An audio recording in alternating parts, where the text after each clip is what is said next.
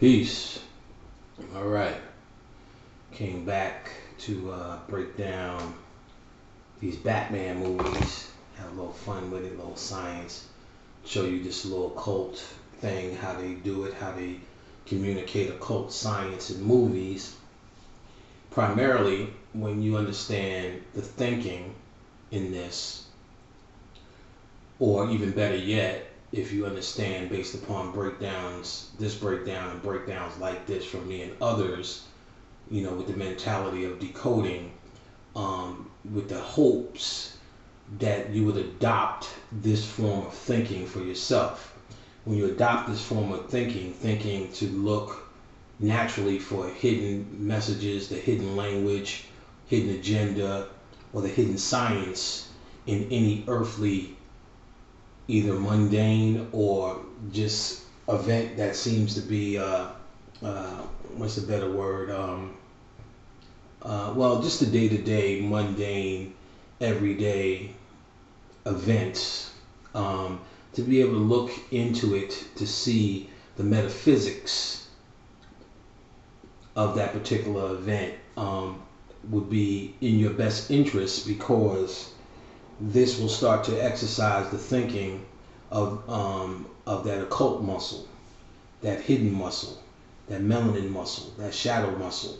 So one of the things in America that is used against you, probably the most efficient out of all the things we complain about, is actually the mind control that goes on in these movies. Now, but like anything, there's any polarity, there's two sides to every coin. The same way they try to use it against us, we can use it against them. But we can only use it against them when we're in our right mind. Our right mind is an occult mind, a metaphysical mind. So, again, in this particular lecture, I'm going to deal and decode all the Batman movies. So we can see how this thing goes down, see all the hidden messages, and hope for when you say, okay, I see how they're doing it, you'll be able to take that type of thinking forward and decode some of the movie messages that you see in the future, or some of the movies that you've seen in the past. This is important, very important, because for a ritual to work, mostly any ritual, a great part of it has to be hidden, because it needs to impact the hidden part of you for it to create the reality. The hidden part of you is really running this thing. And on a lighter level to look at it, your subconscious mind is what's truly running your consciousness. If your subconscious mind is impacted, let's just say through trauma, for example, you may go through your life acting a certain way. For instance, if the trauma was you were attacked by dogs when you were little, you may not even remember the traumatic event. Your conscious mind may do things to block out this memory with the agenda of protecting you.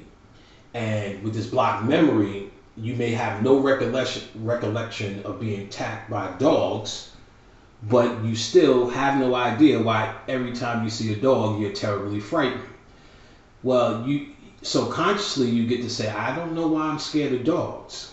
But subconsciously, the hidden self, or the dark part of yourself, is telling you the real story, is really dictating your reality, whether you understand it consciously or not. So the sub or the hidden self, or what they call the shadow self, is actually responsible for all that's in existence. And until you impact that, nothing's going to change. And so as an occultist, the idea is you're studying that. So when you hear this statement, study the dark side, get on the dark side, I'm on the dark side, which people just like to say but really don't understand, what they're really trying to understand is the true self.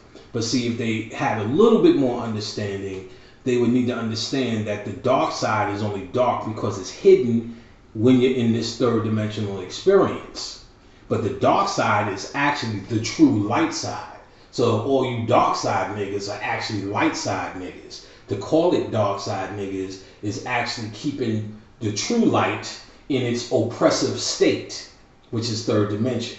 So to cheerlead it as the dark side is the greatest thing is only cheerleading the oppression or your slavery of the true light. So that true light that you're trying to raise up, it can only be raised in this context if you step to the dark side. Out of darkness comes light, and that's the light we're looking for, the true light that's going to save you, save your black ass. And so understanding this, and understanding, any true occultist would understand this concept if they were studied, knows if they're going to try to manipulate masses of people, and movies are probably an excellent way to do it, media, they need to impact or have a conversation with the hidden part of you.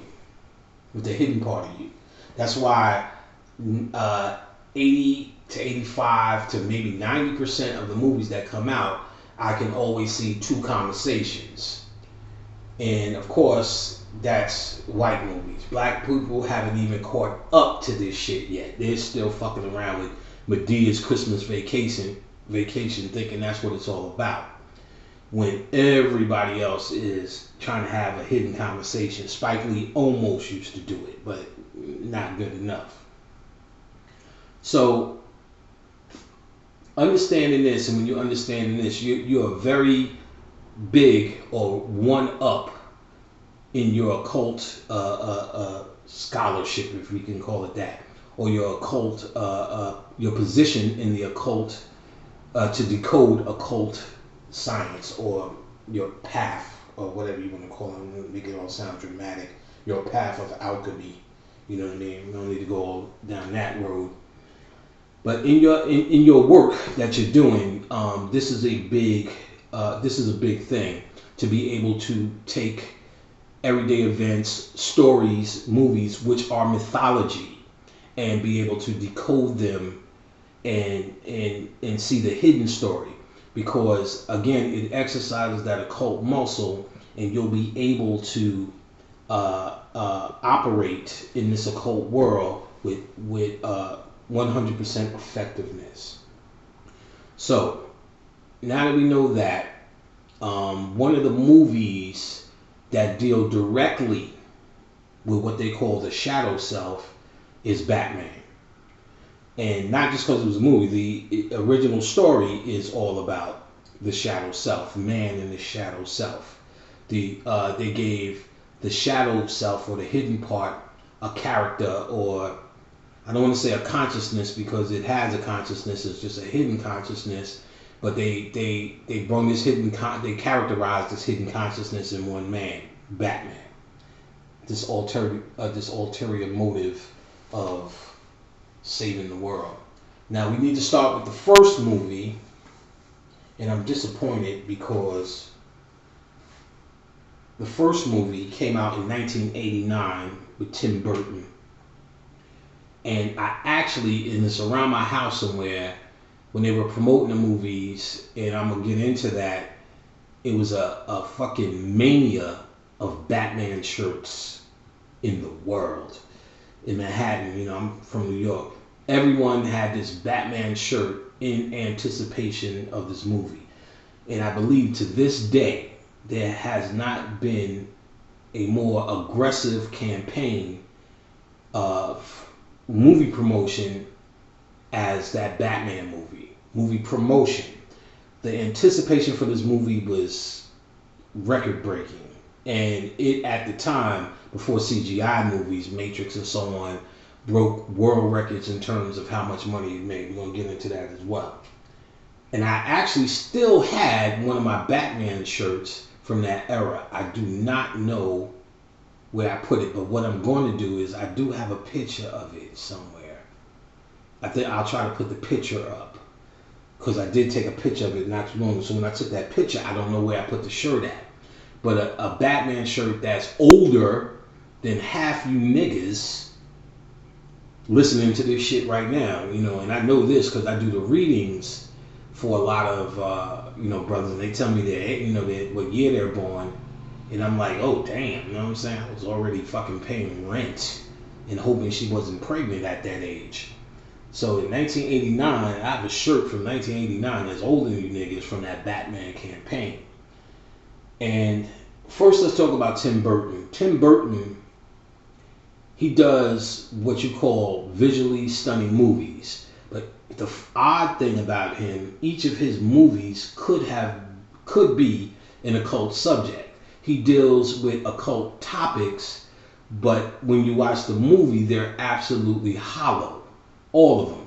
Sleepy Hollow, all them James and the Giant Peaches, Edward Scissorhands. It looks like it's about to be a cult, but it just never makes that case. He always falls short. The only movie he did that stayed heavy with the occult topics, and my guess is by accident, was Beetlejuice. So after he did Beetlejuice, he became the candidate to do the movie Batman. After the success of Beetlejuice, they said, we're going to get him to do Batman. So he's ready to do Batman, and of course, they picked Michael Keaton to do the first Batman. At the time, people were mad at that because they took Batman quite seriously, and Michael Keaton was considered a new comedic actor. So they needed somebody or wanted somebody more serious, even though he did as best you can possibly do in that Batman. But in that Batman, the turn up was the Joker, of course. And of course, no occult, he was just weird. So there was really no occult or very light occult science to it. People, connected him to a leg bod and all of those things, but he wasn't making an occult point. It was more he was just a hellified Joker based upon the character Joker. The movie earned $400 million. The budget was $30 million and went to $48 million to make. The movie earned $400 million. That's a lot of motherfucking money. The big deal was, they wanted the Joker, they wanted Jack Nicholson. So he got an amazing high salary to do that movie. And he also got a part of the box office profits, the Joker. Prince did the soundtrack for that. And I guess they were going to use Prince to think he was going to do a good job based upon, Purple Rain, him doing that movie soundtrack, his career being hot. But I'll be the first to say I am not in the least a Prince fan, not even a little bit. None of that shit. And I even listened to them Purple Rain songs, which was his hottest, and them shits don't even last to me. All that Nicki Wanna Grind, Strawberry Beret shit. Like I said, any nigga that comes to you, and all these girls, oh, he's so sexy, he's the next level of dick. I'm like, yeah, nigga show up in your house with a fucking leotard on talking about let's fuck licking his own titties. You ain't gonna be like, that ain't sexy. So you just fell for the goddamn hype.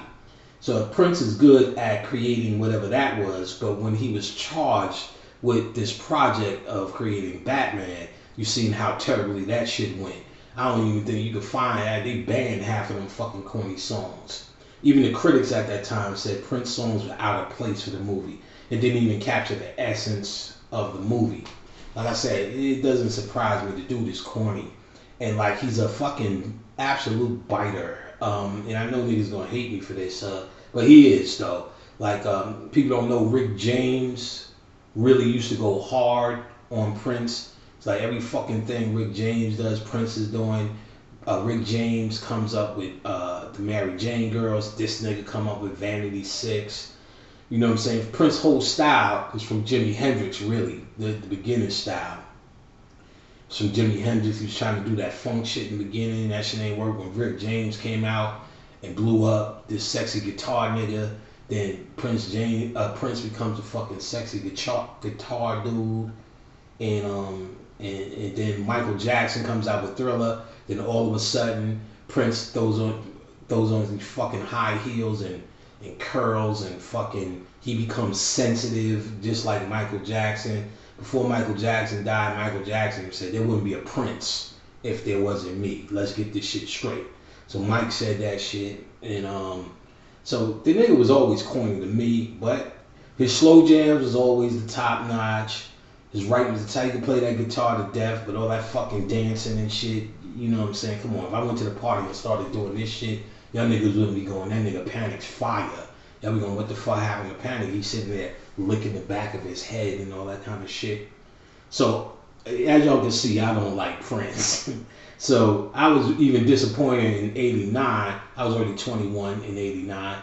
I was already disappointed when they gave this shit to Prince. So, I can tell you this too, about the shadow self. Let's talk a little bit about the shadow self. The shadow self is melanin. So Batman primarily is the story of melanin, or your Ka. Alright? Batman primarily is the story of your Ka, your shadow self, your shadow primal consciousness. Now, so basically Bruce Wayne as a millionaire represents the black man as well, but it represents the black man in his natural culture, you know, before the degraded black man, before the struggling black man, before the genocide-ridden black man. It represents black man as he ran the planet, rich, but still unfulfilled. That's why Bruce Wayne's father and mother had to die. That represents the Osiris story. So it still represents the conscious black man as Haru. But then it represents, Batman represents him communicating with his shadow self, or the melanin in him. And the fight between the melanin and the things, and the bad guys represent certain aspects of melanin, which we'll get into detail. All right. Where you get the phrase, or the most popular, or the phrase shadow self, where it was most popularized, is by Carl Jung. And how Carl Jung defines the shadow self as the unconscious mind. And he calls it largely negative, and I'll tell you why. And he also says the shadow self communicates in dreams and visions. Now, the shadow self that Jung is talking about that's mostly negative, this is also broke down in Lovecraft's Necronomicon. And it's probably easier to explain that way. In the Necronomicon, Lovecraft has these dreams. H.P. Lovecraft was a writer, died in 1937, and he was a recluse from Rhode Island. And horror, as we know it today, is based upon H.P. Lovecraft's writing. He used to write short stories for different publications, primarily one called Weird Tales, which was a comic book. And these short stories were based upon his dreams. These dreams were so detailed, so vivid, and so profound that occultists have stepped in and said, wait a minute, these are channels. But Lovecraft himself said, no, this is fiction. He called it my fiction. And he said, no, they're nothing but dreams. He was not an occultist. But so this gave rise to a whole bunch of people saying Lovecraft was just a profound writer. And you'll still hear this argument today. The Lovecraft occultist versus Lovecraft was just a profound writer. Now, horror as we know it is based upon Lovecraft. Before Lovecraft, there were guys like Edgar Allan Poe, where you see all that Vincent Price acted out shit was primarily Edgar Allan Poe. The scary guys were like Dracula, Frankenstein, the Mummy, shit like that. After Lovecraft, you had horror strips, because what Lovecraft did was made his work something called public domain, which means the copyrights he released to the public, which means anybody and everybody can write or even copy his exact words, republish it, and not have to pay him or his estate a red cent. Public domain. So not only can people write about it, many people have. There has been so many reprintings of what we now call the Necronomicon and Necronomicon-esque stuff. In fact, in Batman, the insane asylum is called Arkham. That is directly from the Necronomicon. So even Bob Crane, the creator of Batman, I think in 1937, something like that, and he died in 1989. This is the creator, Bob Crane, for DC Comics. You can see he was even inspired by Lovecraft, using Arkham Asylum, which is from the Necronomicon or Lovecraft's writings. Lovecraft also calls it Arkham Asylum. And so this tells you that this Batman, that's a direct clue, or direct proof, I should say, that Batman himself is inspired by H.P. Lovecraft and the Shadow Self and the Necronomicon, which I'm about to break down how it ties in to the Shadow Self.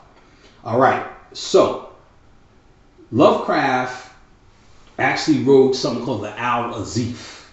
Later, people called it the Necronomicon. So Lovecraft never penned a book called the Necronomicon. His collective work is called the Necronomicon, and or was called the Necronomicon by his fans.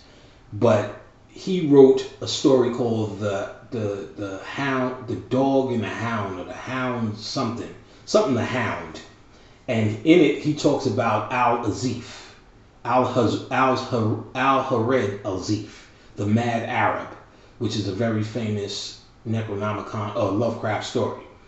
And he talks, and in it, Al-Hazif is reading from this book that Al-Zared Hazif is reading from this book. I can't remember. I just said the name. I can't remember it. But and it's how to summon what they call the Great Old Ones. How to summon and communicate with the Great Old Ones. That was the first story based upon Lovecraft's dreams. And then Lovecraft would have more installments of this story based upon dreams. Which was amazing. He was able to go back to the dream and pick up on the story. He has about 8 or 9 primary deities, maybe even less, 7 primary deities that he talks about. But again, since he made it public domain, you now have 1,000 deities connected or called the Necronomicon deities, but most of them aren't Lovecraft deities. For instance, in 1977, there was a guy named Simon who owned a bookstore. People were coming in asking him for the Necronomicon. So since we know there is no real Necronomicon book by Lovecraft, and since Simon knew that the work was public domain, what Simon did was create a book called the Necronomicon. So now most people get and think they have the original Necronomicon or some Necronomicon book because they have Simon's Necronomicon. Simon's Necronomicon also now is damn near as famous as the rumored Lovecraft Necronomicon.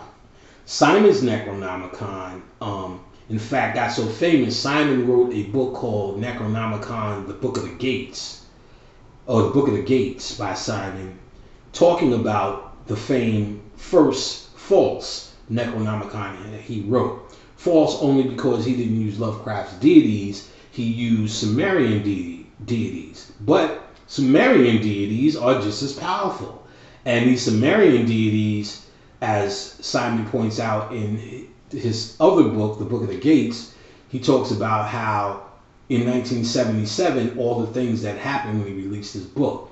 The gas crisis, the hostages, Son of Sam, and he said about 4 or 5 more things based upon people getting with this book in these Sumerian deities. So note there's a difference between the Simon Necronomicon and the Lovecraft collective work. Originally, Lovecraft's collective work was called the Cthulhu Mythos because his chief deity was Cthulhu, and there's a whole mythology based upon Cthulhu.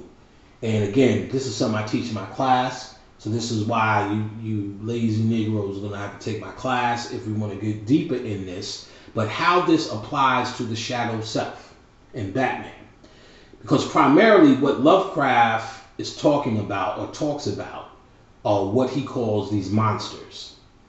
These monsters rule the world. These monsters went to sleep. There's this war, this whole mythology. He talks about the goings-ons of all of these monsters in this primal world, and then these monsters go to sleep on this earth and in another dimension that's close to ours, that constantly collides with ours. So through ritual on certain days and times, we can actually petition some of the energy from these monsters based upon the spheres or the gates opening up, closing, and coming close to our dimension. But one day, these monsters, Cthulhu being the chief priest, will rise again and destroy humanity and go back and rule the universe as they did before the great old ones. So now, as occultists, we know this is the story of the Titans. This is the story of Osiris, the sleeping Osiris, that one day will rise, the realm of Osiris. Humanity would be done away, blah, blah, blah, blah, blah. But he goes on and on about these monsters. They're monsters. There's monsters, and he talks about them as the primal force. Now, if you have to humanize this, which I do, and I do in detail, because I also have a chapter on the Necronomicon in my book. And what I do is take Lovecraft's original deities and connect them to your humanity, to show you the primal forces in your humanity, which are really monsters. And this is where you get into what Carl Jung was talking about as the shadow self, the unconscious part of you, largely negative, comes in dreams and visions. That's why Lovecraft seen his in dreams and visions, because it was the shadow self communicating to this white man. Now, and of course you say, well, how is this happening when the white man, he has very little melanin? Some white people have more melanin. Well, we'll go with Bobby Hemmett's explanation that this energy took him over to write the story so we all can get the story of it through him. But this process is supposed to happen to the black man and black woman when they start to take that inward journey to know thyself. When they say know thyself, it's not know who you are as panic. That don't exist. That's going to die. It's know the shadow self, which is what you're hearing, the part of me that I was able to raise into the light to be able to reflect that light to you so you could find light. Because the personal side of me that is panic, that should be irrelevant to you. I may be rude, I may be flagellant, my feet may not be what they're supposed to be, and that has nothing to do with you. Only person who need to worry about that is Khadijah. You get what I'm saying? Because she knows me personally as well as she deals with the light on another level. But you are supposed to be looking at the shadow, which I was able to go in and emerge as proof in the pudding, is why I'm confident enough to say to you, you can do the same thing as well, because you're seeing a reflection of it. Me personally, you may not like. This is through dreams, visions, and visions are basically through your meditations and all of these things to communicate this inner journey to the shadow self. The difference is you're not supposed to be going outside fighting crime. That's just a story. But it's based upon occult science. So largely negative. Now, I teach this in my class when we deal with the Necronomicon, that Lovecraft dubbed the monsters that ruled humanity or ruled the universe before humanity existed. While it went to sleep, humanity grew up and evolved into what you have today. These monsters are basically still what we call your primal thought and what Jung called your shadow self, or what in this movie they're calling Batman. What Alfred is constantly, because Alfred represents his consciousness. Alfred is constantly telling him, slow your roll, player. You need to do it like this. He's always guiding him because he's trying to keep him grounded in humanity. Some cases he's trying to ride it out. He represents that little voice. Alfred represents that voice in your head, and we're going to get to that. And so the monsters are constantly, now I tell you, these monsters are with you today. I tell people in my class, guys, if you could give a suck titty hello to every woman you met, you would do that. I said, but you know you would go to jail or be arrested or be dubbed some sort of titty-sucking, grieving freak if you did that. But the thought has occurred. Every single woman, do not lie, if she got nice lips, you're wondering how it feels on a dick. She got a nice ass, you're wondering how it feels bent over. I don't care how you know them. Would you say it to them? No. Why? Because your humanity dictates this is rude, this is unrealistic to do. They'll look at you sideways if you're just one like, oh my goodness, could you bend over real quick? You know, you just say that to any woman. Like, but these thoughts do exist. Women, I mean, don't lie. You know, I tell women, you know, if you didn't have so much grief that comes along with you going to a bar and sitting on the dick, perhaps there'll be more dicks in America sat upon. You get what I'm saying? But there's too much grief, nigga following you, motherfucker saying, oh, you nasty. You know what I'm saying? Your mother has told you 1,000 times what a lady does not do. Sit up straight, lady doesn't do that, lady doesn't do that. If you're a lady, a real woman doesn't do that. A lady, to where your humanity will overrule your primal urges. And your urges now are monstrous thoughts compared to your humanity that moralizes you. Freud talked about the id, the superego, the ego, and the superego. And I read that when I was a child, because that's some childish shit to me. But if I remember correctly, the id was your all-freeing thoughts. The what I'm talking about, the monsters, the shadow self, or that part of you that would do anything. And one of them, the ego, I think it's the ego, that's he dubbed as your morals, that says, well, you can't do that. You know what I'm saying? How many times you just see a woman go, damn, I want to feel her pussy, or I will fuck her right in Walmart if there wasn't morality involved. So when Lovecraft is talking about the self and the shadow self, he's talking about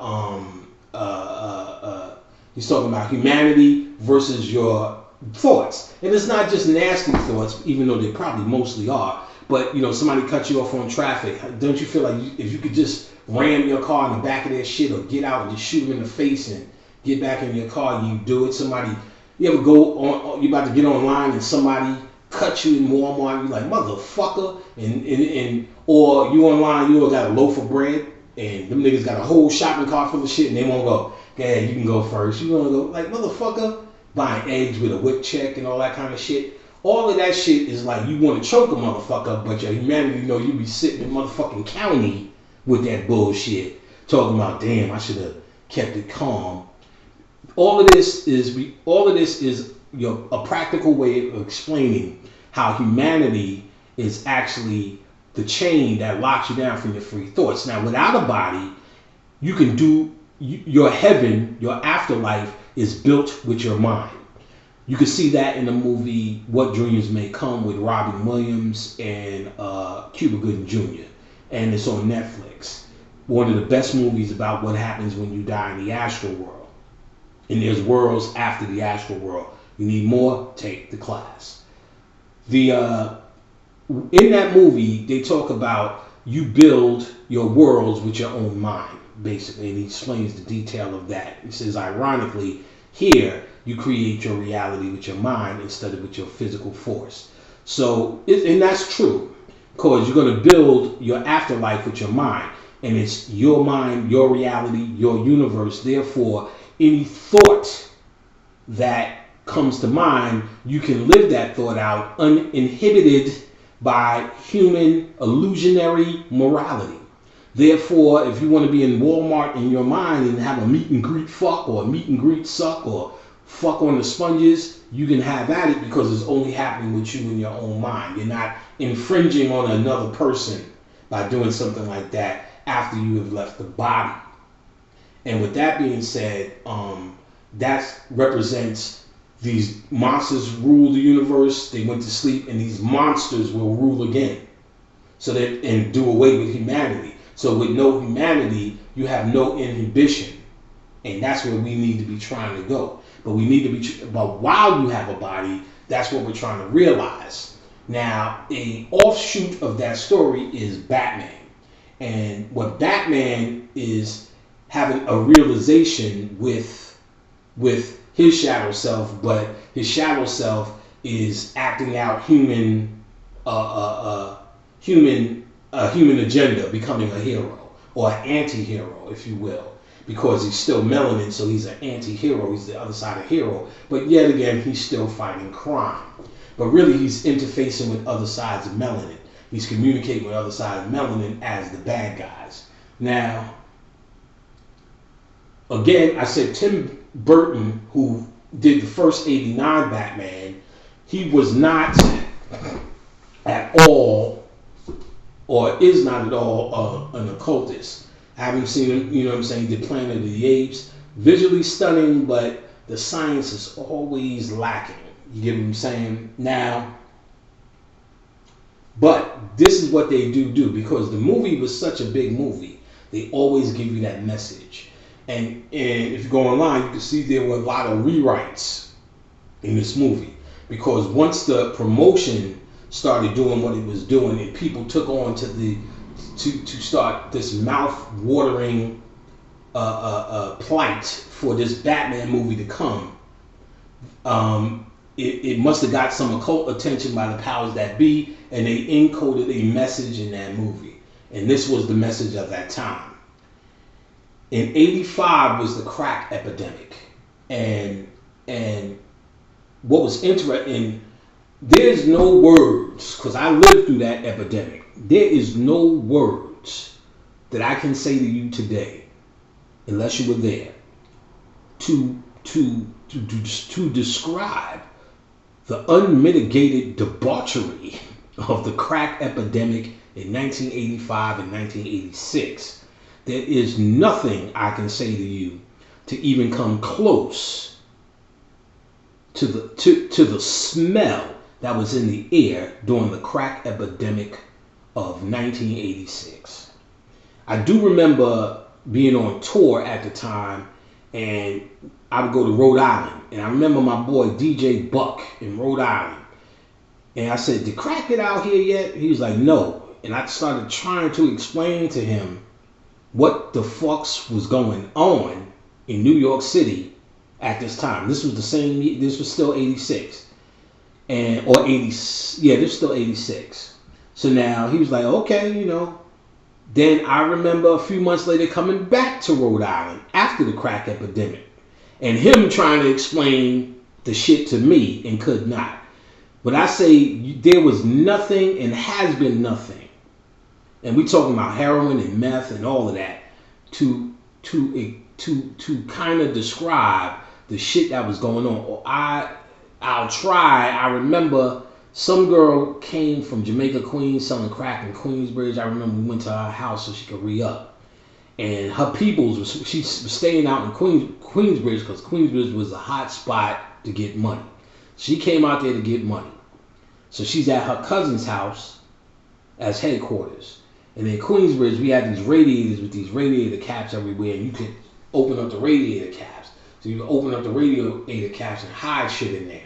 So what's funny is I was talking to my pops. My pops said, yeah, he used to hide shit in the radiator caps too. I don't remember what he said it was. It was some shit he said he was hiding in them caps, because the caps at my house was loose when I was little. I was like, why they loose? Then I talked to my father later. He said this nigga was hiding some shit in there as well. Fucking deviant guy. So we went to a house to re-up, and I remember going into this crack house. This is early before crack house was on TV. The kids in this motherfucker, they were eating a bowl of cold green beans with this thick layer of slime over each bean. So the shit was so old. It was the most amazing shit. This shit was traumatizing at the time. I didn't know. There was just so much trauma. You just VHSs, and just all the fine chicks was fucking and sucking. It was just, this shit was Gotham City. You get what I'm saying? Now, what's interesting is in the movie, in the '89 movie, they dropped the Joker. His plan was a chemical plan that one product wouldn't do it alone. People were getting fucked up. You know what I'm saying? Getting fucked up. They was getting this Joker face, smiley face, meaning they was getting high off of Joker products. and they didn't know what the products were. So it was ordinary household products, they said. Ordinary household products. That's what they said. But we don't know what it is. This was in the movie. So they said stop using deodorant, toothpaste, and all the regular shit. Now, in the movie. So now, come to find out in the movie that Batman decodes that it's not just one product, it's the combination of products. If you use deodorant, toothpaste, hairspray together, you about to get smiley face. This was a code because what they were saying is this crack epidemic that they still was in, but it was at the height of the crack epidemic because crack was just dying down, 89, 90. People was just starting to figure out rehab for crack. So it was just after the crack epidemic, they dropped this movie and they tell you it's not one product, it's a combination of products. And at the same time in 89 is when they stopped giving out the free government cheese. So me and Bobby were talking about it. Bobby said he talked about it in the lecture at that time that it wasn't crack alone, because crack is still out now and there's no epidemic. Crack is almost damn near like weed compared to what it was during this epidemic. It's because it was a combination of government cheese and a rock cocaine at that time that created the epidemic. Because if you remember, everybody had a motherfucking hook of that goddamn cheese up in their refrigerator. And we used to rock with that goddamn cheese. We wasn't even on welfare and we had that shit. You didn't even have to be on welfare to go down and get a hook of that goddamn cheese. You know what I'm saying? We used to cut for like 40 minutes to make some cheese and crackers. You wouldn't be able to shit for like 72 hours eating that cheese. But if you smoke that cheese and that cocaine, epidemic level. You know what I'm saying? And they dropped in the movie, it's a combination of products, and they said it's in your ordinary household. Chances are you already have it already. Talking about the hook of the cheese. So that was the Occult Science on the 89 movie. Or not really the Occult Science, that was the occult message, or they showed the occult agenda in that movie.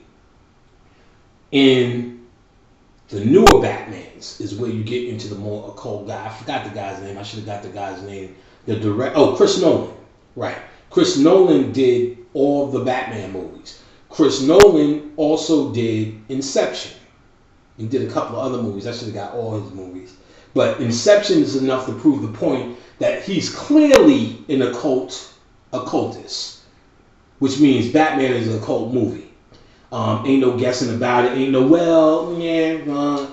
guessing about it. It definitely is. I did a breakdown of Inception because it was probably a very, very deep movie for what it was. All right. So now we're going to get into these first Batmans. What I did is I have some notes. And I'm going to try to stick to the notes as best as I can.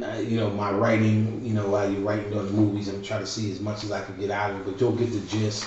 And if I can't remember what I wrote in the notes, I'll be able to point you to whatever. We're going to go through all three movies. First, the name Gotham. Gotham. That is nothing but a breakdown of Sodom, Gotham, and Gomorrah, Gotham, G-O. You know what I mean? So Gotham is nothing but Sodom and Gomorrah, you know what I'm saying? Which is also America. And I think I wrote something else on that as well. On the Gotham, I may have wrote it down here as we go through it. So now the first movie is really the foundation because he meant for all three of them to match up. The first movie is The Fall of Man. And like with most movies, but especially in this movie, you'll hear the dialogue or the true story through the bad guy. They always tell you the true story through the bad guy because to your conscious mind, he's the bad guy and anything he says is wrong. Why? He's the fucking bad guy. And he's going to fail. The good guy is always going to win. So the bad guy, no matter what comes out of his mouth, you never take it seriously because he's the bad guy. So this offers an opportunity for the bad guy to tell you absolute truth in every movie. So that's a rule. Whenever you watch any movie, especially an occult movie, pay attention to the bad guy. He's talking about you, the black man, the primal self, and so on and so forth. Why they keep trying to put themselves in these positions is because what they're trying to do is create a mythology that puts them into that. You gotta remember, what's alchemy? What really is changing you is really your thoughts. There's no physical lead to gold. There's no your thoughts is what's going to reshape or evolve you. So they have to offer you something that's going to constantly work on your thoughts. And this is called stereotypes in movies. You see the same stereotype or the same character reliving the same issue or doing the same thing over and over and over and over again. Black man's always dying. Black woman always cold, unforgiving, and I don't need no man. White woman always needs assistance. You gotta remember, while we laugh, oh, how come the white woman always gonna fall? The white woman always needs to be rescued because she's putting herself in the ultimate place of the feminine energy to rescue that black ass. You get what I'm saying? Because rat matter needs to be rescued. That's what the fair maiden is. That's what the sleeping beauty is. Your soul represents the fair maiden or the feminine energy. And it needs to be rescued by the Horus or the prince. Nothing to do with man or woman or man dominating woman. It's us playing a role. You rescue her in the spirit world, she'll rescue you. In the spirit world, the feminine is more active than the masculine. So the masculine is the active initiating role to raise up the sleeping consciousness, which is represented by the feminine. So they've been trying to represent the white woman as that. That's why she's always falling, always helpless, and we laughing at that shit while they're turning the black woman's role into this man. Fuck you, I don't need no man, which means I am a man. You get what I'm saying? Oh, no, ain't no nigga gonna do nothing for me. Ain't no nigga gotta do nothing for me. You know what I'm saying? Which means, if a nigga ain't gotta do nothing for me, I can do it for myself. It means I'm a man. That's a roundabout way of saying, I'm gonna take you out your role as the ultimate goddess. Now, I understand the concept of the warrior goddess and all the rest of that thing, but we're not talking about that shit. A warrior goddess needs to sit on some dick as well. You know what I'm saying? We're not talking about, they're talking about you becoming a man. And then, of course, they have this white man as the undying, always getting shot, keep it going hero. And they have the black man as your ever-loving assistant. You know, you get shot, don't worry about me, you just keep on going, fucking Bill. You know what I mean? Arnold, Bruce, and all the rest of them. So this is a science, and you see this over and over again in the form of what we call stereotype.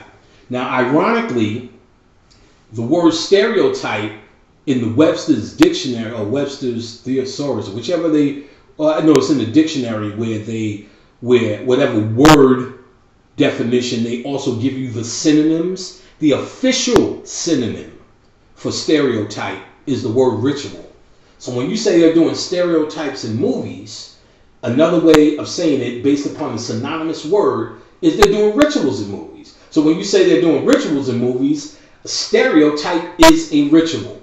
The black man always dying, the black women always sassy, always willing to tell you off, don't need nobody, unloving.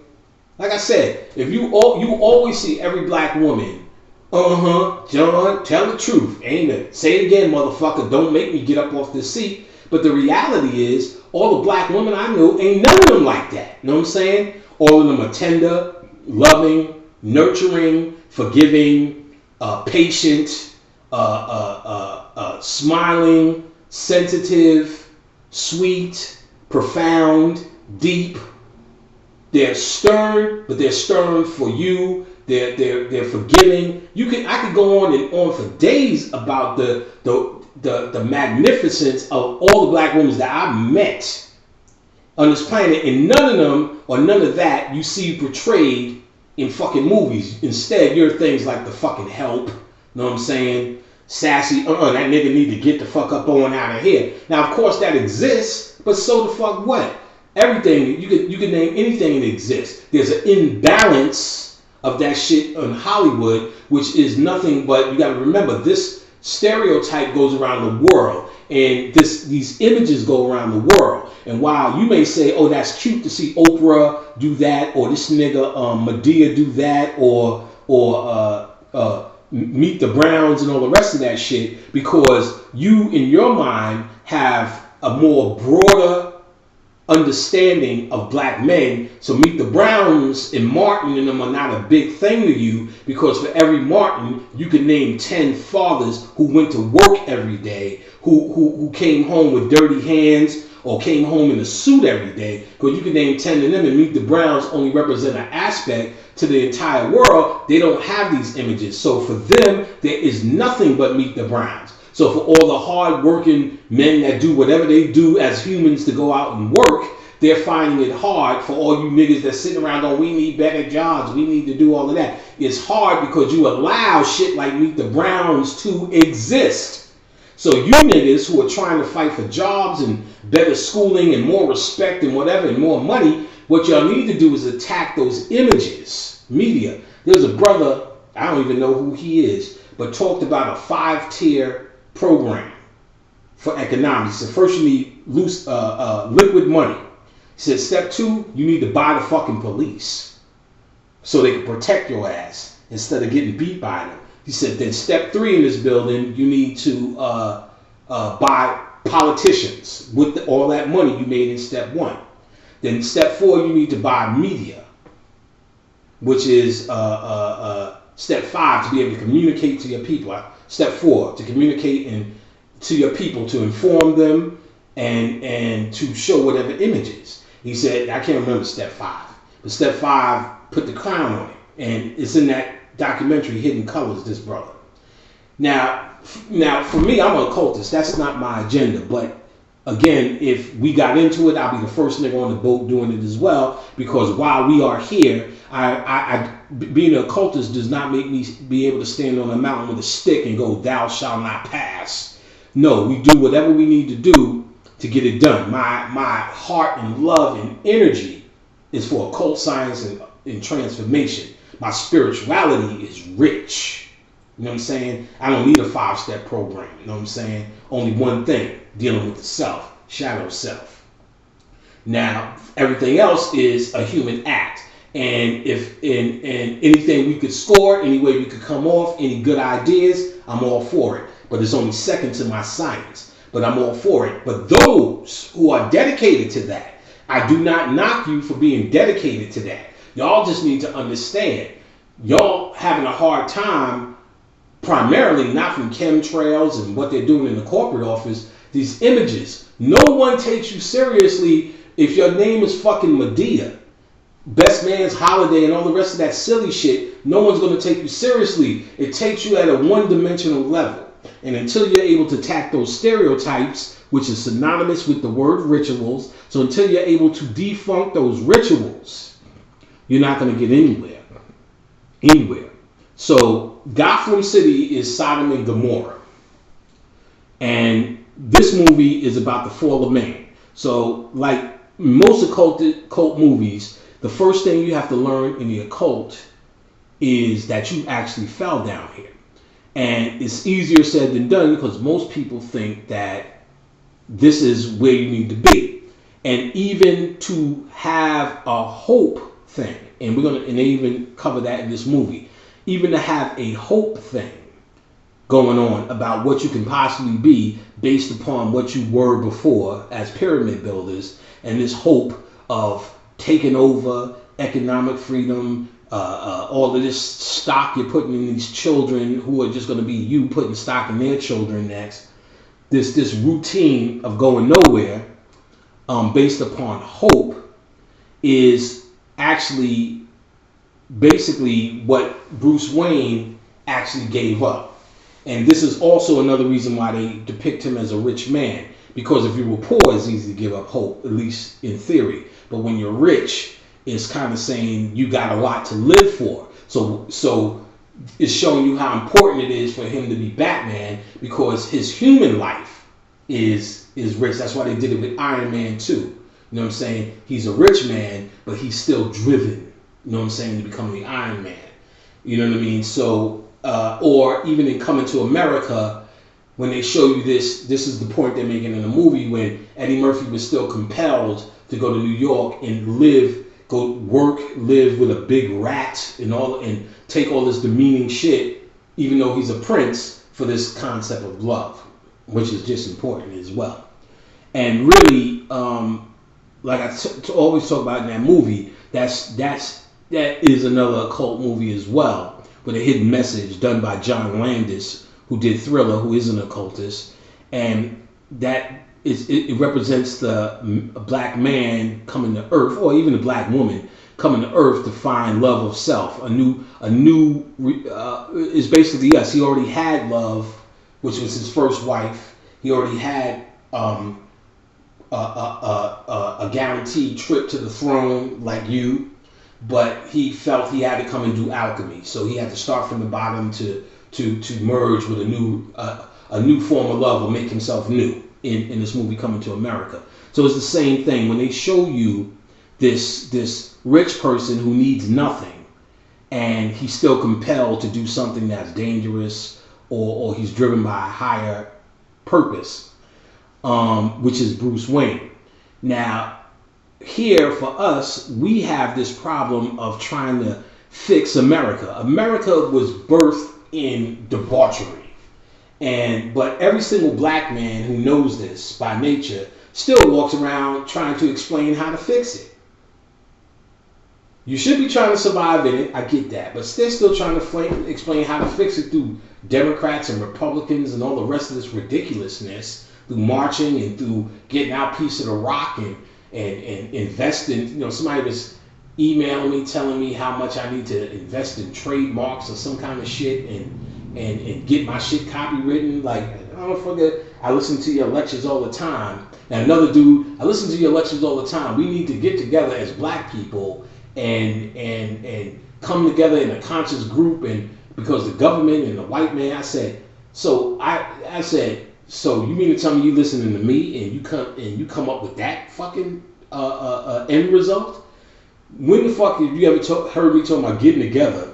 When would I bring conscious people together to put our name under one fucking banner? You sound like the fucking government. Said, oh no, I'm not the government. You don't have to be paranoid. So I'm not paranoid. I'm just sick of you. I'm fucking more annoyed than paranoid. I'm fucking annoyed. You fucking would even come at me with this ridiculousness about getting together, and not only that, out of emotionalism for some guy who got killed by the cops, and that they decide to make you worry about. This is because one simple thing, and I said all of that to show you this one simple thing of step one in consciousness is understanding the fall of man, that you actually fell, that what you are as a human being, as a rich Bruce Wayne human being, or a poor genocidal human being, or a human being that sat under the shadow of the pyramids, Angkor Wats, or whatever scientific thing you like to put your flag on, which you do deserve to put your flag on, but what you like to put your flag on as a part of your pride, versus you living in Watts or wherever the fuck it is you live in, and you can't stand the sight of them chicken and waffle places and all the liquor stores that you walk by every day. No matter how you slice it, being a human is the worst part of you, no matter what context you in. Now, I'll give you another quick example. If that's the case, all the Egyptians that you love being and naming yourself after, all of them, the science of what they were talking about was quite simply this, that how to get out of this place and never come back. So if they were so happy, they were so proud, they were so Egyptian, they were so advanced, why would their most advanced thought was trying to get out of this earth and never come back. So they understood, no matter what they was doing, building pyramids and drinking Egyptian beer, fucking Het Haru, whatever the fuck they was doing, they still understood that they were in a situation as a man, in their worst case incarnation, their worst case scenario. Once you can grasp that, you're at the foundation of where you need to go to get out of it. All of the science is about how you came down here and how you got out. The whole science of Lucifer is the science of you falling for light. Lucifer is you. You were the most beautiful in heaven, and now you're on earth in hell. It is simple as that. So, the first line in Batman, this is the first Batman of the new Batmans, Batman Beginnings. And they call it Beginnings because it's the beginning of his consciousness. So, the first thing you see is Bruce in jail. And the dude says to him, "You're in hell, little man, I am the devil. You're in hell, little man, I'm the devil." Occult code. So if we know this is dealing with the fall of the man, he's trying to tell you step one of Bruce's conscious realization. You're in hell, little man, I'm the devil. So he's basically trying to tell you the human, and they actually showed him in jail to show you an extreme version of this particular lockdown.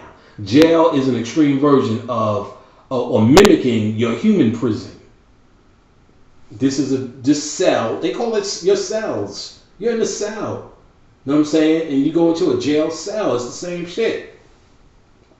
All right. So then Bruce gets into a fight with them. So Ra's al Ghul comes to Bruce. Ra's al Ghul is the bad guy of this, and he represents Bruce's initiation into the mystery system. The mystery system basically is the initiation into melanin. The League of Shadows, or the League of Melanin. All right. So he doesn't know he's Ra's al Ghul yet. He thinks he's just initiating him because playing his hidden role. He says to him, "Are you so desperate to fight criminals? You lock yourself and fight them one at a time." So he's telling Bruce. So basically, he's telling Bruce, "Are you so desperate that you come to Earth to fight them in singularity, basically one at a time? Basically, are you so desperate that you came into polarity to have these earthly experiences to go through reincarnation? Basically, you're fighting one at a time. You come as Panic, you come as Bill, you come as this one, you come as that one." So he's saying this is an act of desperation to come to Earth, basically. And Bruce tells him, "I fought 7, which is a reference to the 7 chakras." And then Ra's al Ghul tells him, "No, I count 6.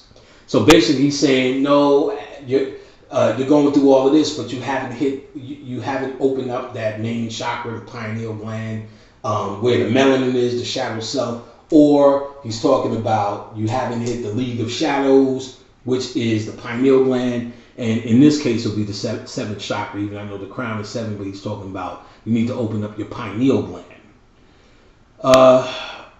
Raz tells Bruce he's basically lost on Earth. He tells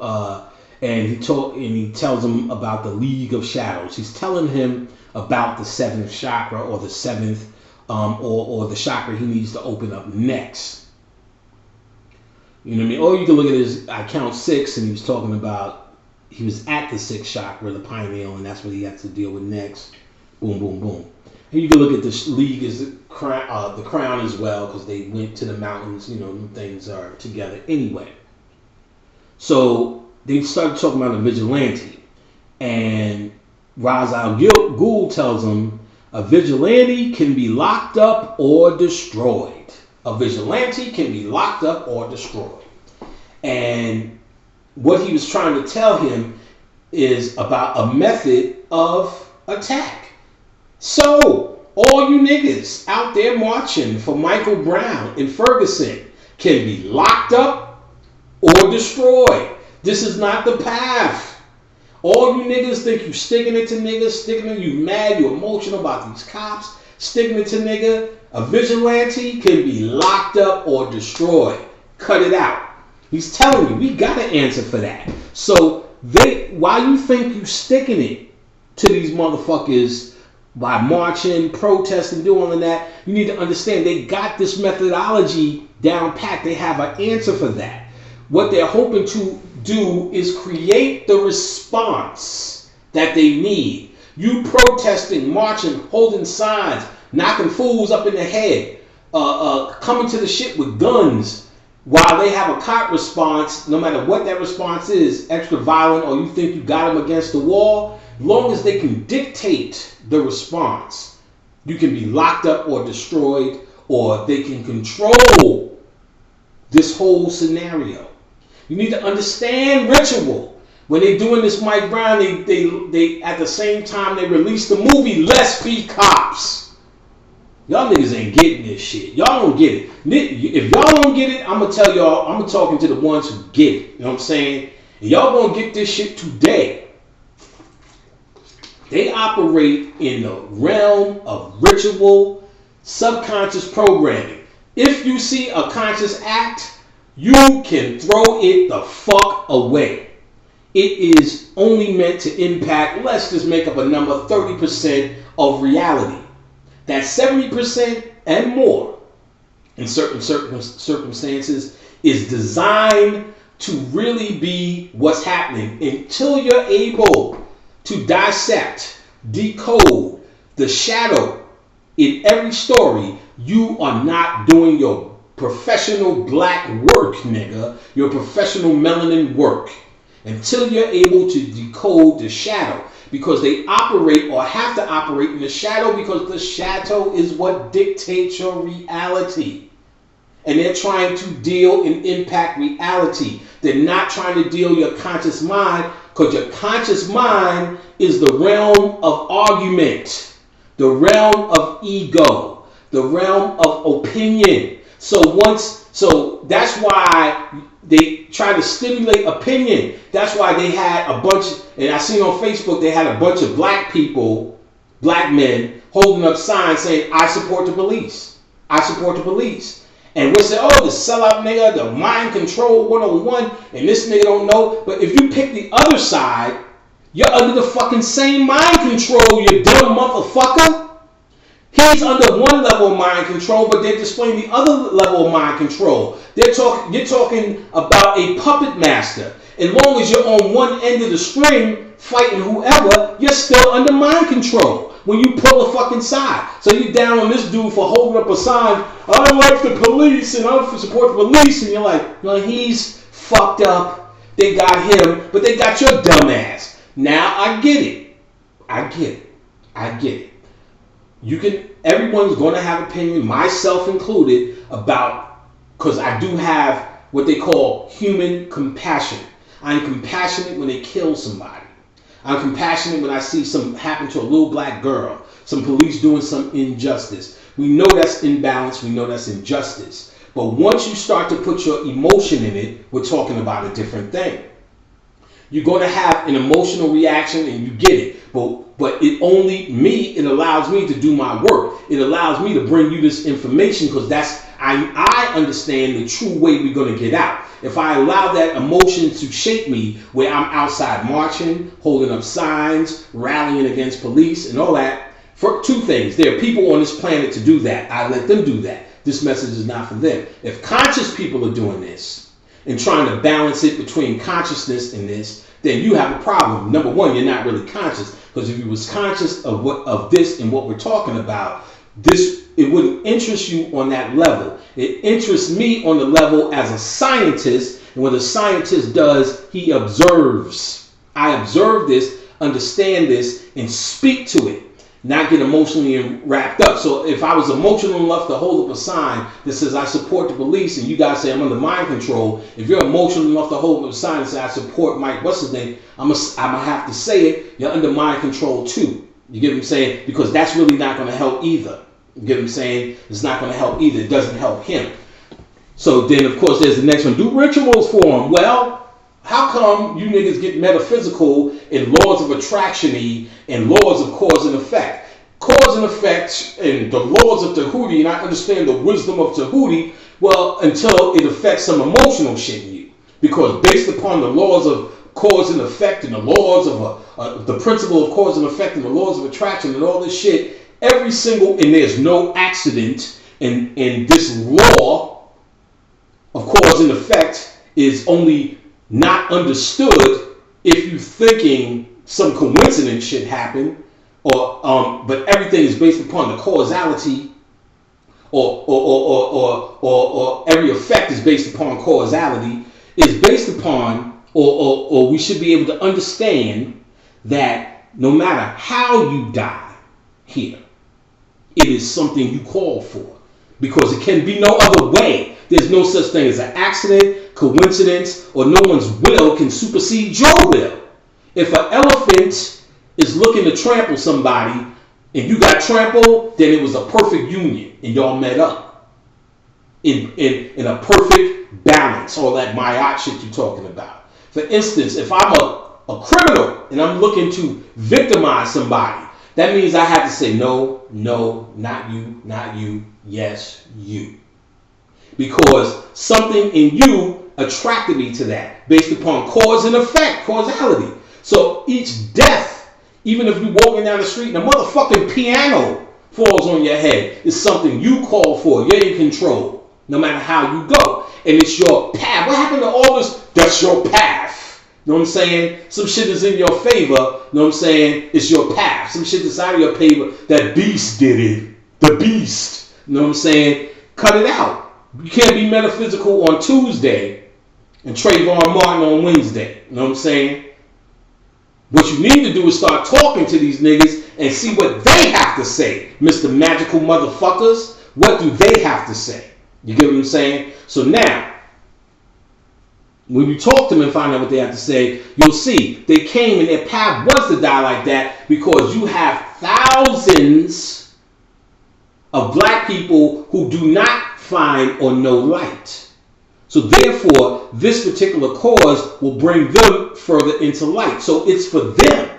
Conscious people, you should be of a greater mind and lead this to lesser minds. Remember the Matrix? We all came to do what we came to do. You need to pick what the fuck you came to do. You get what I'm saying? See, I'm living in what I came to do, and when I say it, you need to not be emotional about how coarse it sounds, because I'm basing this on a choice. See, if I made the choice to be a rallying nigga, then I'd be out there with a sign that will be better than yours. You need to believe that. But I'm not that nigga based upon a choice. If that's the choice you made, you need not to frown on anybody else's choice, as I do not frown on anybody else who decides to march. I frown on those who decides to sit amongst us and call themselves conscious. I frown upon it in my duty, because my path says I need to call you on your frequency. And if it is what it is, so be it. But if you chose and your goal is to find a greater light, well, I am here to do that for you. You need to please believe that. And I'm going to challenge you in your thinking in every which way I go. You have to leave childish things with child. It is not to have, you need to find a balance with your compassion. You understand what I'm saying? Most people think compassion has everything to do with human compassion. But if you understand the goddess of compassion, who I had intimate dealings with, you need to believe Kuan Yin. And I can tell you this from a personal perspective. She taught me the deeper initiation of compassion. You understand what I'm saying? And it has nothing to do with human compassion, but has everything to do with compassion of the true self. Is why I'm here today speaking on the shadow self, because it has everything to do with the compassion of true self. Has nothing to do with something that's going to die any goddamn way. The same niggas that sit around talking about they ready to die, they ready for the earth to end, they never coming back to the earth, and then this Mike Ferguson Brown guy dies, gets killed by the police, and it's really your ego that's saying, I hate Whitey. And I want Whitey to stop doing it. Whitey, the Caucasoid, the cracker, the Tamahu. That's really what you mad at. See what I'm saying? Because you know, this is how you know it's a part of the ego, because you did it with this guy and you did it with goddamn Trayvon Martin, you would say these words. It could happen to me. It could happen to my kid. That's why this needs to stop. So nobody said, I feel certain compassion for Trayvon Martin. You know, people said it, yeah, I feel sorry for his family. Because they're thinking in the context that what if it happened to them or their family. So it's really still about your ego. It's not even about this kid. That's why you forgot all about this motherfucker. It's a new nigga that you need to think about. You know what I'm saying? You forgot all about this nigga. You know what I'm saying? Because it ain't really even about him. Before that, it was Sean Bell. And I'm sure 10 other motherfuckers in between that time.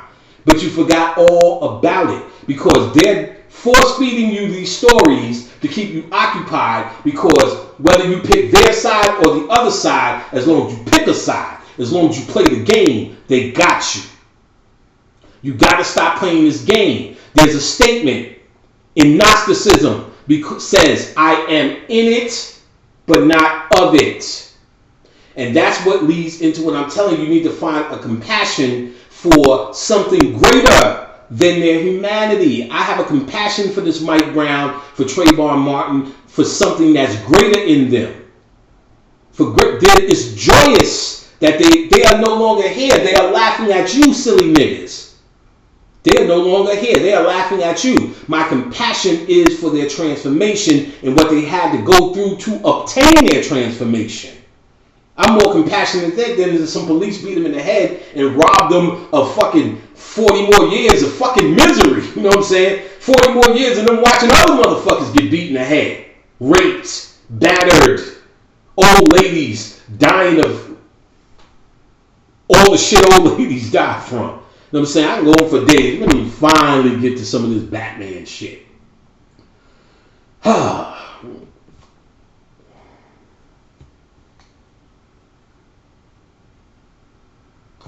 Ra's al Ghul says to Batman, someone like you is here by choice. Whether whatever your original intentions, you become lost.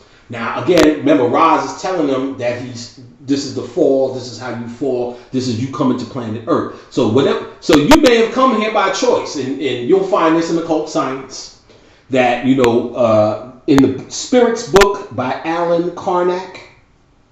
It's a good book. It's a whole entire book of channels. It's one of the book where it's random. You can't read it through. It's like a reference book. And it's basically a whole entire book of them talking to spirits and questioning Q&A for spirits in the spirit world. So in one of the areas he's talking, he says there's these young gods who say, I'm going to go to Earth and turn that motherfucker out, basically. And these older gods said, wait. No, you don't want to go to Earth. And the young gods like, fuck that, nigga. We gods, nigga. We do what we do, nigga. And he's like, well, listen. When you go to Earth, you get something they call a baby brain. And when you get this baby brain, you forget who you are. You know, and basically you might be on the side of the road, you know, sucking dick at a rest stop or some kind of shit like that. You know what I'm saying? So that's one book where they say, but it's pretty much, you hear that come up a lot in Occult Science, that the God in the movie Pan's Labyrinth, that's another one.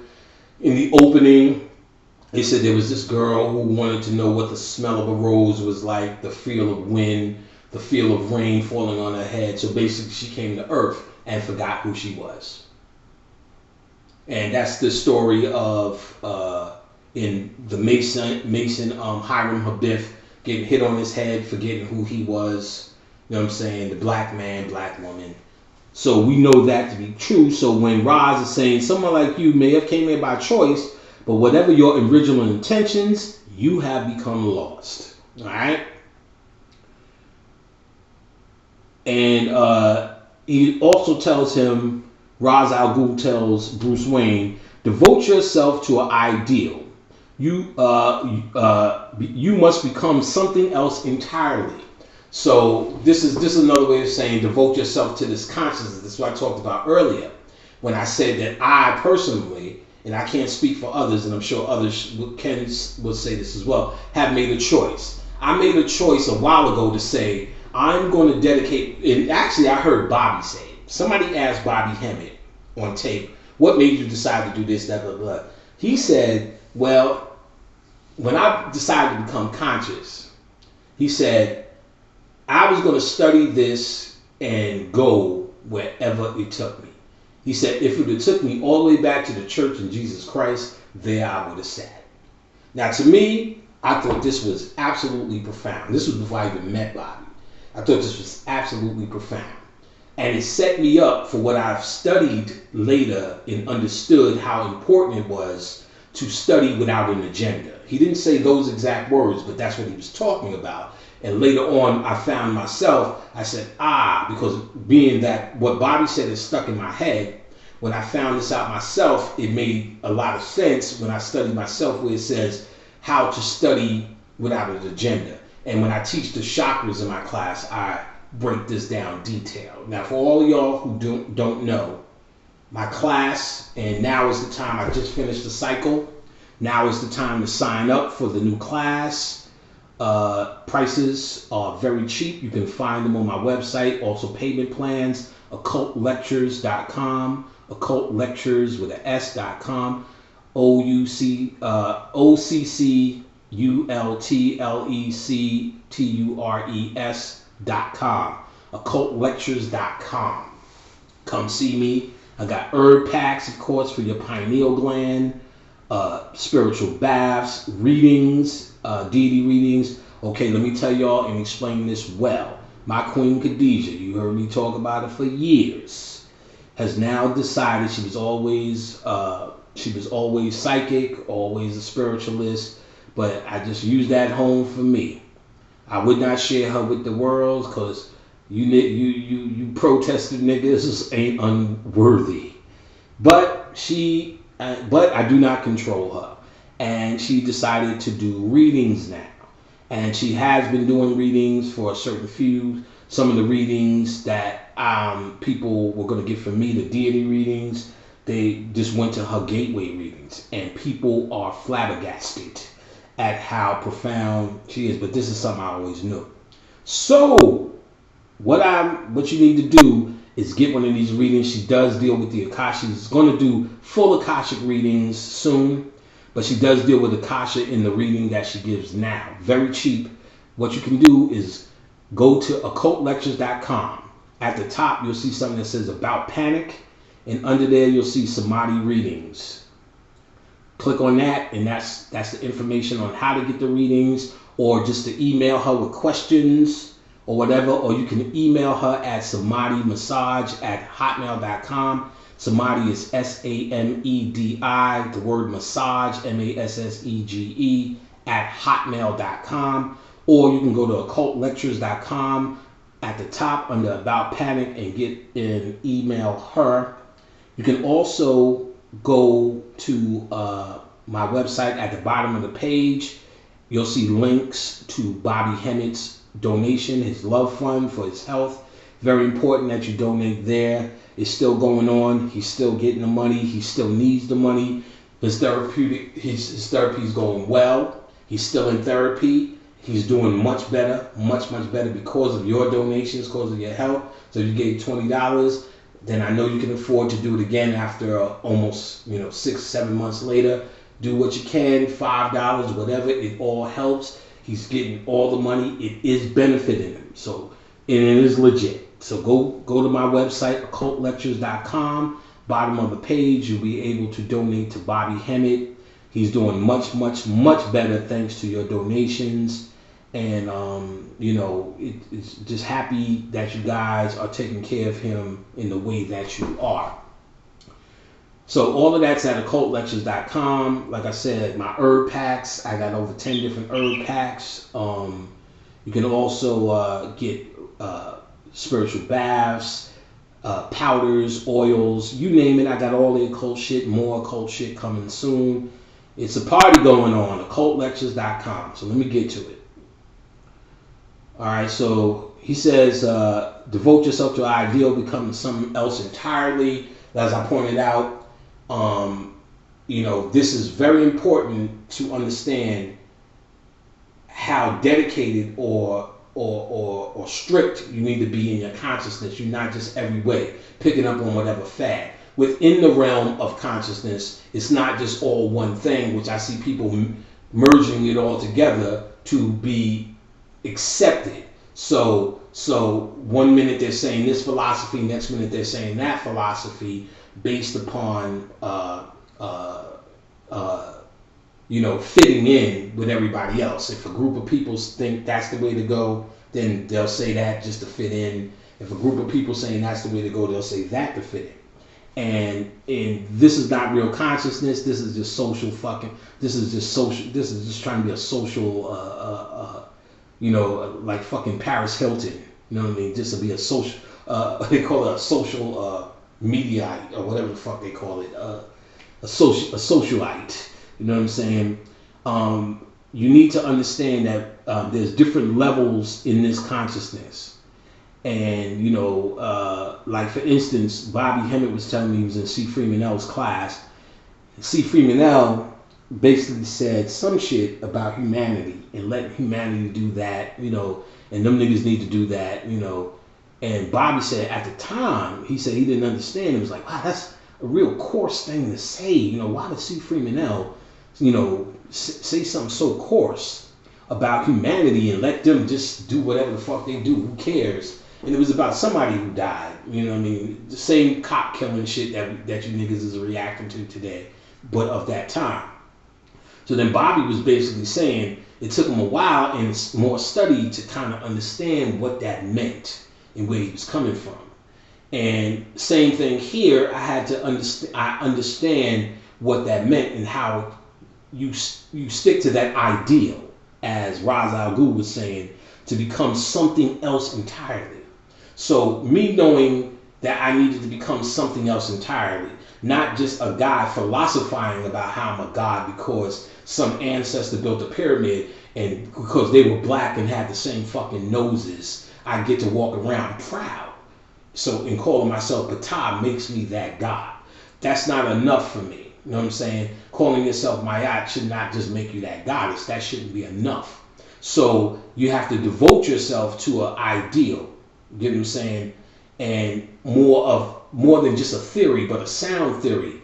And you can find that theory in all that shit you keep saying, in your melanin, in your kundalini, in your pineal. Well, when you follow these things and study these things for real and correspond these things, you get what I'm saying? You start to become something else. You start to actualize or actually become something else. Not just a guy talking about it. You're really doing the alchemy when you're studying this work. I show you how to do that in my class. That's what's the benefit of my class. I show you how to become hands-on. And that's what he's talking about when he says devote yourself to an ideal. So when the chips get hard, you're all conscious and talking about this deep philosophy of death and how you're not scared to die and how its freedom is dying. You really going back to heaven when you dying and all this shit about dying until somebody like Mike Brown dies, and then all of a sudden, see, you didn't devote yourself. All of a sudden, this is a tragedy and this got to stop and we need to find a better way and all this kind of shit. Get it together. So now Bruce gets out of jail, and you see this is where you see the chakra aspect of the story come into play. The jail represented the 3 lower chakras. And I talk about it in my class about the concept of the 3 lower chakras and their earthly connection, the red, orange, and yellow. Stop being cheap, come to class, and you'll find out yourself for detail. And they show him walking over these green hills. That represented the heart chakra. They show him walking over these green hills. He has to find a blue flower. That's the throat chakra. You know what I'm saying? Creativity and so on and so forth. So when he gets there, they tell him, this is where they get into this aspect of the story about fear. And they tell him to master his fears. And the shadow self, or the dark side of you, represents fear. You can see this greatly in the movie about Darth Vader. Because, when they show Darth Vader, who represents the shadow self of Anakin, he represents the shadow self of Anakin. What they're talking about is and they ensconce him or bring him into the world of fear. You get what I'm saying? Or into the realm of fear, or they present him in a way where, okay, somebody must have heard this and paid for class. It's like you want to rejoice when they pay for class. Not only can I be able to keep the light bill on, I'll be able to teach somebody the science of stuff. So mastering your fear. So like I said, Darth Vader, they presented him, or the dark side, they always present as fear, because most of us are actually in fear of the shadow self. So all these niggas are talking about all this melanin, but they're actually in fear of it. See, I noticed the fear. And if we were talking about something else in a different context, when a nigga start running his mouth giving you scientific excuses, you like, that nigga's just scared. So when I hear, like, we could take a little thing like Baphomet, all these reasons why niggas ain't fucking with it. Oh, the white man and this is it. I'm like, well, you're scared because Baphomet is a symbol of enlightenment. That's number one. So if you was enlightened, you would be able to see that light. Get what I'm saying? And you only, like, you got to have light in your third eye to be able to see the light coming out of a symbol of darkness. And my brother in the struggle, Bobby Hemmett, pointed out, he said all them pictures where you see black people, you know, nigga holding up the world, the black woman pregnant, the black man holding the baby, and all of these movies, he said those are images for like children. You get what I'm saying? Because they don't challenge the subconscious mind. These so-called darker images are designed to challenge and speak to the darker part of you. Mind you, as I pointed out, they represent beauty on the other side, or the true light on the other side. Down here, they represent darkness based upon that light, or your soul, being oppressed. Your oppressive soul is reflecting, or your light in the body is a reflection of the ugliness that surrounds it. So your humanity is actually the ugly thing. We just have come to look at that in a reversed role, as your humanity is beautiful and what humans can become is beautiful, and a human helping humans is beautiful. No, what's in you can be looked at as beautiful, because you could do a human act that's beautiful, or a human act you could do ugly as well. I could go to your office right now and shit on your desk. That's the potential of humanity as well as the potential to save 1,000 ducks from sure death. You get what I'm saying? Or to save a kid from jumping in front of a kid before he got hit by a car. Yeah, that potential is in humanity, but the same potential to throw a fucking kid in front of a car exists in you too. That's the duality that's in you. So human acts are good and bad, but you have fell in a polarized station, without getting into all of that. All right, so then you hear that statement, Bruce Wayne thinks, why do we fall, Bruce? So we can learn to pick ourselves back up. So why do we fall? So we can do the alchemy. That gets into the movie Coming to America again.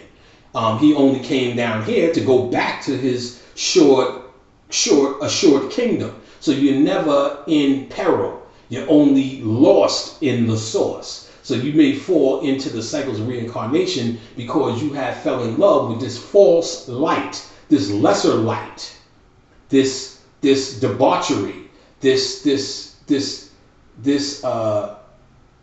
vomit, this cesspool called humanity, called the earth, this debauchery, this mishap, this flaw. So you fell in love with this light, so you're falling into the cycles of time because what you truly are has gone too deep into darkness. It's falling too deep into darkness. You're too far behind. So it's hard for you to bring it back to the light.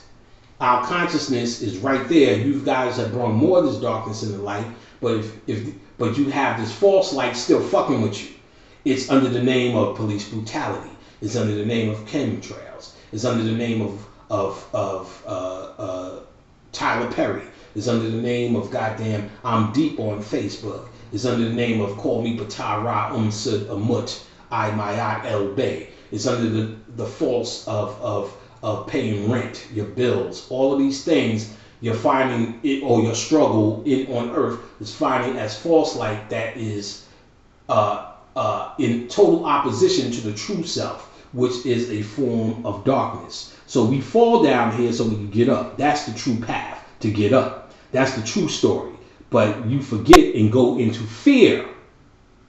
And that's what was happening to Bruce. That's why he was stuck at the bottom of the well, and his father, Osiris, had to come rescue his ass.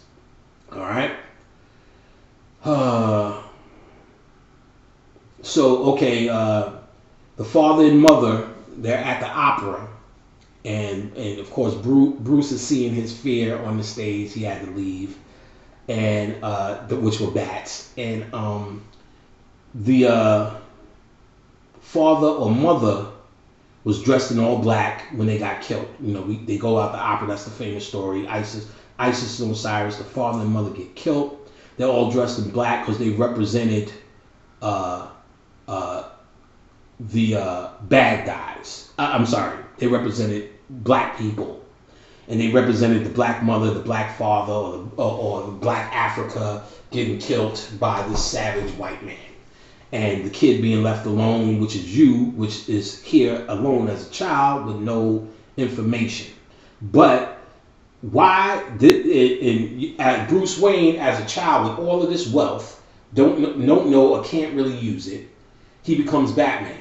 It's the same thing that's supposed to happen to you. Your father or mother Africa, your father and mother are gone. So now you become in America, which was represented as Wayne Manor. You're in America with no parents, no science, no pyramid building skills anymore. And now you're supposed to become a cult like Batman without your parents to make you more wealthy in Africa. You would be in Africa being more wealthy.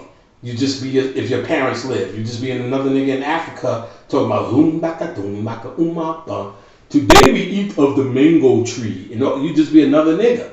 Now that you're in America under this Holocaust like Bruce Wayne went through, this trauma that Bruce Wayne went through, you're forced to deal with the shadow self. That's why you guys ain't got nothing here, but you need to understand why you're trying to go back to Africa. You're still trying to chase your parents. What you need to do, because remember Alfred said to him, Alfred kept telling him in the dream sequence, you need to let your parents go, motherfucker. You need to live right now. That's what Alfred kept telling him.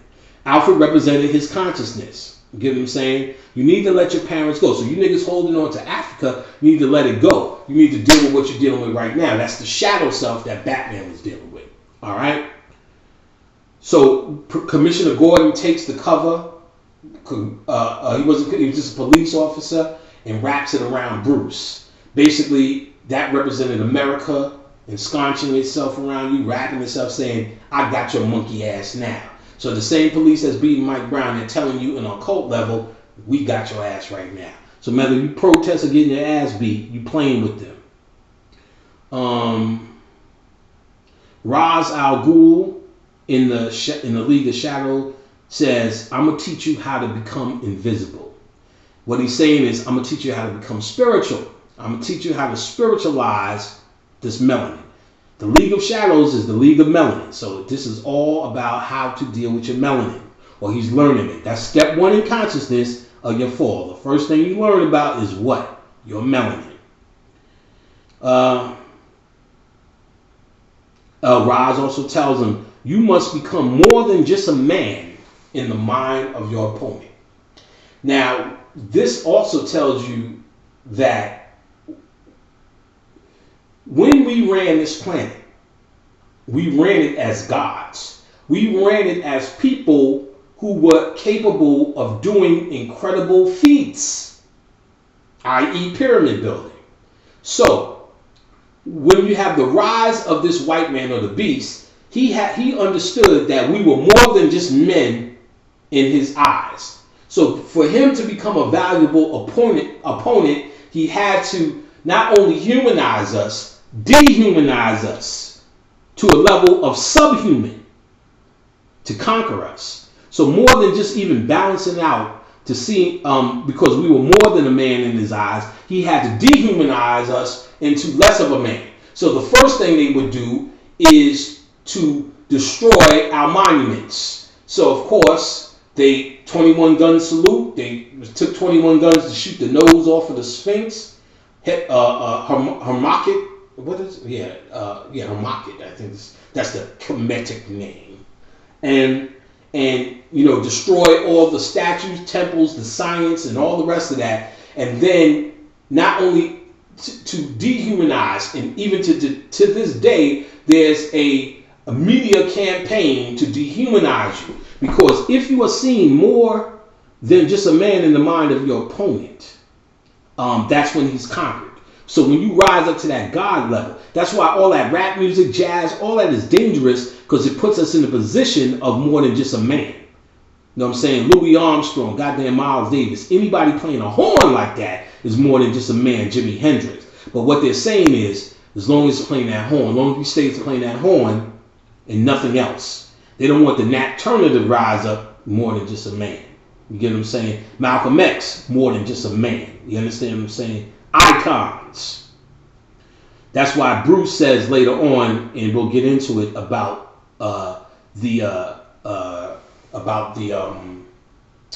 becoming a symbol. Remember that and link it to that, because when we talk about that, we'll get there. So Ra's al Ghul also tells Bruce a lot about minding his surroundings. Minding his surroundings. See, when I heard that, that's another way in the occult of saying you need to realize where you are. So for all the black people talking about an economic plan, all the conscious people talking about an economic plan and talking about finding better vegetables and better this and better that, and here's the way to do this and going off the grid. When I hear that, it makes me say, you need to mind your surroundings. A pile of shit is a pile of shit. I don't care what kind of seed you put in it. I don't care what you shape it into. I don't care if you put sugar on it. You could put sugar on shit, but guess what? It's still shit. America is born in savagery, debauchery, is born in imbalance. There's no business plan you're going to make to balance this out. If you're not talking about different ways to survive, then I can't hear. You're not going to make it sweet here, no matter what you do. Mind your surroundings, as Ra's al Ghul said. Know where you are. So you need to know where you are before you can come in here talking about what you can do. So Alfred, also about his consciousness, remember I said Alfred's about his, he says to Bruce, look, cut all this bullshit out with your old parents, Africa. Because remember, the old parents represent Africa, what you were as pyramid builders, all of that. Bruce is holding on to that. He's not improving on that. You understand what I'm saying? He's not improving on that. Or he's not aware of what improving on that is. Rap music is an improvement on that. Rap music took the same pyramid building creativity life force or energy stream as it did to build a pyramid. Rap music shit is more valuable now to them than it is to us. It's a multi-billion-dollar industry for them that we created. And we still believe that somehow we're involved in this on a big level. That's the only reason we ain't create nothing new, because they fooled us into believing that we still own the shit. See, when they took the music with, like, we make a music, then they took Elvis and did it over, or Little Richard created something, then Pat Boone did it over, took it over. We knew they took it, we knew they housed it, we knew it was ours, so it made us say, well, fuck it, let them have it, we made something new. We stayed on the cutting edge of creativity because we knew once they had it, it was done. Anything, once it show up white, it's over. A red potato becomes a white potato, done. A red orange becomes a white a red onion becomes a white onion, done. You get what I'm saying? It's the dead shit. So they tried it with rap. They tried to first lighten it up with Hammer, fake ass, funny pants nigga, and then they tried to give you Vanilla Ice. But with rap, because of the nature of rappers, we went hard at it. And actually, I'm gonna do you one better. The one that really shut down Vanilla Ice was another white group called Third Base. They went at Hammer. Hammer, shut the fuck up. Because Hammer tried to go at he tried to go at Run DMC for throwing DMC's glasses on the floor. So in Gasface at the end, you had Search going at motherfucking Hammer, said, Hammer, shut the fuck up. You had white boys doing this in a time where Vanilla Ice was present, and just them niggas being white rapping, good guys wear black, and must have been a white guy who started all of that, get the Gasface. Vanilla Ice never took off because Vanilla Ice was supposed to be what Elvis was to Black America. Or what Elvis was to what could you how could you say to what Elvis was to R&B music, which was absolutely nothing but enough to take it over and act like he was the first nigga shaking his ass on stage. You know what I'm saying? When Chuck Berry and all them niggas were shaking plenty of dick in these little white hoes' faces way before them. You know what I'm saying? There's always that same thing in the movie. And they said this was the gods did this to this nigga. Michael J. Fox in the movie Back to the Future trying to front like he made that Chuck Berry movie. When Chuck Berry, because he come to the future, he played Chuck Berry's song. The kids was looking at him like he was crazy. And then the black dude said, this is your cousin, Marvin Berry. I got a new sound for you, acting as if this white man created Chuck Berry's sound. You get what I'm saying? So niggas said that's why that nigga got the fucking shakes right now for doing that fucking scene. The gods were mad. You know what I'm saying? The gods were mad for that kind of shit. You know what I'm saying? See, that's the kind of shit that really offends gods. While y'all talking about Tyler Perry in the dress and all this police brutality. No, why would they be mad at these white cops sending one of theirs home? Y'all ever think about that shit?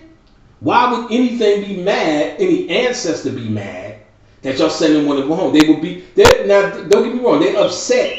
They're upset and you see this thing going down based upon the fear and the terror that the human act does. So there's a certain level that does instill, because there's all levels in this ancestor realm, based upon all levels of human thought. You get what I'm saying? So there is an energy that is mad at that. But we're supposed to be advanced people as conscious people. So we need to be dealing with ancestors that deal or either older or deal with a more elevated thought processes as well. If you have to deal with lower things, you deal with little ancestors that are dealing with lower shit. On a lower level, you need to help pay your rent. You deal with ancestors that are interested in that. But you are supposed to be conscious, dealing with advanced goddamn analyses and methodologies in this motherfucker. So why would anything advanced be mad that you sending a nigga back home to the God realm? No matter how he got home, and some shit that when you feel like it's saying, well, this is just an illusion anyway. This isn't real. This is Maya. You know what I'm saying? Until the shit get real, then that beast is a motherfucker on your ass, boy. That beast is relentless. But when some shit you score with this, you know you need to pay me my $30. Don't worry, nigga. This is Maya. It ain't real anyway. You know what I'm saying? Shit like that. So now, Alfred basically is telling Bruce, it's your house now. Which is another way of saying, you need to deal with this now. You need to deal with the now. Stop worrying about Africa and all of that. We did that already.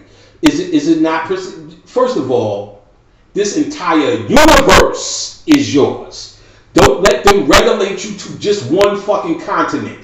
Everything in existence belongs to you, the black man. You, the black woman. Remember motherfucking Elijah Muhammad said that shit in goddamn Malcolm X. One of my favorite lines, everything in it, on it, around it belongs to you, the black man. Which means if they just regulate you to Africa, that's another part of the program. Get what I'm saying? To make you think you're from that continent. And then when I talked to Brother Lean, when we did the lecture on the Moors, which you can also find here on YouTube, same channel, me and Aleem, I'm questioning Aleem, and Aleem is putting down deliciously the science on how the Moors, the ancient Moors versus the new Moors. And Brother Aleem talks about this in, oh shit, I forgot what the fuck I was going to say. I forgot. I'll do that often, and especially lately, I need to take some ginkgo biloba. I'll be forgetting my point. It'll come back.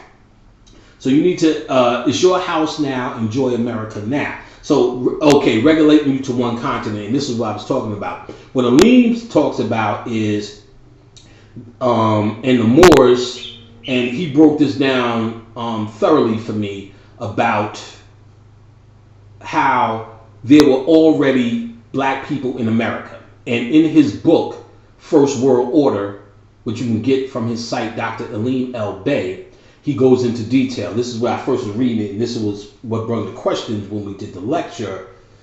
He was talking about all the black people in America. And he goes in and he talks about it in the lecture that, you know, the white man loves to show his symbols of his victory. If they had, you know, if they had the goddamn cross or Noah's Ark, boy, they would have that shit in the middle of Times Square, New York City, some goddamn where you could see it every goddamn day. There would be 75 documentaries going, look, here's the cross right here. That nigga was there. But Aleem says, how come you never seen any of these slave ships? I said, damn, that's kind of right. I said, because the white man, if they had all these niggas and all these slave ships and all this Middle Passage going on, where are all of these motherfucking slave ships? Where's one slave ship where we could go in and say, God damn, well, here, and I still smell the niggas. You know what I'm saying? And then you hear this story about all of these slaves that joined all these Native American tribes. They were dark skinned, but that's because the slaves joined up with them. Lee was like, no, that was the niggas who was here already. They didn't join up with them. That was them. They were the Native Americans. I'm like, oh, it makes so much motherfucking sense. And he goes into detail on it. So America is yours. All of this is yours. The Americans, primary people of America are the ONEC. You get what I'm saying? This is you niggas. So this entire planet is yours. America is yours. Did you know there are pyramids in the Grand Canyon?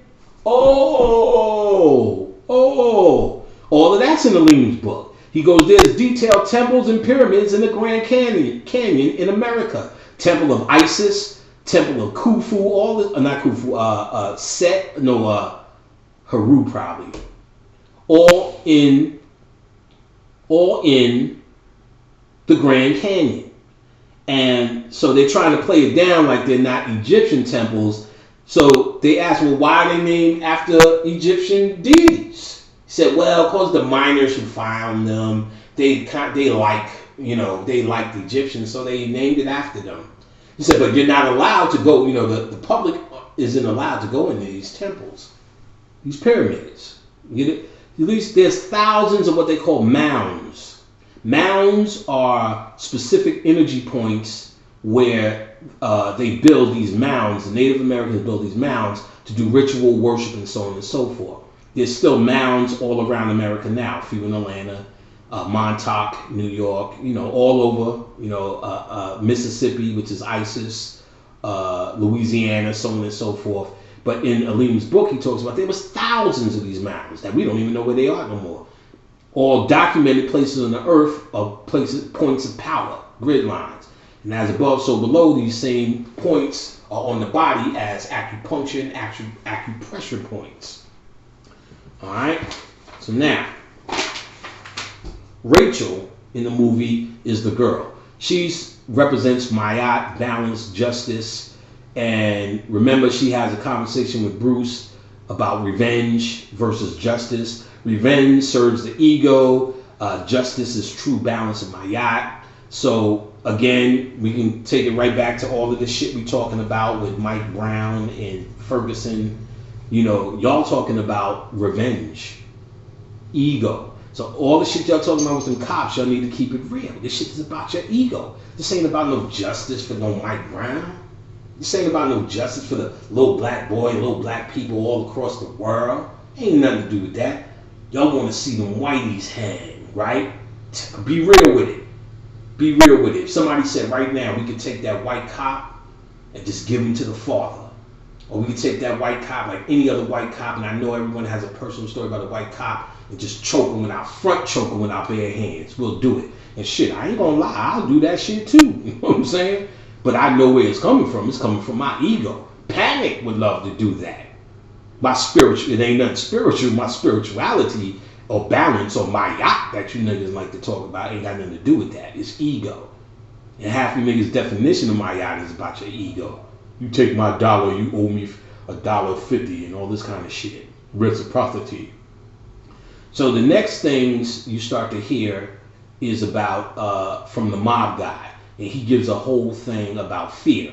And he's really talking about the state of humanity and, you know, Bruce in particular, but the state of humanity to make it bigger. You know, you fear what you always don't understand, speaks for itself. Speaks for itself, you know what I'm saying?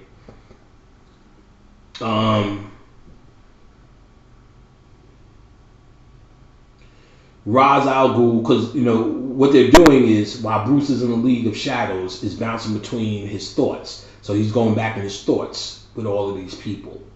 So now he's back at the League of Shadow. Well, after he deals with the mob guy, and the mob guy gives him a whole deal about fear, what he doesn't understand, and he went in a little bit harder on fear. So just know the mob guy is talking about basically humanity and how humanity's scared, and humanity ain't basically you ain't gonna do shit. He's bragging about how he got you under control. So if those police, using our Mike Brown example, were to brag, they will be saying what that mob guy is saying. Them niggas is scared. They're gonna do that. I predict they'll do this. I'll predict they'll do that. And if they do that, all I have to do is do this. That's what he's saying. He's basically telling you about the game that he's playing with you as a pawn. Oh, what? You getting bored? You doing this? All I have to do is kill Mike Brown and tell you it's foul and tell you it's important, and then you're gonna do that. And that's what that mob dude is pretty much saying and doing. So now you go back to Roz. Roz says, you search in this world, looking to conquer fear. He said, now you must journey inward.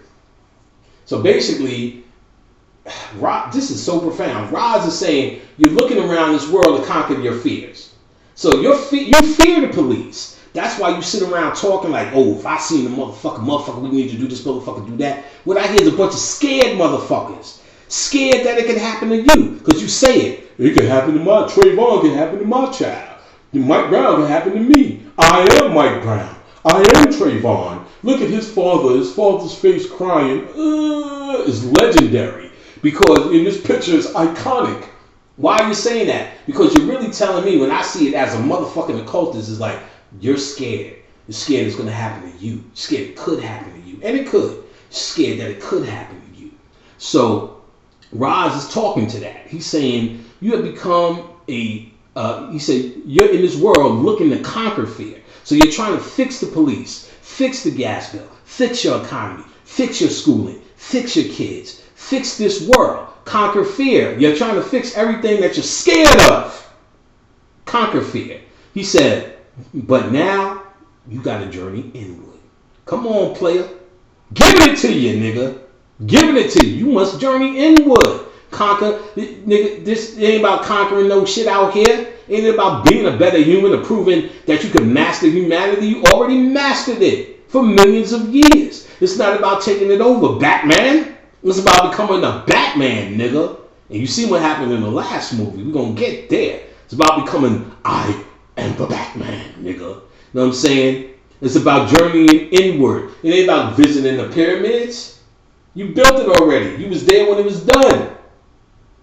When they were doing it, you did it. It's about journeying inward, the shadow self. So again, Gotham is Sodom and Gomorrah, as I pointed out. Roz also says you have to become a terrible thought, an idea, become one with the darkness. So you have to become that terrible thought. You have to become the Baphomet. Not because Baphomet to me has a symbolic meaning based upon Pan or panic. Baphomet is not the be all and end all in terms of occult symbols. You need to know that, especially. I roll with Baphomet based upon Baphomet being an aspect of Pan and my name being Panic. My name is Panic not because I became conscious and chose Panic. My name is Panic because that was my name since I was a child. You understand what I'm saying? When I grew up, I found out the mysteries of the god Pan and the name Panic and Baphomet and my connection to Baphomet. So that's what that means for me. But that occult symbol, as many occult symbols, shit, La Santissima Muerte behind me. Oh no, she's in my other room.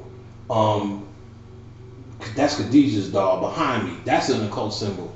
All of this shit to the side, this Baron Sambi stuff here is an occult symbol. You know what I'm saying? All that Baron, that Baron right there, my finger's pointing to him, is an occult symbol. You get what I'm saying? There's occult symbols all behind me. You understand? And the point is that these symbols are represented as what we call a terrible thought. Remember I said those nice pictures are pictures that are created not to challenge you. Those are pictures that are in this particular realm to calm you, to keep you as happy. But these dark pictures are there to challenge your thoughts, to activate within you a certain energy in the shadow, the true light, to challenge your thoughts. So when Ra says you must become a terrible thought, you must become the Baphomet or whatever it is you're dealing with or whatever it is you like as the so-called dark side. And how could you tell? It probably is the thing that scared you the most. When you look back, think in your own mind and say, you know something, I always seen such and such. It scared me. So you may even say Freddy Krueger. But what you need to do is find out what mythology Freddy Krueger is, because everything's based on mythology. So you could find somebody that's connected to Freddy Krueger, Kronos. Or Freddy Krueger was a fire god. He was Kronos. You get what I'm saying? With his claw. You know what I'm saying? He was Kronos. So, or perhaps, you know what I'm saying? You may find something else that you may connect Freddy Krueger to. If it's, because Freddy Krueger is a ready object that you're scared, or Jason. Something that you've seen and like, I never was able to fuck with that motherfucker. He always freaked me out. That's because that's the terrible thought that you, an idea to become one with the darkness. You must become that terrible thought. So what for Batman in the movie, that terrible thought was bats. Remember? The bats scared him. That's what made him go outside, got his parents killed. He fell down the well of the bats. So he had to become Batman. I had to become Baphomet. I don't just like it and say this is a Baphomet religion or the Baphomet way to be or Baphomet or you die. No, this is my shit. You know what I'm saying? Baphomet is the great god Pan and I am Panic. So that's why that works for me. You need to find that darkness that works for you, like Batman found bats. That scared the shit out of him. All right.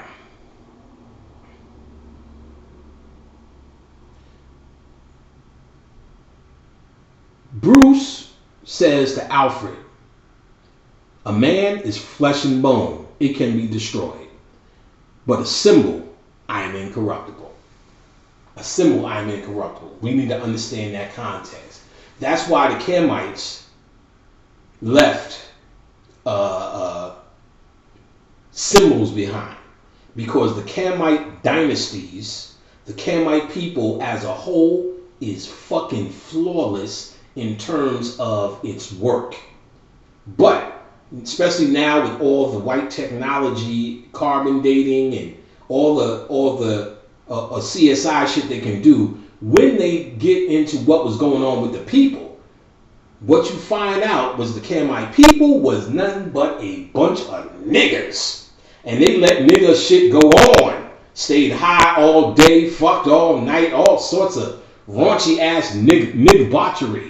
You know what I'm saying? Kind of like niggas go one way down a one-way street the wrong kind of way. You know what I'm saying? Nigga shit. You know what I'm saying? On this block now, you know, you got the regular houses, standard suburban houses, and one house painted like goddamn Willy Wonka. You know what I'm saying? Fucked up the whole property value of everything up in this motherfucker. I said to Khadijah, I guarantee you, niggas live in that house. And sure enough, on a summer day, you find a grill and a bunch of niggas eating icy on the front porch of this goddamn Willy Wonka house. Fuck up the whole hood with that shit. You know what I'm saying? Because niggas let shit go on.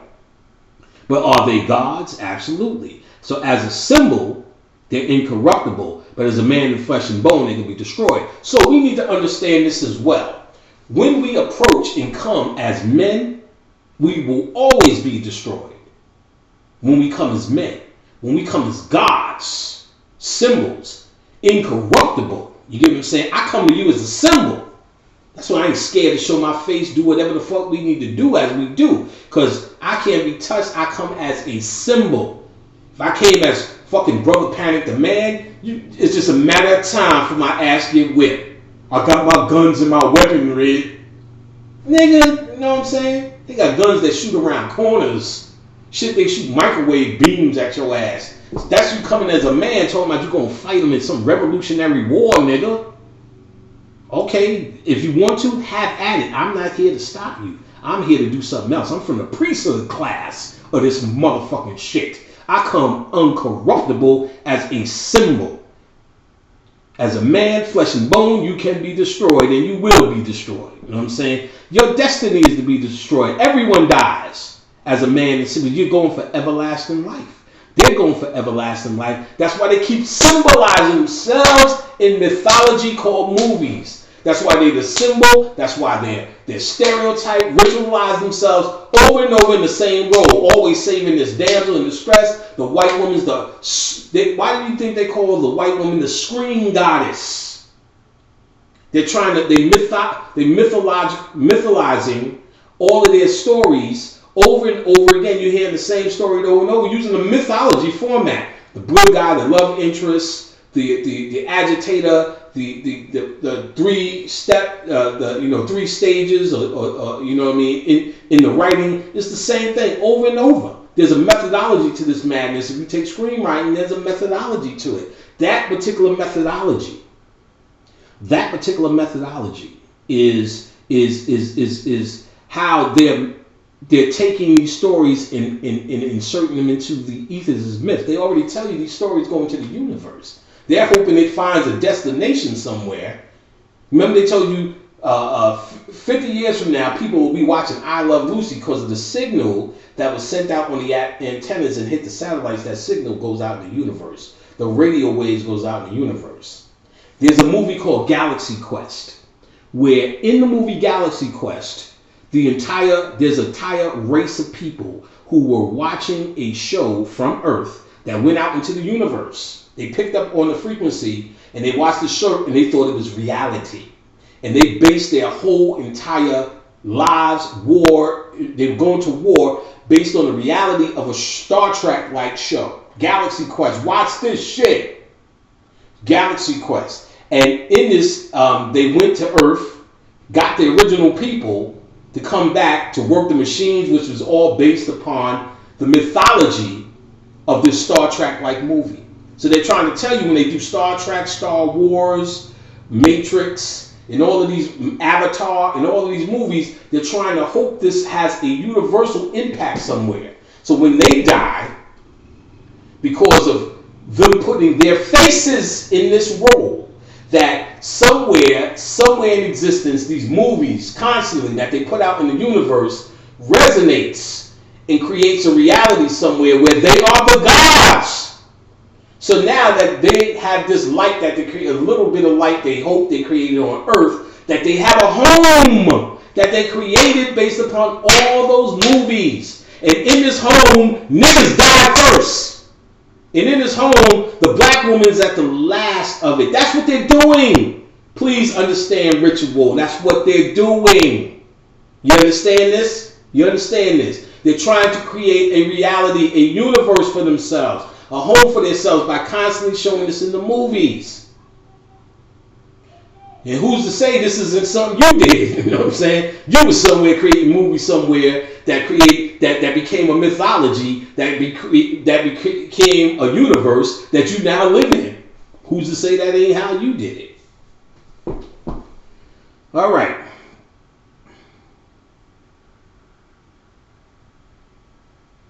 So when Bruce came back, after he's telling what's his name about he's a symbol, he's incorruptible. Of course, Bruce has been gone for 7 years, 7 chakras. So remember, he said only 6. And so when he got with the League of Shadows, that was him opening up the last chakra. Now, again, you can say he's the pioneer, or you can even say he's the crown because he went into the mountains and so on and so on. So he descended back from the mountains. He's a conscious man on Earth now. You know what I'm saying? He still has work to do. So, of course, they said Bruce, he was gone for 7 years. Of course, Bruce, you're supposed to be dead. They thought he was dead. He wasn't dead. He comes back. And I can liken it to your first step in consciousness, because this is what happened to me, and I've noticed this happen to a few people, and conscious people will attest to this one day if you get to this level. When I first became conscious, you know, you're with your regular humans, you hate them for every reason. You hate humanity. This nigga stole your money. This nigga owe you money. You stole his money. And, you know, you're just going through it. You think that's all this is. Then you find consciousness. Then you get to say something with an excuse that you always wanted to say. Oh, I hate these dead niggas. Yeah, because you hate them anyway. They was always fucking with you. You was always fucking with them. You know, they can't stand you. You hate the sister. Your mother always called you a piece of shit anyway. So it was easy for you to, you know, she always made you go to church. So it was easy for you to say, I'm conscious now, I'm better than you, you're a dead person, I don't communicate with you. And then you deal with a whole bunch of conscious people and find they're just as stupid, if not even stupider, because now they feel they know some shit. So they're dumb, now they're even more arrogant. So you get tired of that, and then you find yourself starting to communicate again with your dead friends. Because now it's like you did all this conscious shit and you really learned something, it becomes work if you're really doing that work. It becomes work, so it becomes easy to say, you know something? I just want to go to the movies and just see the movie. I don't want to be all deep. Or I just want to go to a picnic because I ain't go to a picnic for a long time. I've been playing this conscious shit. Or go to a cookout, fucking eat a chicken, you know, just to eat it, or whatever. And so basically, that represented Bruce going to the League and coming back to humanity.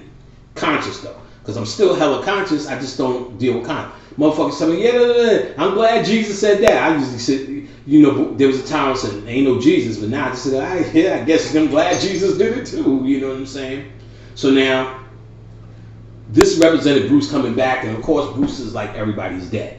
So now, they gave you get introduced to Morgan Freeman, one of the niggas I cannot stand the most in movies, Too Happy, and his latest happy movie, some shit called Dolphin Tale. I just want to smack his teeth out of his mouth every time I see him smile about goddamn dolphins. The fucking Dolphin Tale. Part 2. What a nigga. What a cooperative nigga. He's just so fucking cooperative. You could he's like that nigga you could just count on. You know what I'm saying? Alright, go get Morgan. You know what I'm saying? What's Morgan doing? After this project, Morgan will do it.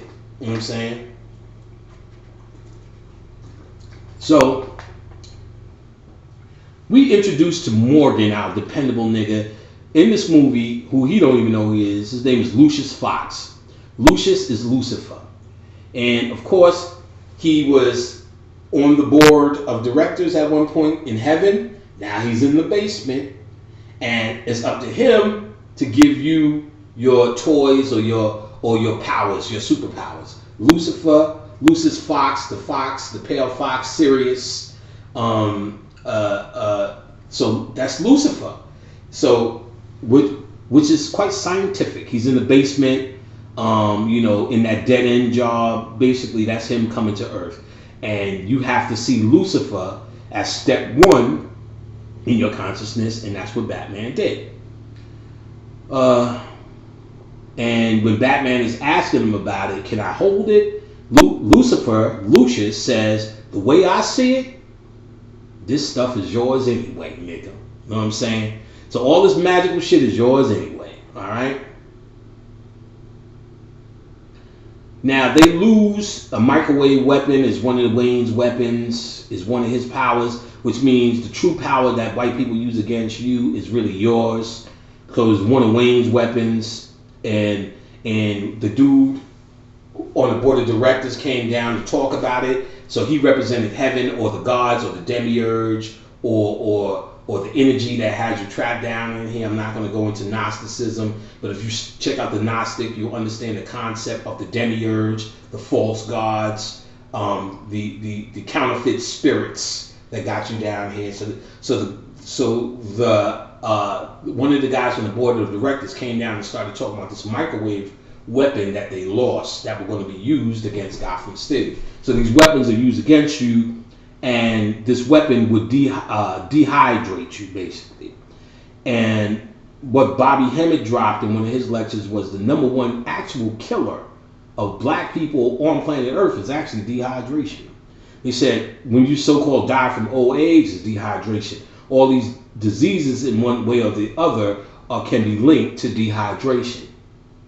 And in mythology, they basically said when you were whole, these false gods, these demiurges, and it makes sense that these guys on the council represented the demiurges, these counterfeit spirits that were now running Wayne Enterprises, America or the world. You could look at it that way.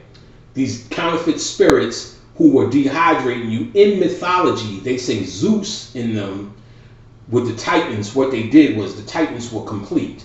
So what they did was when they threw the Titans in the underworld or on Earth, what they did was separated the water from the melanin.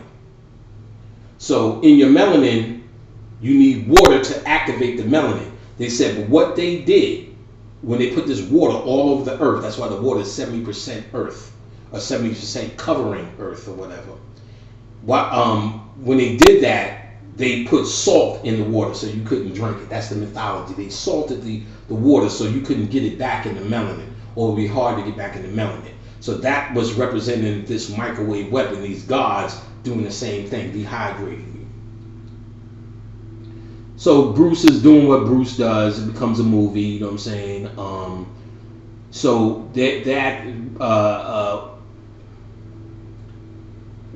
Alfred tells Bruce, well, look, if you're going to be the Batman, you need to front a little bit more as Wayne, so Wayne can hide more. So you need to do what you do as a millionaire. You need to act up. They're basically saying, look, you need to be human. You need to act like they expect you to act. That's what Alfred told him. You need to act like they expect a millionaire to act, which means another way of saying you need to act like they expect the nigga to act. You know what I'm saying? When they show you Mike Brown, they expect you to do that, dummy. Or on the other hand, when you're going to work or when you're doing whatever you're doing, they expect you to do these things. So you're supposed to act like a nigga's supposed to act. So that's what Bruce was doing. He went out partying with hoes, bought the hotel, blah, blah, blah, because he's a millionaire, so he was acting like he was supposed to act. So when Rachel seen him, looked at him for the first time, she hadn't seen him since he was back. Mayat seen him. He told Mayat, or Justice, deep down, I'm more. Come on, y'all ain't hear that? He told you he was a Moor. He said, deep down, I'm a Moor, bitch. Even though I'm acting like a nigga right now. Deep down, I'm a Moor. Even though I'm running around this motherfucker talking about, I ain't got no time for that, and all that kind of shit, that shit you see on YouTube, deep down, I'm a Moor. Even though I'm doing the ice bucket challenge, even though I'm doing the fire challenge, even though I'm planking, deep down, I am more. That's what Bruce says. And she said, it's what's underneath that defines you, nigga. The real you is what's underneath. That's why you can't get all these niggas with their little pants down, all these dead niggas, all these niggas with jerry curls, or whatever the fuck you got going on. You can't fall into that. It's what underneath that defines you. That's why I tell you my compassion runs to what's underneath you. Not all that shit on the top that's happening to you. Because you can change that with the fucking laws of attraction. That's on the Oprah Winfrey level. So why would I have compassion for some shit that you can change? Some shit that you called upon based upon your laws of attraction. Some shit you magnetize. So why would I need to have compassion for your ignorance or your stupidity? Because that's what you asking me to do. So if you get hit in the head with a fucking shalangi, that's what you magnetize based upon fucking laws of attraction. So why should I be sorry for your head shalangi bang in fucking trauma? Shouldn't I be saying, well, you asked for it, you got it. That's what you must have wanted. Laws of attraction, the secret, I'm deep. You know what I'm saying? What happened to all of that shit? And they're saying it in this occult movie, which when he says, deep down, I'm a Moor. And she says, it's what's underneath that defines you. So it's what underneath that defines you. My love for black people runs in what's underneath. I don't give a fuck about all that shit you running around philandegating about. You know what I'm saying? And I know that's a made up word, but it fits. The straw man or the scarecrow represents the straw man. And Aline talked about his real name is Strawman Harmonious or some shit like that. And the Moors will talk about the straw man and the tax ID and the Social Security. You can find what you need to do is study and understand the straw man. But how the straw man applies in this movie, he represents the ordinary human. And you'll hear everything in this movie that the straw man is saying as an advocate for humanity. Look at his line as an advocate for humanity. You know, he also, so you hear him say, would you like to see my mask? It's not frightening to a guy like you, but the crazies can't stand it. Now, he's basically talking about his other side. This is, you know, the black man wears a mask every day when he goes himself, but the crazies, talking about conscious people now, cannot stand that mask. You know, the same way I just explained how much I can't stand Morgan Freeman and his dumbass mask. Because you know, we were sitting around, you know, drinking a shot of liquor, that nigga come out of his ass. That old proper, you know, I even like to fuck. As soon as that, you know, that nigga come out, you know what I'm saying? Touch his lady's titty. Oh, come on, it's look hand, you know what I'm saying? That real bullshit come out. Say, nigga, fuck that nigga, what's up, nigga? And he be like, yeah, you know, because you wearing a mask all day. That old, oh, we got to let the dolphin free. Oh, come on, Miss Daisy. And all that bullshit. That's a mask. So, Scarecrow represents man saying, would you like to see my mask? It's not frightening to a guy like you, because it's not frightening. But to the crazies can't stand it. The crazies represents the conscious people talking that Osiris shit. Okay. And of course, Batman, when he's in his bat suit, he's God. You know, the dude says, I swear to God. Batman says, no, swear to me. Because Batman is basically saying, I'm God. All right. Now, we find out that the plan is putting fluoride in the water or putting poison in the water supply.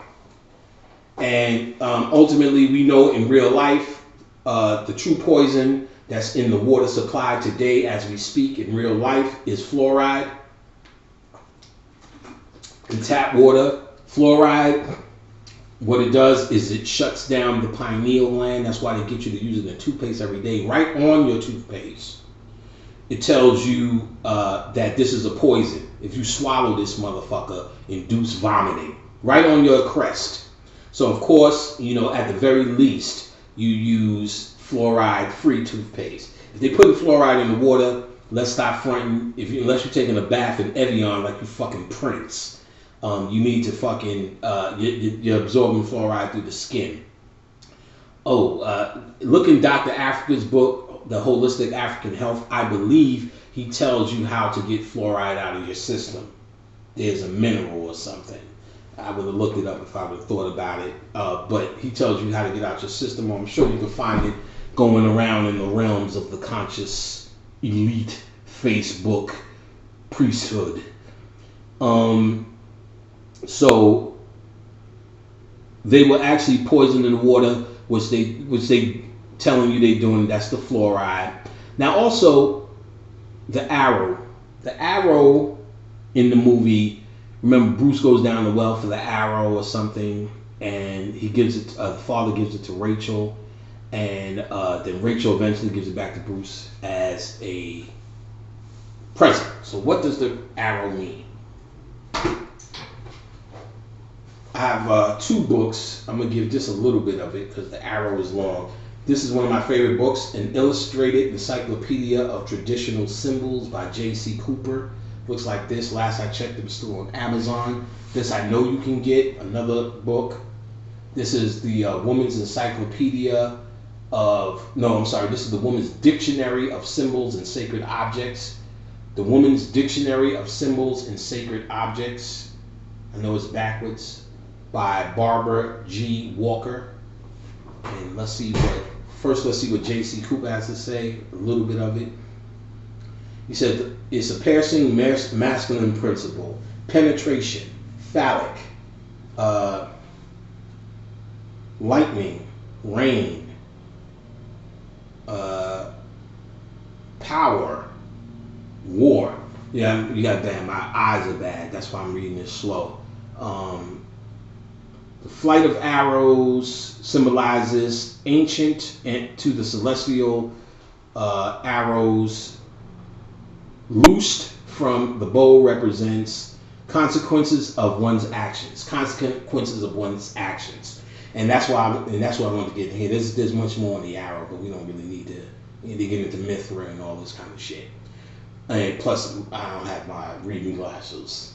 But consequences of one's actions, which is why Rachel gave it back to Bruce, and because she's trying to tell him the consequences of his actions, and remember she's she's bound, so she's keeping him grounded in the consequences of his actions. So, and later on you'll see in other movies, and we'll talk about it, Batman talking about don't shoot nobody and never killing anybody and all of that. And here in Barbara G. Walker's book, The Woman's Dictionary of Symbols and Sacred Objects, she says, ever since the invention of the bow, whenever that might have been, arrows have been used as sacred symbols carried by the goddess Artemis, represented by her control of the hunt and of wild animals, which you can connect to Batman as well. Arrows, I'm having a hard time seeing this. Connected to Eero, the god of love, signify the I-beams carrying messages to pierce the heart of the beloved, okay, and the arrow piercing the heart became the traditional sign of sexual union. All right, so it's also sexual union, and it, because you never seen Bruce and Rachel fuck, it kind of gave you that kind of thing in the beginning when he gave it to her. But I think the symbol of consequences of actions is a little bit more like it. All right,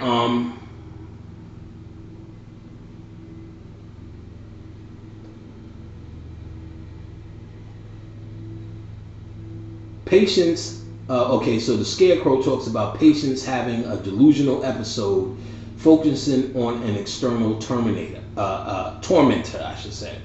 So what the Scarecrow was saying is basically patients, humans, black folks, are having this delusional episode because you're focusing on this external tormentor. There is no external tormentor. It's nothing but this fucking mind control, this media hype. And that's why we're having these fucking delusional episodes. One person, Trayvon, gets killed out of thousands that get killed the same goddamn way. I can't remember the number, but it was like 20 a day, some old ridiculous shit in Chicago right now by other black people. Forget black on black crime, just 10 to 20 motherfuckers a day. How about that? Just for no reason. You get what I'm saying? With some old ridiculous shit. One person a day. Fuck it. I don't even know the numbers. One person, but it's averaged out to one person a day in Chicago is getting murdered. That's just the one Trayvon. So you are focused on an external tormentor. And now this time it's what's that boy that killed Trayvon Martin, whatever that faggot's name is. Now he becomes the worst thing ever when there's thousands of him every day. Imagine the motherfuckers you work next to them every day. They just don't come out the closet. He ain't no more special than every other third white man you looking at that will get scared enough and do the same exact shit. You know what I'm saying? Niggas will be eating each other. Eating each other. In the right circumstance, shit. Katrina showed you that.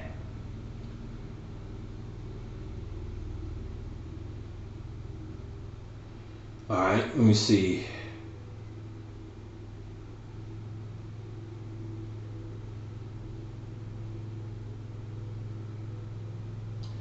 Well, more of the scarecrow. You know, he was talking about you know, how much he respects the mind's power of the body. That's what he does. And, you know, it was just more of humanity and him speaking from this crazy human standpoint. You know what I'm saying? And it also showed Batman. His villains, they always have him with two villains, except for the Joker. In the first one, the Joker was able to hold that shit down. In the first one, but they show him with two villains, and the two villains always represent duality as well. So while they had Ra's al Ghul representing his shadow self, the duality was a scarecrow wearing a regular face. Then he had a mask, and you'll see it's like that, and the rest of the two will go through it. And so then it finally gets to the high point where Batman gives the Doctor a taste of his own drugs. Those drugs just represent all the shit you use to get by. Whether what you use to get by is we're going to be rich one day, you know, it represents hope. That's what the scarecrow was putting in people's head.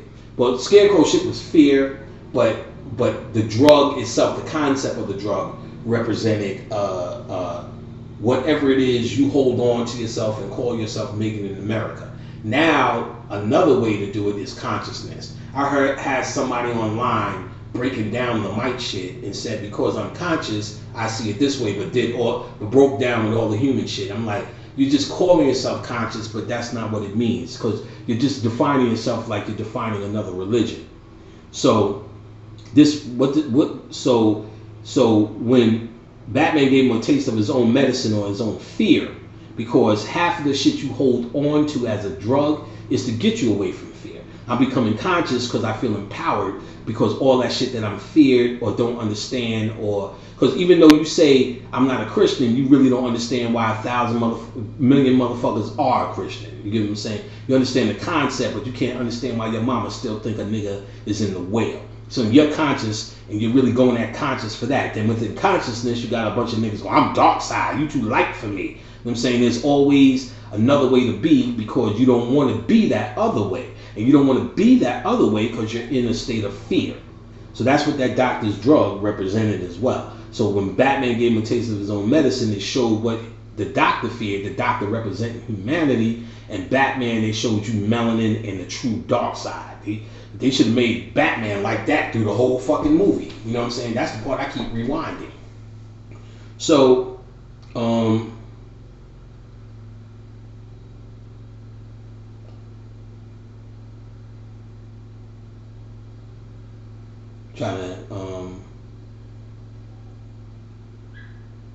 so let me just get back. So I'm going to get to the next one. You know, basically they get to around when Ra's al Ghul shows back, and then all the things that Ra's al Ghul was saying about the true things that need to happen. Ra's al Ghul represented that consciousness. We need to destroy this place. You know what I'm saying? He's saying what I'm saying. No, you can't. Ain't no redeeming America, nigga. That's where Batman was selling the fuck out. We could fix it. We could straighten it out. We could do better. And Ra's al Ghul was saying, fuck this. We need to destroy this place. It's over. That's a wrap. Blow this motherfucker up. Everything, nigga. You need to do what you need to do. That's the real shit this Shadow is talking about, nigga. That's why you failed, nigga. Mind your surroundings. Know where you are. Fuck this bullshit. Sodom and Gomorrah ass, Gotham ass city, ass city, nigga. He said, destroy Gotham. And, you know, he said, we tried to destroy Gotham with economics. You know what I'm saying? That's the recession. You know what I'm saying? He said that didn't work. He said, well, we need to save all these people's lives. Fucking Ra's al Ghul said, the Flash, he said, only a cynical man would call what these people have lives. You know what I'm saying? What you would call this bullshit a life. Because I got my family unit and my kente cloth and my babies. Nigga, you would call that a life? You going to punch in, nigga. You know what I'm saying? You going to punch in, nigga. You going to punch in, nigga, at Wendy's. But you better, because you work at the corporate office. Fuck you, nigga. You doing the same work, nigga. Slavery. So only a cynical man would call what we have real lives. I'm saying you're not a member of the League of Shadows. All right, so basically ends like that. We can get into like, Fox gets his jaw back. Lucifer goes back to heaven.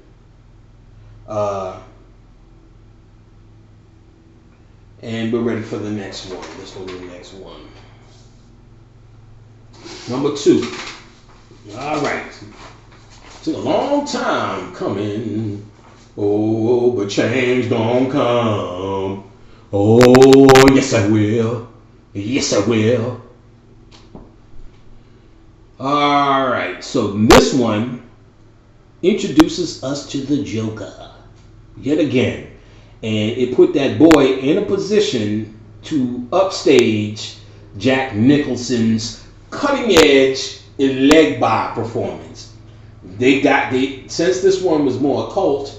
See, Jack, on the other hand, we used to do occult movies. That nigga got nigga in him. You know what I'm saying? His off-camera antics, drinking tequila with Mexicans and all this kind of shit, put him in nigga safety mode. Heath Ledger, on the other hand, this, white feller, he didn't fare so well fucking around with that leg bar energy. He didn't fare so well, and he didn't make it through to see his work transpire. So he dies because he couldn't get no sleep. He was tormented. Jack Nicholson at the time said, "Oh, little boy should have confronted me or consulted with me before he took on this major fucking role." Now, I will say this. When he did the role, I wasn't impressed. Bobby was in love with the shit. But when I watched it again to do the notes, I did appreciate the role more.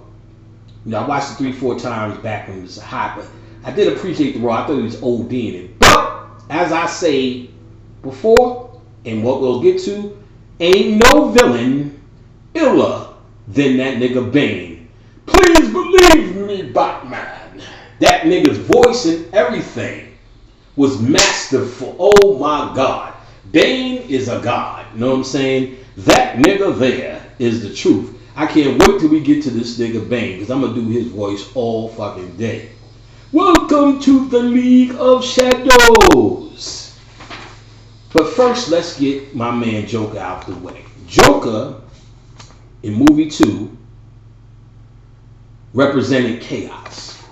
So now that Batman has approached his melanin in his first step of consciousness, he has to understand that the destination or the realm, or activate the melanin.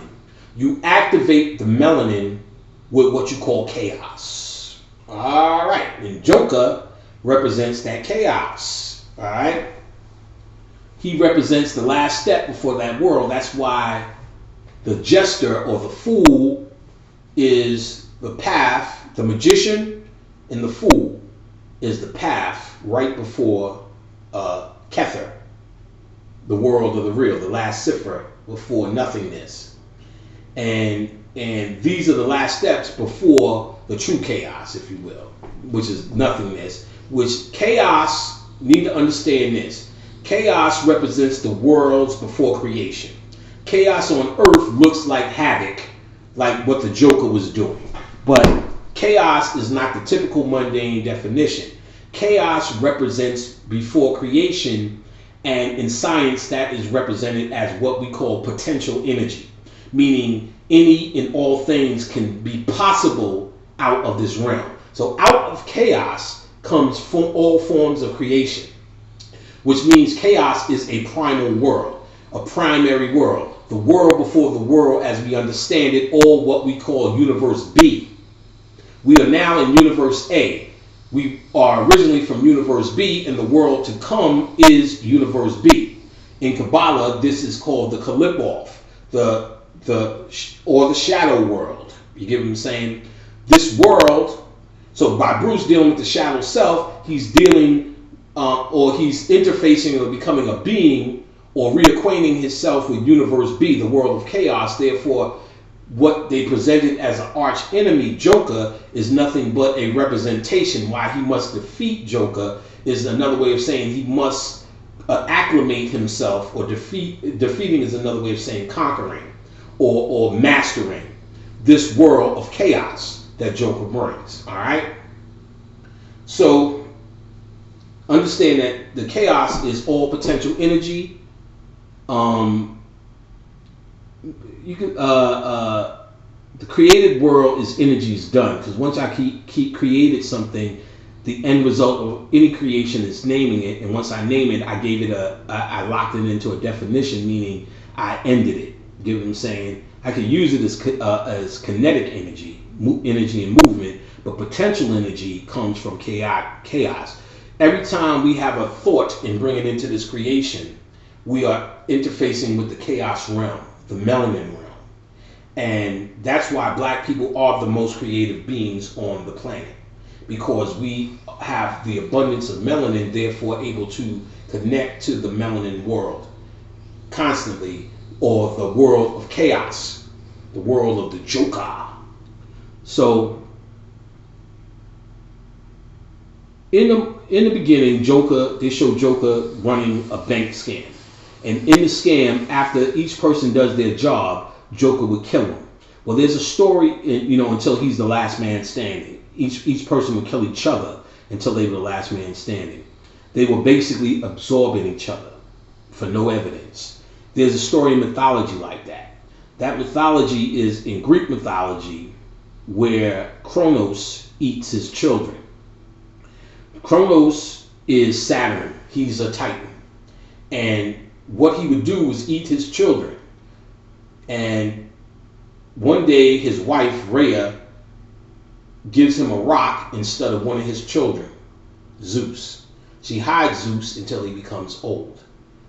Zeus then makes Kronos throw up Zeus's brothers and sisters, Poseidon, Hades, Athena, or one of them. If it's not Diana or Athena, I don't know if that's Zeus's daughter. The gods of Mount Olympus, right? And basically they all now overthrow their father, the Titan Kronos, and trap him in the underworld. You can see that in Clash of the Titans Part 2, and you can see another story that mimics this is in Kabbalah. In Kabbalah, you have the triad, which are above the abyss: Kether, Chesed, and Binah. Kether and Kether, Chesed, and Binah. Binah and Chesed are connected to the planetary sphere of Saturn. Saturn is Kronos, or the Titan. And this triad is marked like this, and it is the upper triad, considered the world of the real. Where my thumbs are, below that is a hidden cipher called the Doth. In fact, that Doth is the gateway. That's why it's the hidden cipher to the shadow self, or behind you. On the body, the Doth is located at the back of the neck, while all the other cipher is on the front side. Now, at the back of the neck, the medulla oblongata, or the medulla oblongata, is also where it stores your past life experiences, because this is the shadow self, the Doth, or the Darth Vader, which means your knowledge. This is the gateway to the world of the real. This world is the illusionary world, pushed forth by the world of the real. This is universe B, this is universe A that I talked about. This is the world where you're from. But so by eating his children, Kronos, everything stayed above this Doth abyss. Zeus represents the first cipher below the abyss. I guess it would be on this side, it's really on this side, but this side. This is called Chesed. Chesed is connected with the planetary body of Jupiter. Jupiter, the Roman deity, chief deity is Jupiter. Jupiter is Zeus. And this is also in Kemetic mythology, Ptah. Ptah. Jupiter, Zeus, Ptah, same nigga. Hey. Ptah is the builder god. This is the world of formation, the other ciphers. There's 6 ciphers up into Yoshad, the moon. And below that is Malkuth, the earth. These 6 ciphers here, starting from Zeus, Jupiter, Ptah, or Jupiter, Ptah, Zeus. These 6 are considered the 6 numbers of man, the world of formation, or Ptah, the builder god. All of that represents, or Kronos' children as he threw them up and created formation. This is the realm of the gods. That's why you've heard me say before that you're technically older than the gods.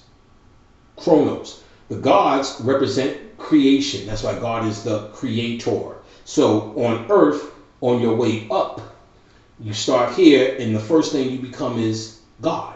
That's your first step into consciousness. Well, actually, one of your first steps is becoming Tifra, because right above the moon is a cipher called Tifra, which is the sun, which is the Jedi, because it touches every other cipher by a path, which means it balances the force.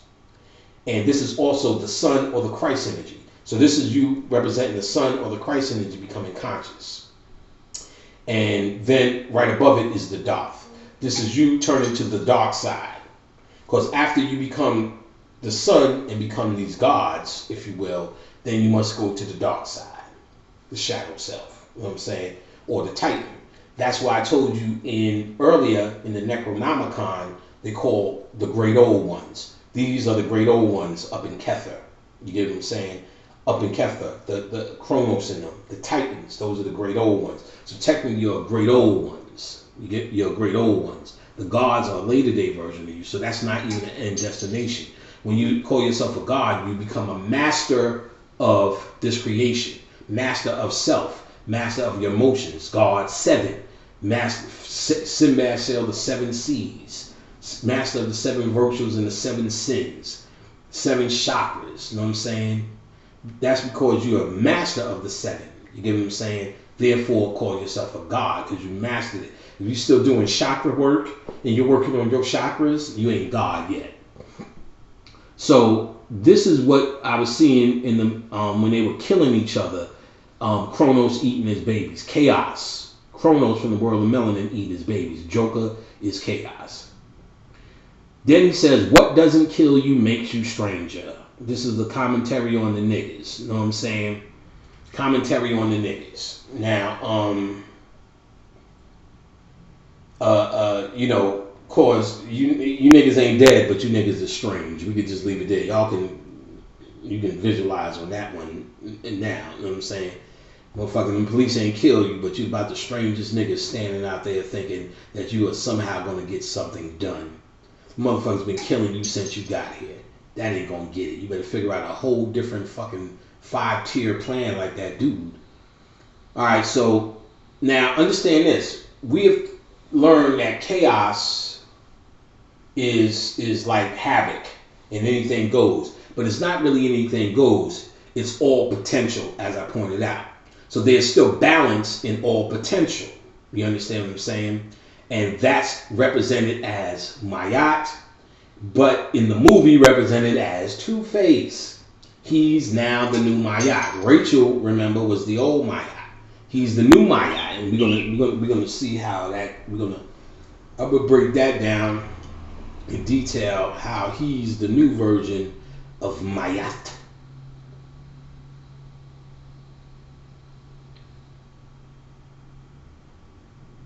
He's the new version of Magick. Alright, 1 second. Just looking at all this crap I'm getting. Alright, so he's a new version of Magick. Alright.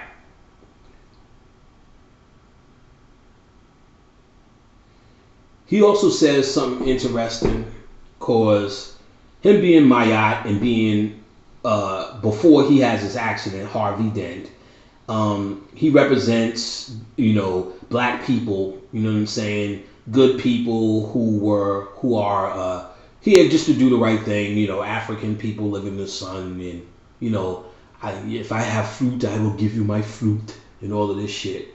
So Harvey was saying things like, if you don't die a hero, you live long enough to become a villain. And this has become the black man. By us being down here so long, we are now the ultimate villain. You know what I'm saying? especially before rap music. You know what I'm saying? Black people was damn near on the level of a crow. Could take a pocketbook and fly off and be eating corn before the time you get home. That's how good we was at purse snatching. And we were whatever they said we were in the TV or the newspaper until we started representing ourselves through rap music. Now, you know, we become so if we either die a hero or live long enough to become a villain. So as long as we've been on the planet, we are now the planet's villain, symbolically. Yeah, it was real. It was kind of interesting. They showed the black criminals, and the black criminals, you know, they represented black ignorance. You know, when Joker came in, they said, "Who brought the suit?" And you know what I mean. So basically, he was saying, you know, Joker told him, "No, y'all niggas is paying for the suit. Basically, it's y'all melanin, nigga." You know what I'm saying? He said, "Y'all niggas is paying for it." So they represented the ignorance they didn't know, and you know, so but the suit represented melanin. You know, and Joker,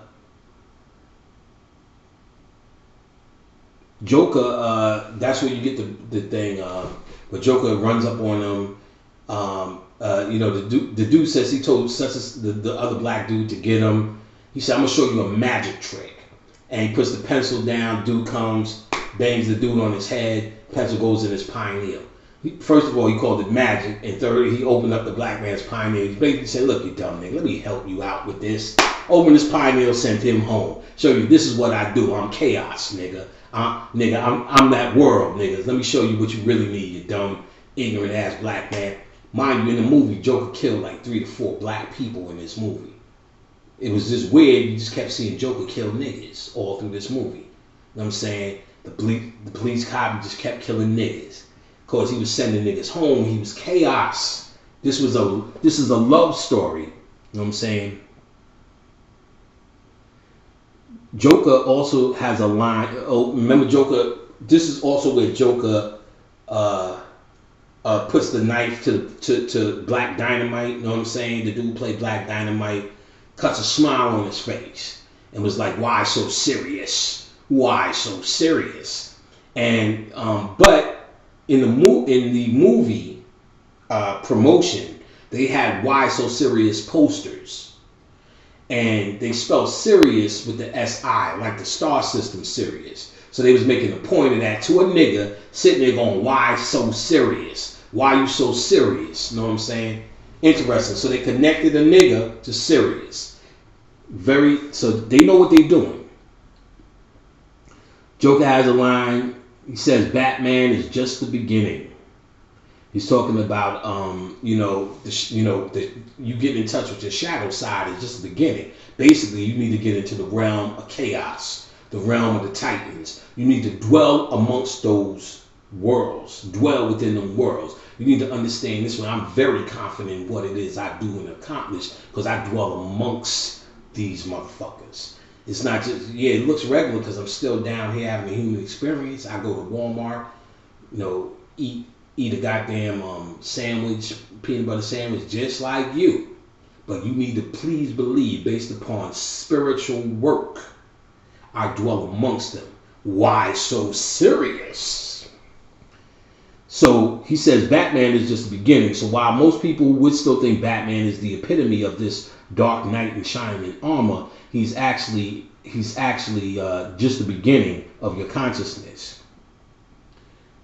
And Joker also has another line when they're talking to him. Batman has no jurisdiction, so he's basically saying melanin has no jurisdiction. Melanin hasn't and can't be contained. You know what I mean? So he's basically telling you Batman can't be contained. He was saying in that context. So as the movie moves on, we see our man Fox, Lucifer again. Lucifer gives Batman a phone that has sonar, which represents Lucifer as the all-seeing eye. Lucifer in occult science is the all-seeing eye, is the pineal gland. In a book by R.H. or W.H. Mueller, which is actually Kenneth Grant's pen name, Kenneth Grant was running the OTO, which was Crowley's organization, and basically he gave a lot of secrets out in his book, but he didn't want to say it was him because, you know, he's giving out OTO secrets in his book. And in his book, he's one that deals with some of the Cthulhu mythos, the Lovecraft information, and he brings it to this occult level. Because remember, I told you there was a debate between the occult and the mundane. Now, for us, for occultists, we should be on the occult side. Because first of all, the way they came in dreams, we know they're occult, even if Lovecraft didn't. And of course, the mundane world, we wouldn't expect them to get on that boat. But the occultists have been decoding this stuff for the longest. Some good stuff you can find on Necronomicon writing from the occult perspective is anything by Donald Tyson. But the R.H. Mueller book, he talks about Lucifer in the fall, and he talks about Lucifer as the pineal gland.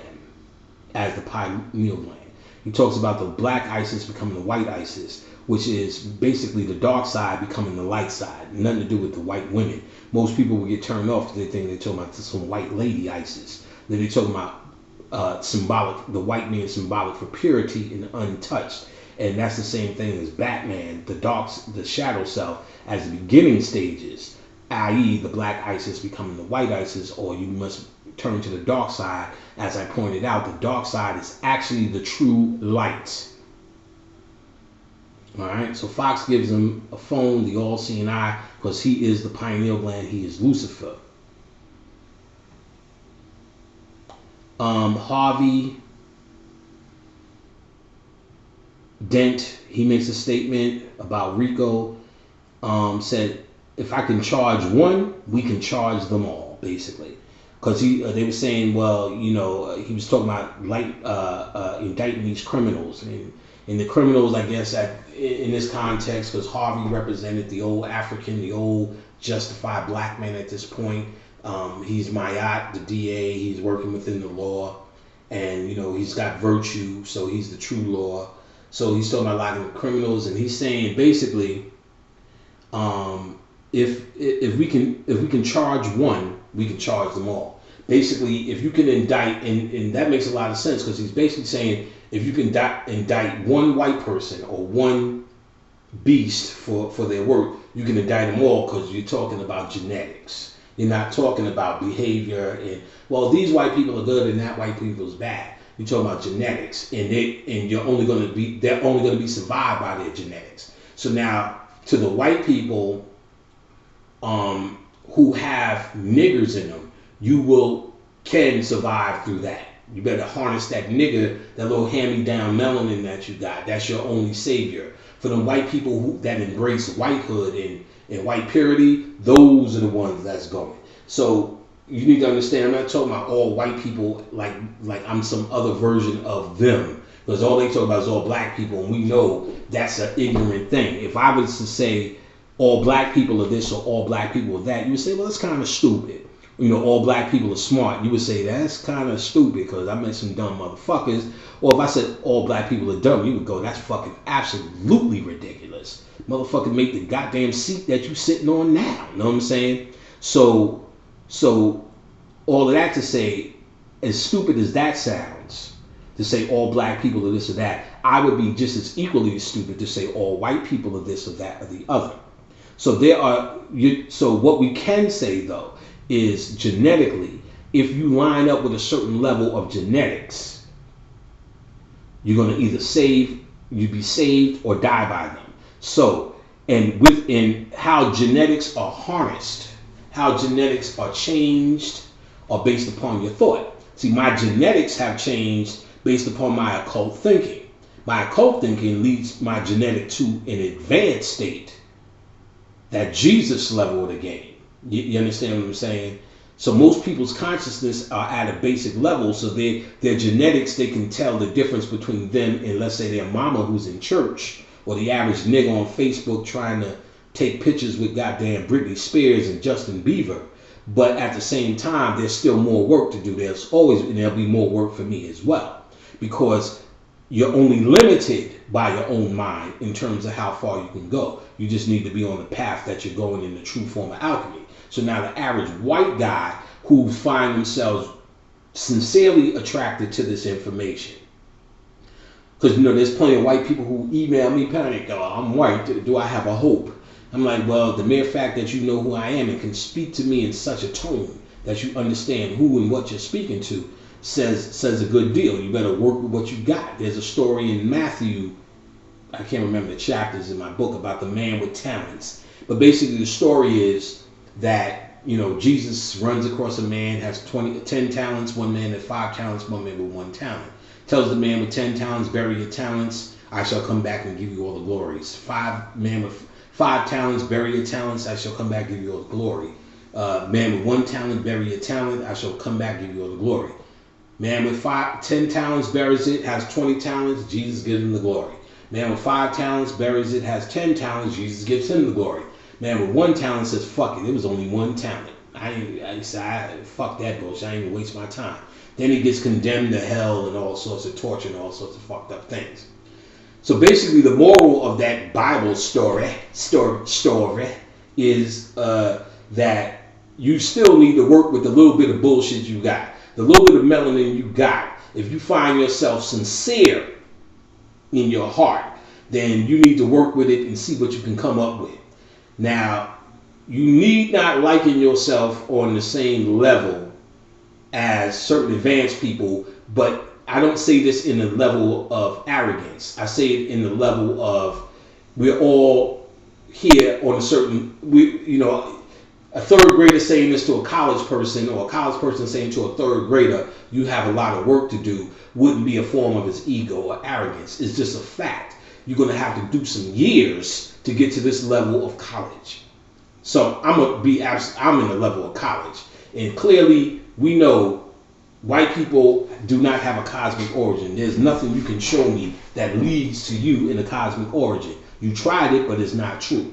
You tried it with Pleiades when we proved that we were from Sirius. When we uncovered ancient information that connects the black woman and the black man to the star Sirius, which is the only thing we have now, is the oldest star system going, is the best, most ancient we got in this existence, at least thus far, because there's still documentation, there's things older than Sirius. But with that being said, since this was connected to the black man, and when we weren't collecting Pleiades, they tried to say they were all Pleiadians. Not true. Not only have I detailed channeled, there's nothing that says that besides their ego and them trying to create a cosmic origin. You're created here out of the black man. And because you were created out of the black man and the black woman, that's what's going to save your ass. But you need to embrace us as your mother and father. And until you do that, you're going to be sitting around this motherfucker, walking around, running around this motherfucker while we're truly running it. And I can give you this as a guarantee. We won't be here every day so you can have a place to live. So those of you who are fucking with this information, you need to submit to who it is your parents are, and that'll be your first step into saving yourself. You get what I'm saying? So when Harvey Dent is saying, if I can catch one, or if I can charge one, I can charge them all. He's talking about on a genetic level. If I could say this doesn't exist in the realm of forever, then all of them go. So all I need to do is prove genetically that one is foul. Take down one and I got them all. You get what I'm saying? So in other words, if I prove one white man was laid on the island of Yaku, then that proves all of them was. Because they all his sons. That's why they did that in the movie Lucy. If they try to prove Lucy, which is considered the oldest woman, was a monkey, then it says all of you came from monkeys. You understand the statement they was making? When we know Lucy's a black woman, then that says the entire existence on planet Earth came from a black woman. So as Harvey Dent said, if I can charge one, I can charge them all. All right. Let me see what I even feel like talking about. Alfred says something to Bruce when he's talking about the Joker, which represents chaos. Alfred says, some men don't want money. They just want to see the world burn. See, remember, chaos represents the Kronos, his sons, which deceived him to be created. If you watch the movie Thor, the second one, where you hear the bad guy speak, and he talks about this dark world, Thor in the dark world, and this world of darkness, he speaks about how this world of light was never meant to exist. In Gnosticism, as I pointed out, this world is considered a flaw, a mistake, a debauchery. And so, understanding that, chaos would want to see this world burn.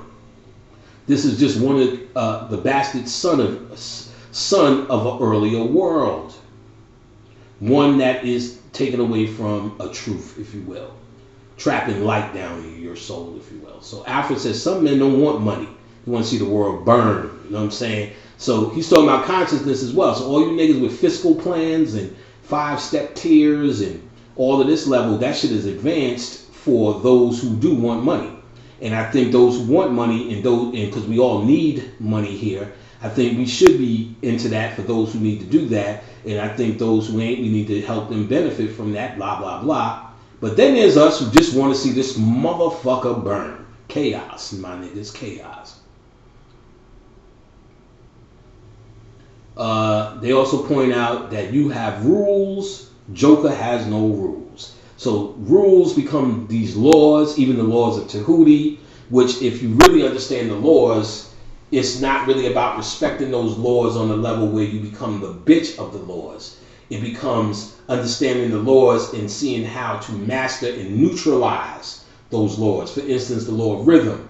And I teach in my class how to neutralize the law of rhythm. You'll never annul or get beyond this principle, as they point out in the Kabbalion or the laws of Tahuti. But the masters understand how to neutralize the law of rhythm, the pendulum swing, the measure to the swing to the left and the measure to the swing to the right. So it says, as a mob guy, the mob guy says, you have rules. But the Joker, he has no rules. He's chaos. Alfred refers to the Joker as a terrorist or terror. So really, the true terrorist that they're talking about has nothing to do with Muslim people. It has everything to do with chaos, in the realm of chaos, and chaos beings, and the enlightened beings. That's terrorists. That's Tara, the terrorist. And Tara becomes Kuan Yin, compassion. So you need to remember, I talked earlier about compassion, and it goes along with terror, or Tara, or Earth, which is terraforming, where this terror happens, and this terrorist is the chaos. Now, as you move forward in the movie, Joker is trying to shoot up Harvey Dent. Harvey Dent says he's the Batman, he's Shadow Self. This Mayak guy, and there's a wild goose chase to get Harvey Dent. The police are chasing him. Joker's in the van. On the side, it says, it's supposed to say laughter is the best medicine, but he drew an S in front of the laughter. It says slaughter is the best medicine.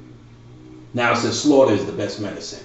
And basically, he's saying basically death is your only way out. The best thing you need to heal yourself is through the realm of death. That's your true answer. Ain't no fucking economic plan. Ain't no baby saving. Ain't no the truth. You're like, well, why don't you just kill yourself? No, that's a cop out. No, if you came down here, that means you came down here to do a work. Whether you get killed by the cops, a piano drops on your head, you get cancer, you stub your toe in a chicken fight accident, or whatever it is that causes your death. When that's your death, you called upon it because it's your time. Your work is done. So a true nigga doing his work is going to die when he dies, and how he dies.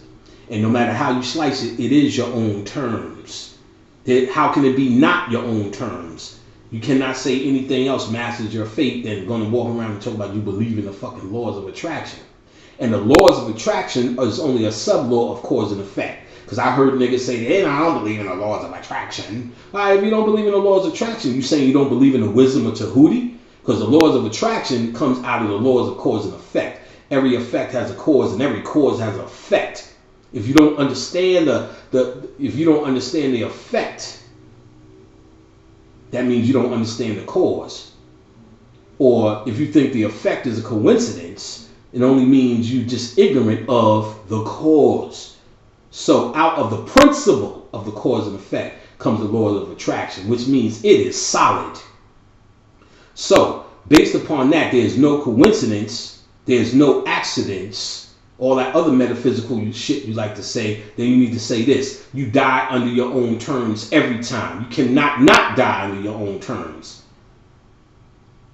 You die of a fucking chicken rape, a fucking muskrat attack on fucking Peachtree Avenue, then guess what?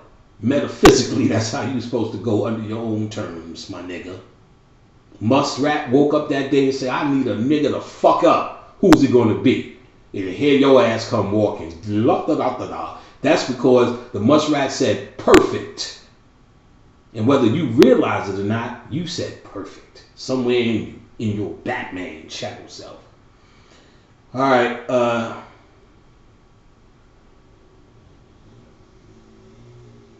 Some of these references I don't even remember.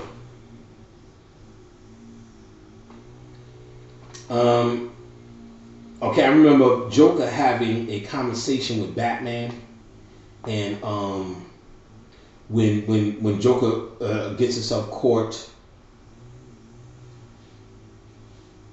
you know, he's telling him how alone he really is. You know, how alone you people really are. You know, he's giving an indictment on humanity, how stupid they are, and what Batman really is. He's trying to tell Batman, as Batman being melanin, how important he is, how chaos and melanin are one thing. So he's basically telling him, I'm trying to read these. But he eventually gets to where he says to Batman jokingly, "You complete me."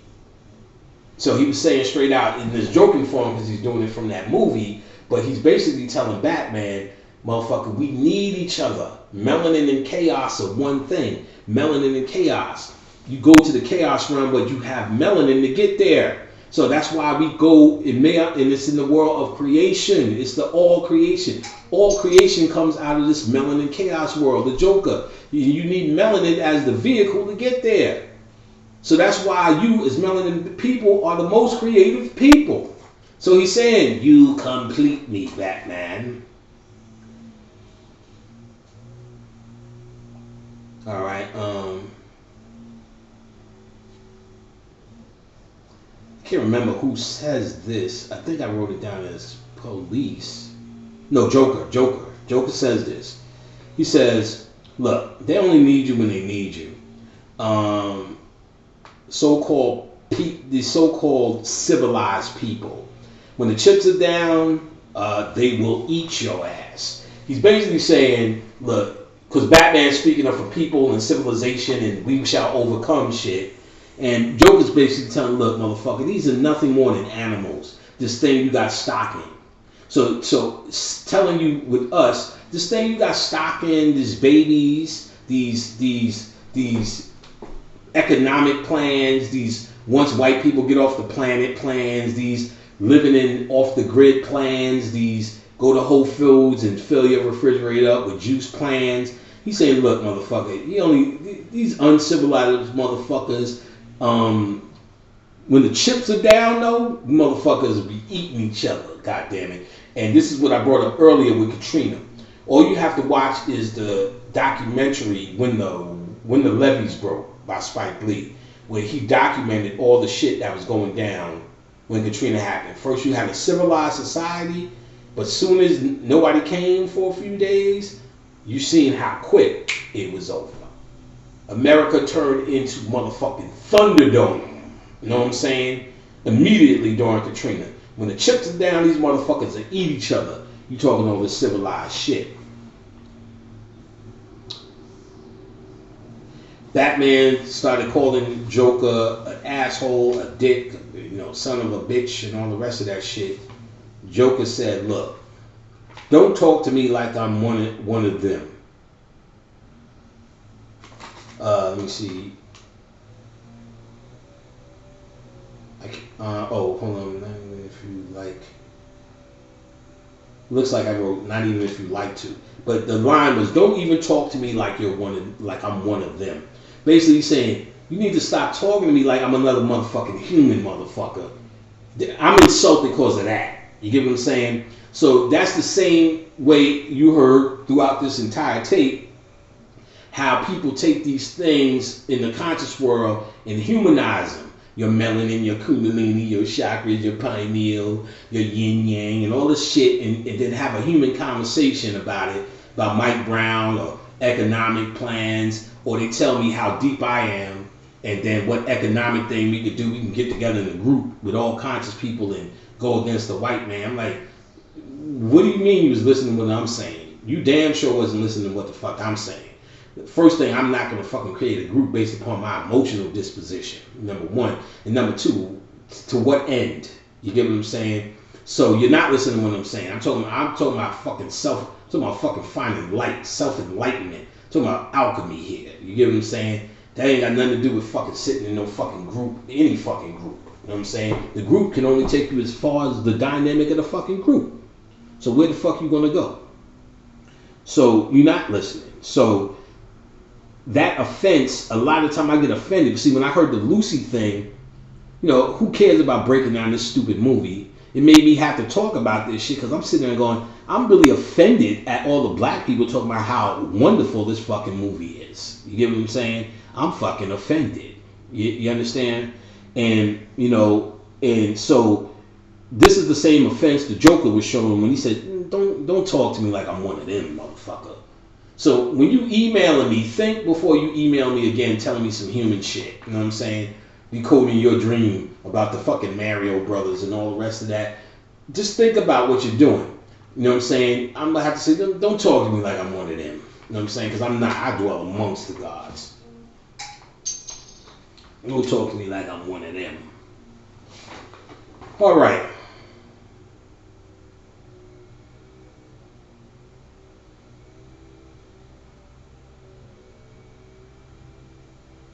I don't remember.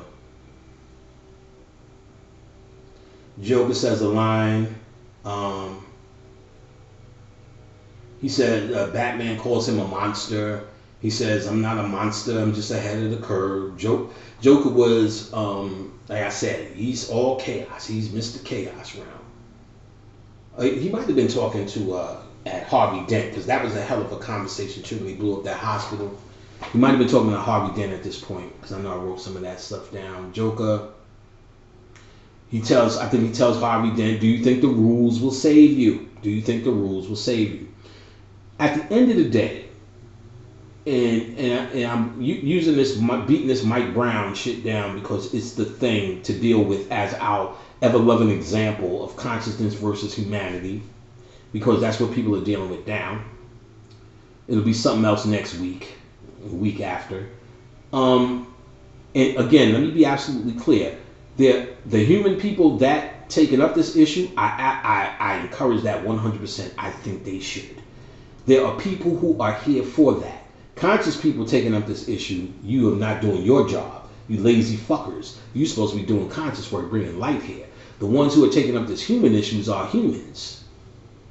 So as long as you're calling yourself human, then have at it. But you calling yourself a god, you don't come around here with that bullshit with me. You a liar. So I'm not Joker makes I'm not a monster. I'm just ahead of the curve. Remember, I told you earlier about the concepts of the Necronomicon and monstrous thoughts in the monsters. So he was speaking to that. Do you think the rules will save you? Again, even us trying to call this white man on his police brutality, we're still trying to operate within the realm of the rules. Do you think the rules will save you? Unless what you need to do is operate outside the boundary of rules. If you really want to get this white man, y'all niggas need to return to some magical work. You return to that shit, you are operating outside of the rules. So, when the Joker said, do you think these rules will save you? Now understand this. A little bit early in the movie, Batman had to make a choice. between Rachel and Harvey Dent. Now this choice became, this is what made Harvey Dent the primal version or the Earth version of Myat, good and evil, two-faced. He became two-faced. This coin became the side of good and evil. Rachel has now been absorbed. She was the old Myat.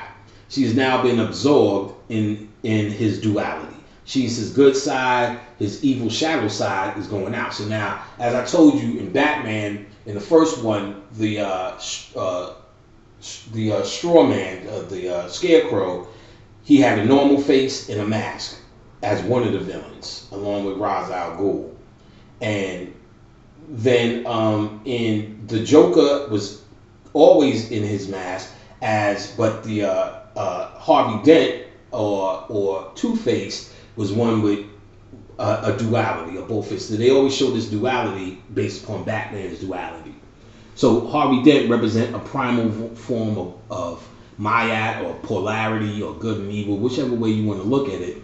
But he actually absorbed Rachel. You know what I'm saying? Right, she becomes his good half.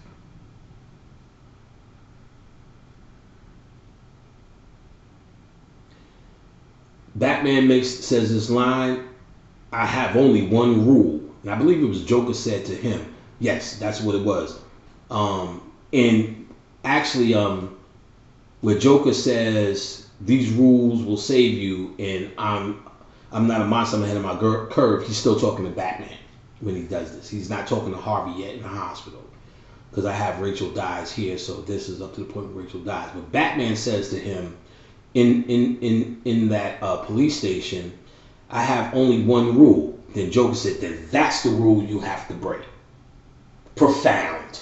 Because he's basically saying, it ain't even about what the fuck you fitting to tell me and how deep and how balanced some rule is. The mere fact that you have a rule in this fucking place, that's the first thing you need to break. So it's basically whatever it is you calling yourself or doing or saying that's what it is, that's to be conscious, that's the first thing you need to throw away.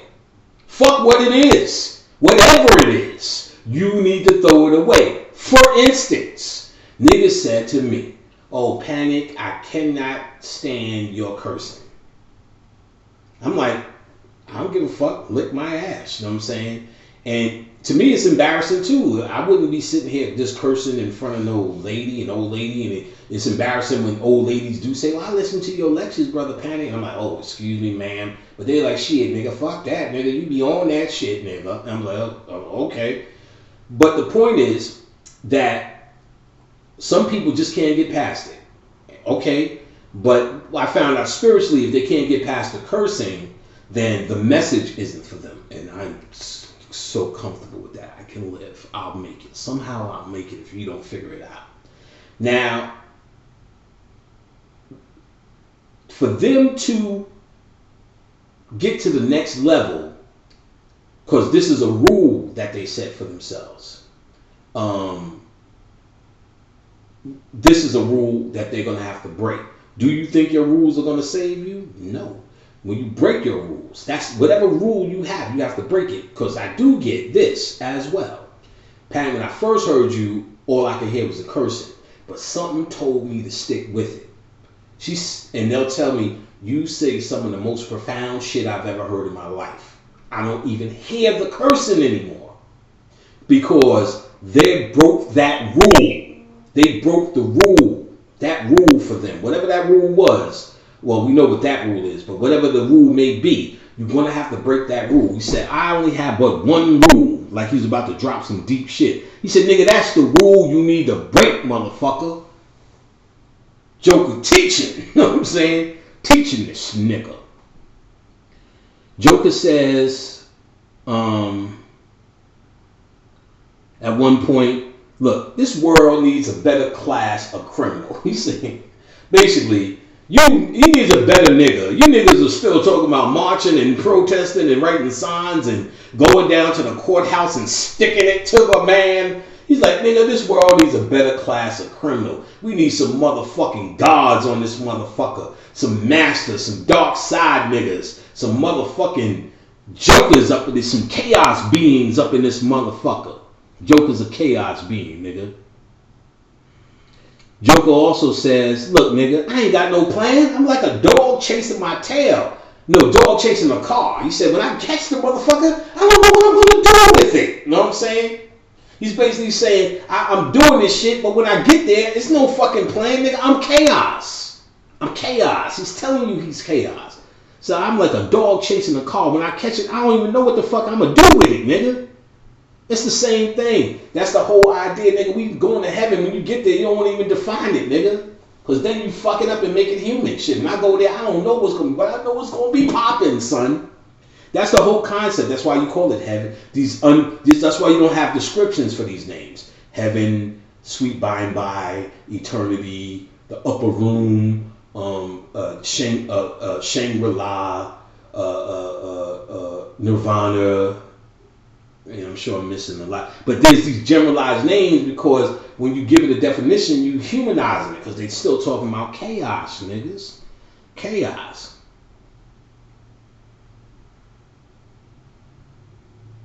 Let me say, I don't know what this means. Schemers, I'm no schemer. I can't remember.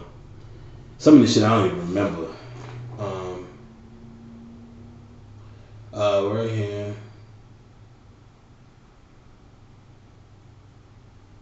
Okay, okay, this is where he's talking to Harvey Dent. And I kind of remember he was telling him, nah, this ain't nothing personal. You know what I'm saying? I'm not a schemer. And he said something about this ain't nothing personal, nigga. This is about the science. You get what I'm saying? So when he's telling him it's nothing personal, that's exactly what I'm telling you. Because I'm having a human experience, I can look at this Mike Brown thing and tell you how I feel about it personally. But first and foremost, you shouldn't be interested in how I feel about that personally. That should be very uninteresting to you. A person, that's where you come into the realm of everybody's opinions are like their asshole. So we can talk about this personally all day, and I feel like this, and I had a cousin, and I had a brother, and a black man like this, and they did that to my sister. Then what you're really hearing is a sermon. You get what I'm saying? Something for me to inspire something emotional in you, which is personal. So what Joe's saying, this ain't about personal. We're talking about science here. You know what I'm saying? What's the science on this Mike Brown shit? And we done told you, and we know the science about laws of it. We ain't even getting into nothing deep with that. We still talk about the laws of attraction. Talking about no death is a fucking accident, or no death could be put upon you, that everything that happens in existence is called for. That's some of the basic shit you learn in metaphysics. So if we even get into science, it's not personal. If you use your metaphysics, it's like, okay, has a purpose. Of course, the purpose for humans is for them to rally, but for you, that ain't your purpose. Or is it? Or is it? All right. Right. And okay, he was calling Harvey Dent a schemer. He said, look, you was a schemer. You had a plan. But he's basically saying that bullshit ain't work out because chaos enters into it. See, because you ain't going to get rid of the chaos melanin factor. So you niggas is trying to scheme and plan. It's never going to work. That's what the Joker was saying. That's why none of your shit works now.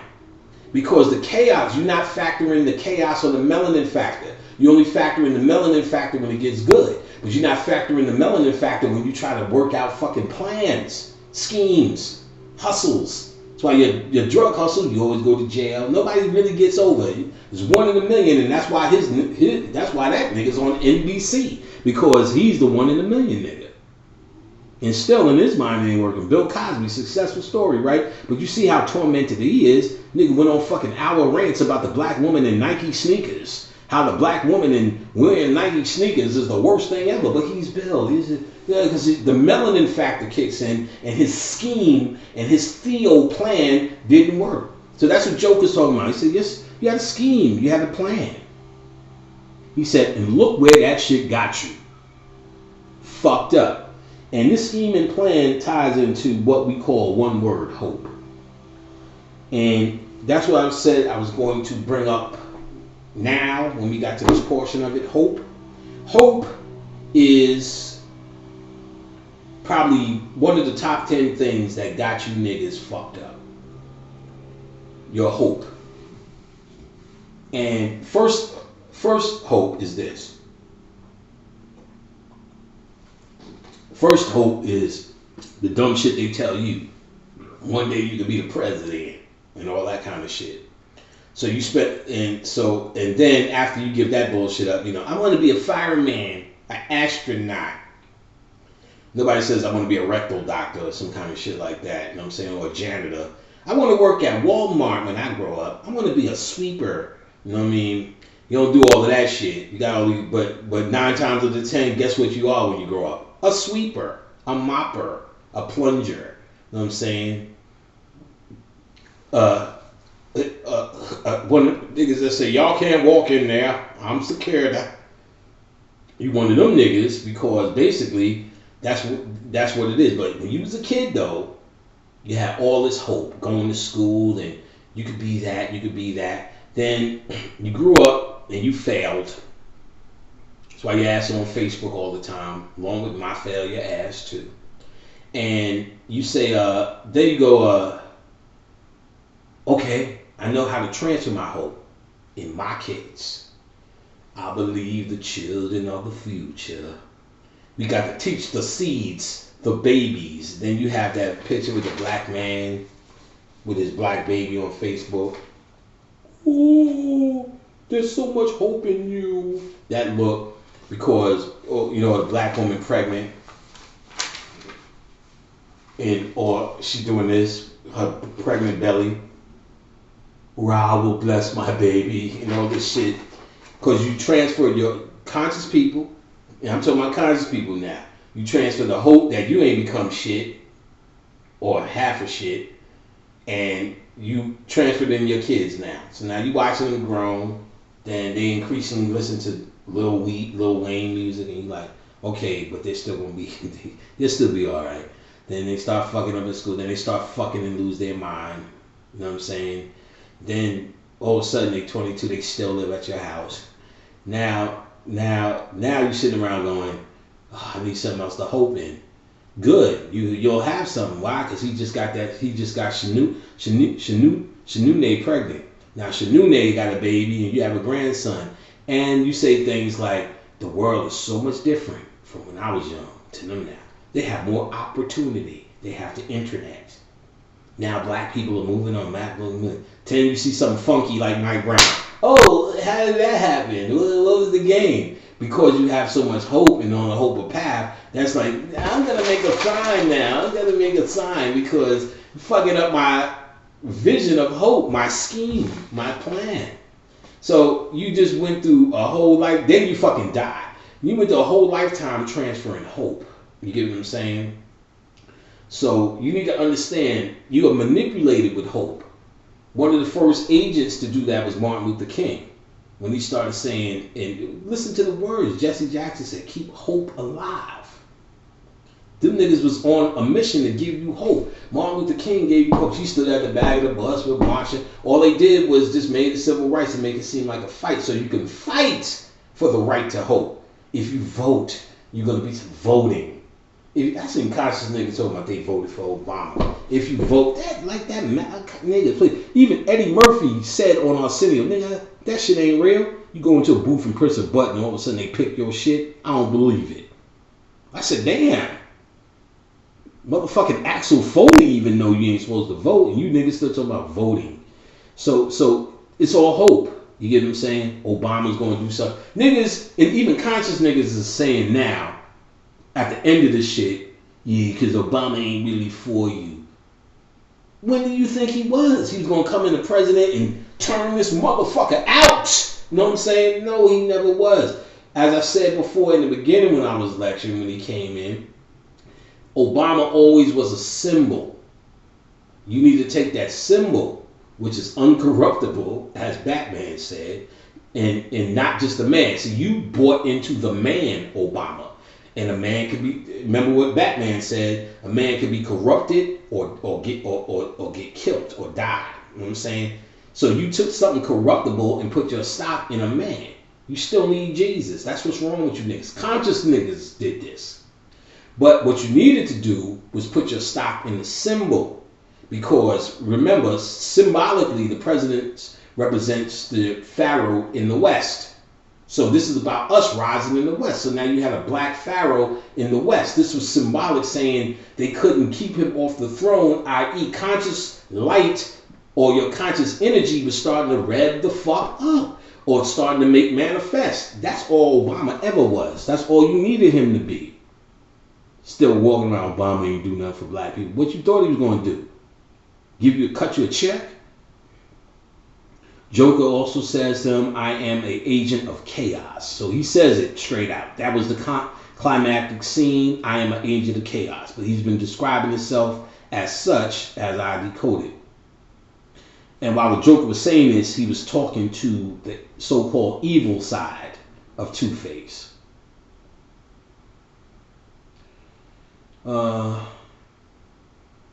so we can move on to the grand finale of this second movie, where Joker sets up his plan and they're going to blow up a boat.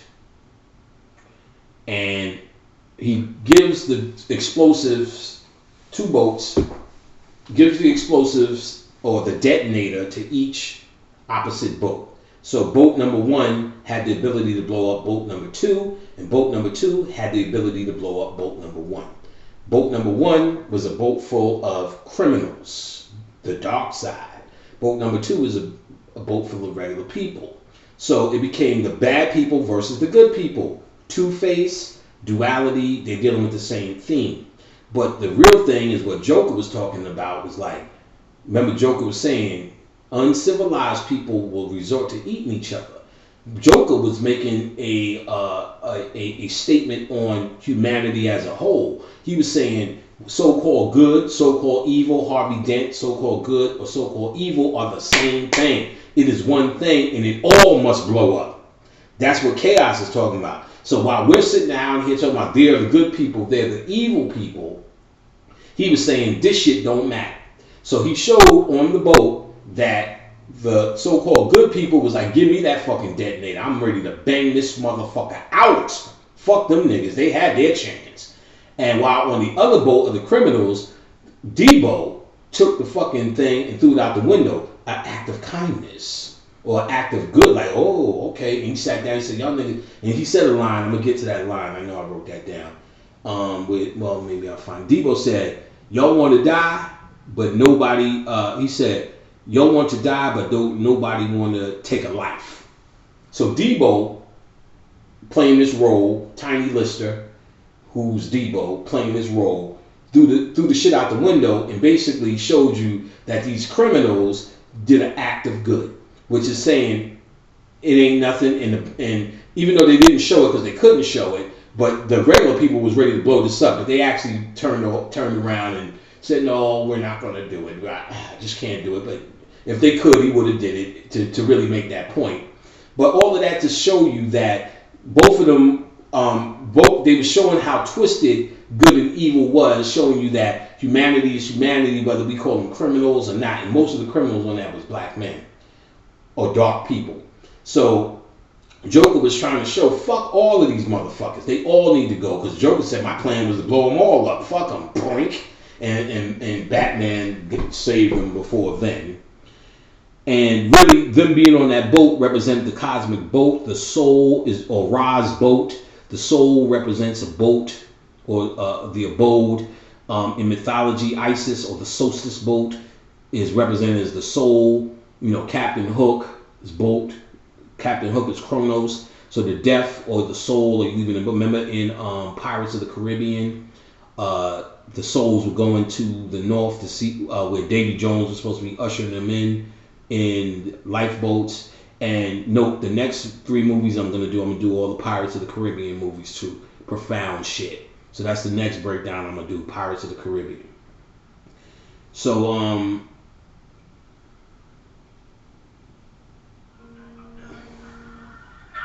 on a second. Hello? Hey, sweetie. I'm in the middle of recording right now. You on the way home?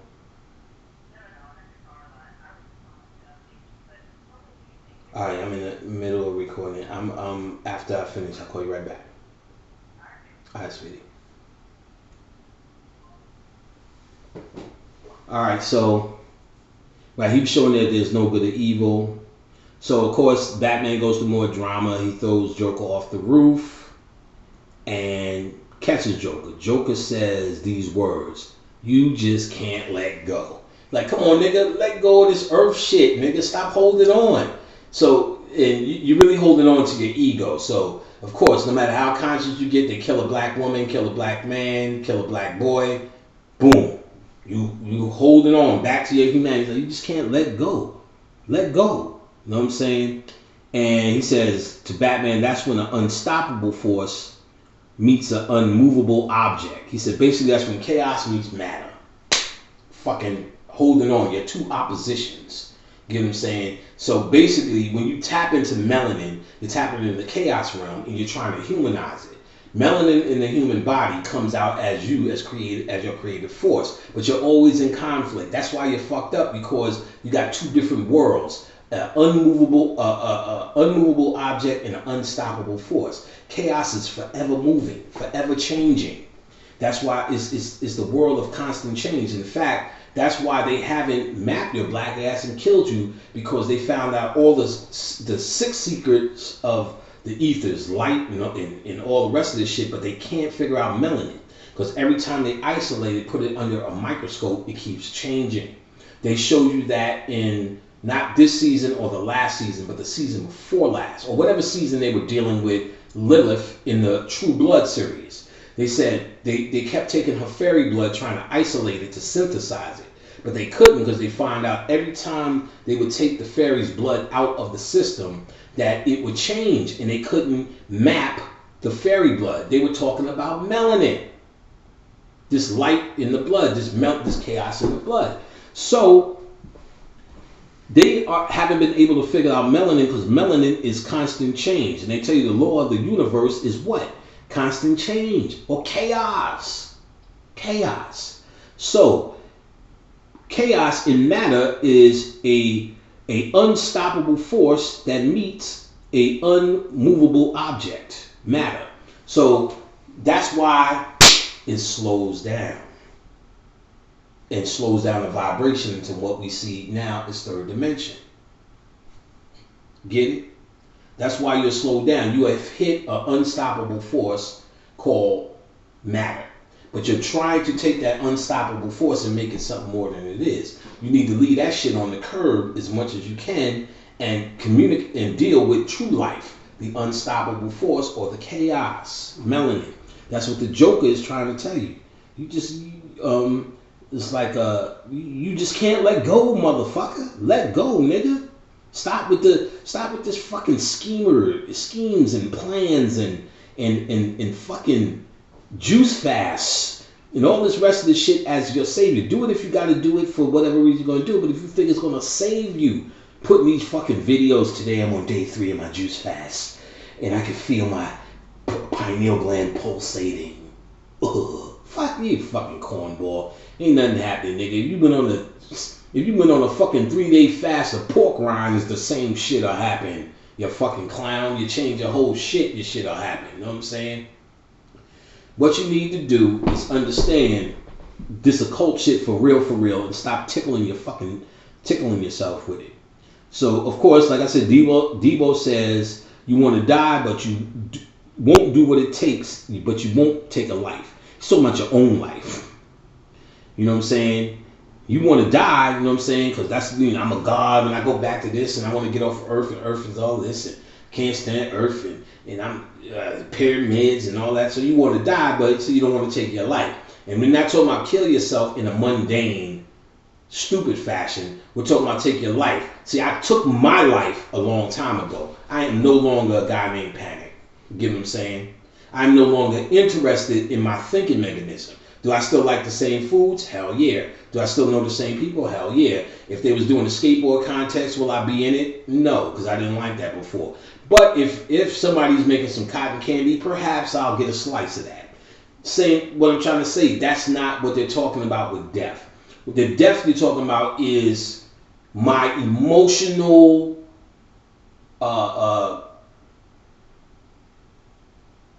and I'm gonna find the perfect word, my emotional addiction to my plans, my schemes, and my hope. That's dead.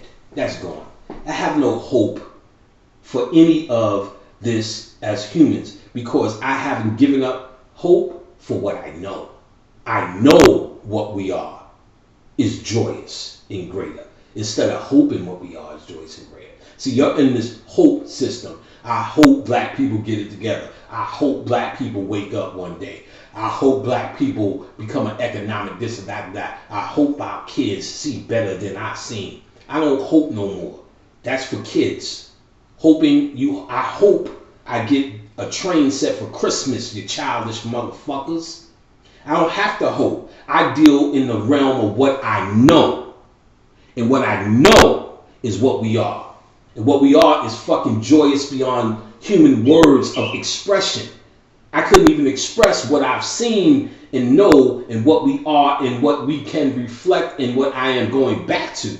So I don't have to hope that. I know that. And knowing that means I've given up the childish idea of hope. The childish idea of planning and scheming. The childish idea, you know what I'm saying, of trying to live and do better. Be a credit to your race. All that shit. Ridiculous. So you don't know how to take a life. The only life you need to know how to take is your own life. Your own life. Stop walking around here thinking who you are with your fucked up agenda. Your fucked up Facebook statuses thinking you doing something magical. Tell me why, nigga. Why, nigga, why? Take your own life. You should be dead by now, motherfucker. And it's dead to the hope. Dead to the hope. Not dead walking around here, not being able to go to Six Flags or not being able to go enjoy a movie or peanut butter brittle because you're mad and conscious. Has nothing to do with that. Enjoy shit. What else do you got here but peanut butter brittle and fucking sticky buns and motherfucking, fudge sickles or whatever the fuck it is you like. Shit, you might as well indulge as much as you humanly can because that's really all you got in terms of your human satisfaction. You know what I'm saying? But we're talking about emotional illusions. Emotional illusions that you are holding on to. Emotional illusions. You need to kill that. That's who you need to kill. That person who holds on to that. Whoever that personality is. Whatever that motherfucker's name is. You need to murder that motherfucker immediately. You need to be able to take a life. So towards the end, after all the how Batman makes the speech because he's melanin. Get the dogs on me. Make me the bad guy. People don't need the truth. People don't need the truth, the Dark Knight, blah, blah, blah, blah. Because he's basically saying we're still going to hold up Harvey Dent, this evil guy, this bullshit guy, the true version of Magick. We're going to hold it up as a fake justice. So Harvey Dent becomes fake justice now. The same justice system that we know today. This fake justice system. And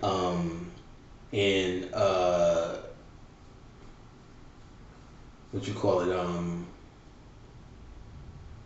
Batman, melanin, becomes the bad guy. Black people become the bad guy. He said, make me the scapegoat, put the dogs on me, make me the scapegoat. So this conscious Batman becomes this dark guy who, regular nigga. I'm trying to, when you have a plan,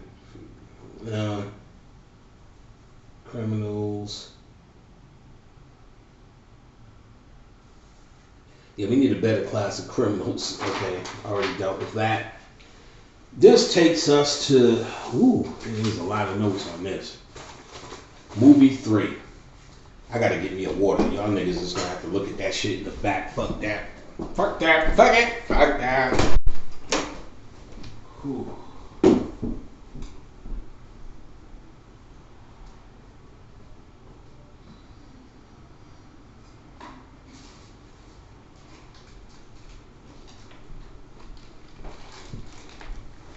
Alright, fuck it.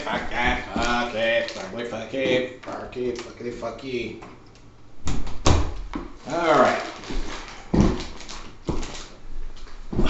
Back in this motherfucker. Back from break. Got me old water. I've been on some Skittle shit lately, y'all, so y'all got to excuse me. The pink Skittles for the hot chakra. Give me a little sugar rush going. That's right, Brother Panic eats Skittles. Alright.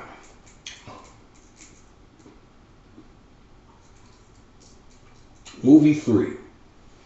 Now I like this the best. So we've got Batman, the Fall of Man in Melanin.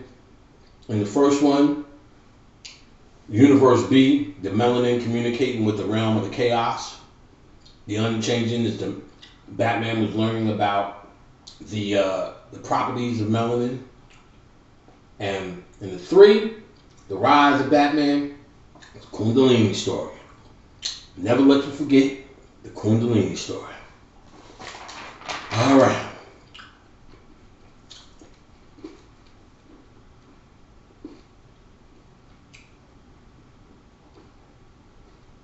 Use notes.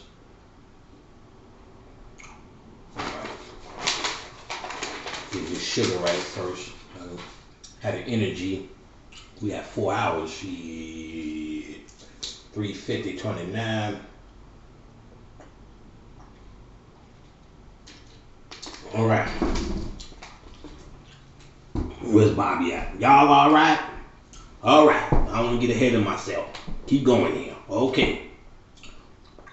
Kundalini. Y'all all right? All right. Okay. So the third one is a Kundalini movie by the name Batman Shall Rise. Now he understands the world he's going to. He has to rise. They introduced, in this movie, they dealt a lot, again, as they always do, with duality. This time they dealt very hard with the yin-yang energy. Catwoman, Bane, and what was her name? Miranda Tate. It's a goddess.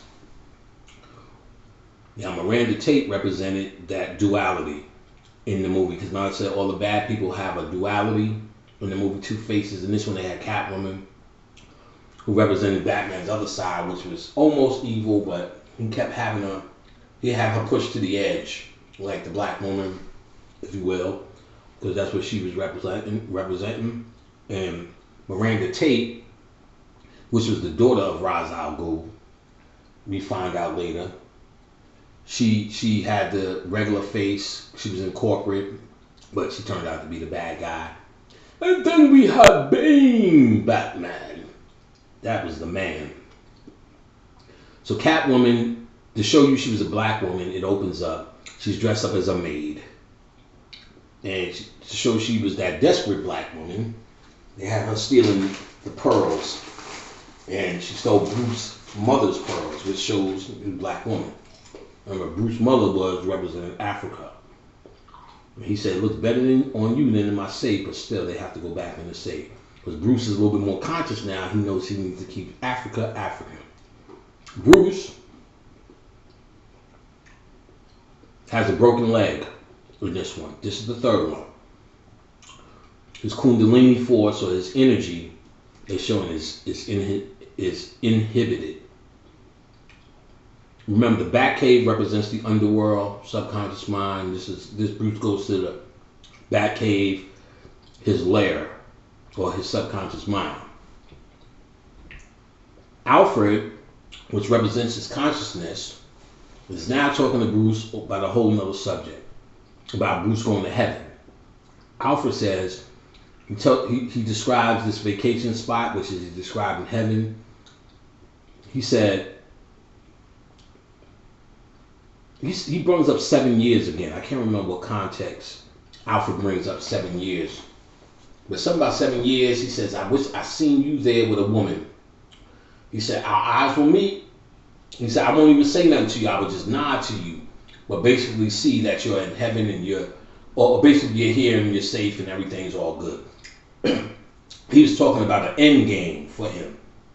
Alfred is his consciousness saying, look, nigga, it's time for you to get out this body. It's time for you to rise, nigga. Okay, that's what I remember. He said, I never wanted you to come back to this motherfucker after the 7 years. Basically talking about when he left for 7 years when he was in the League of Shadows. Now, Bane also, is when they show Bane moves into the sewer of Gotham, Gomorrah. This is the underworld.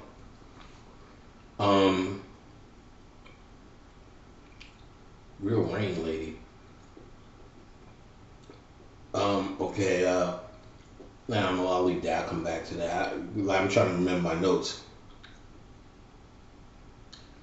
Bane, Catwoman, Batman, and Miranda Tate all represent yin yang force. First I thought it was Catwoman, but I seen how they do it. They remember, if it's a Kundalini story, Bruce Wayne is represented as Jesus. Jesus is the ultimate Kundalini story. So there are two thieves that sit on the cross by Jesus. In this movie, it was Miranda Tate, and she was, because it's a light and a dark, because these thieves are actually representing the body as the Ida and Pingala, two nerves at the base of your spine, and it's at the Jesus gets crucified at Golgotha. Golgotha is also Gotham City. So Jesus, Golgotha, is also Gotham City. And at the place of the skulls, Golgotha, there are two thieves that Jesus said he's going to take to heaven with him. These eventually become those two snakes that intertwine, and they intertwine as yin-yang force, the same way Batman and Catwoman were intertwining. Batman, Miranda Tate and Bane were intertwining. Catwoman and Bane intertwined when Catwoman sold Batman to Bane. So it was all four of them represented, first of all, the dark Isis and the dark Osiris, and you can say the light Isis and the light Set Nephti's Isis and Osiris. Now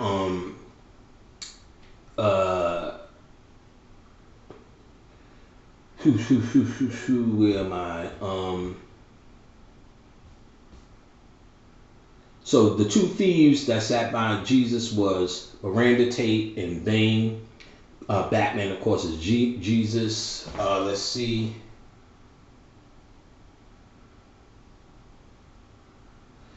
I'm trying to remember this. Bane said something about mining operations in West Africa. A coup. Oh, okay, no. Alfred says when he was finding information on Bane, he said Bane was behind a coup in West Africa, and based upon mining operations. That's another reference to Kundalini. And another reference, Alfred says you have to invest to restore balance to the world. Another talking about Kundalini again.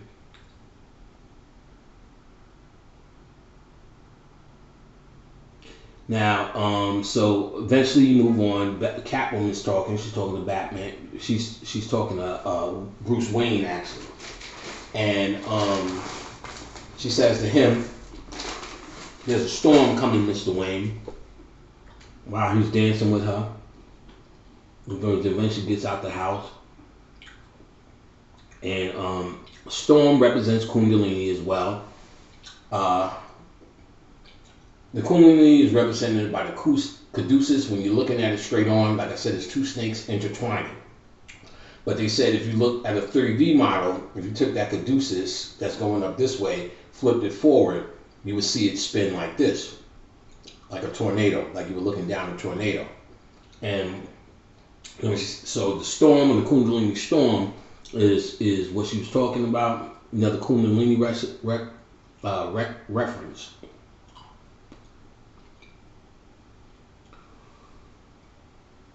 Fox is talking to Wayne. these notes. I suck at writing notes. Look at this, I don't know what the fuck I was on when I was writing about. I must have been excited when it was going down.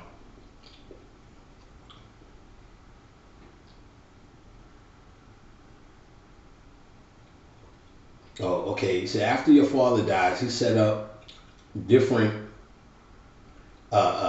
companies or something, whatever. It was some Osiris thing Fox was talking about. He's saying, you know, he was, Fox was talking to him. When you listen to it, you'll hear him talking about his father. It was some real Osirian conversation, all the things. He's talking to him as if he's Haru, all the things that his father set up. Now, he's also showing him more gadgets, and he talks about this autopilot. And he said, well, I can't figure it out. He said, can't figure it out. He said, well, I was trying to be modest. It takes a less busy mind to figure it out, a mind like yours. So basically, Lucifer is saying, look, motherfucker, I got a lot of shit going on. Because you're a human, you now have a less busy mind. You're here to figure shit out, so you can figure out this autopilot. Now, Alfred now is still talking to Bruce Wayne. He's telling him about Bane. He's like, look, motherfucker, every once in a while, something comes out of the pit, or the pit throws something back. You know what I'm saying? And he explains how Ra's al Ghul threw this motherfucker out. You know what I'm saying? So it's basically saying this is another nigga that was cast down. See, because the Ida and Pingala, which was Bane and the girl, they were both in the pit. And they're basically saying they were both at the base of your spine. Because remember I said they're the two thieves. So these two people were both in the pit before. They were both at the base of your spine before. They were both thrown back by Ra's al Ghul. Ra's al Ghul meant melanin, shadow self, and all the rest of that hot shit that dwells up at the top. He said, no, we threw these motherfuckers in the pit. He said, eventually the pit throws something back. Kundalini. It throws it right back. Come on now. They giving it to you. So now, of course, you can't do any movie without the activation of the chakras. This is where the movie turns into a chakra movie. And y'all gonna get a kick out of this. Watch Bane, because the next scene they show Bane making his move. And his move was to go to Wall Street and get some money. Get this score, the pot of gold at the end of the chakra rainbow. He walks in with a red helmet. That's the chakra. You will see in that room, and they systematically show you all the chakra colors. A nigga wearing purple, a nigga wearing orange, a nigga wearing yellow, more niggas wearing red, green, so on and so forth. They're going through all the chakras. So Bane showing you. We done open up the chakras. We got that out the way. Cut that bullshit out. We done open up all the chakras. And where we at? Red helmet. So you will see they start to chase. After they run out, they start to chase. And they actually go through the chakra colors again while they're doing the chases. Green, blue shirt. The computer represented the pineal gland because they were trying to get the money from the computer. So they were trying to open up the pineal gland. Batman gets the computer, crashes the pineal gland, and then when the cops start surrounding, Batman ascends, goes into the crown chakra. So in the middle of the movie, they showed you the chakra story. Catwoman representing the black woman, or the feminine energy, if you will, or her as the key. What does she do? She's a safecracker. So that's why the black woman will be the one that's going to open up the locked doors for your ass. So Catwoman represented the black woman, feminine energy. And so she opens the safe, or third dimension, or the key to third dimension. I can't even read this shit.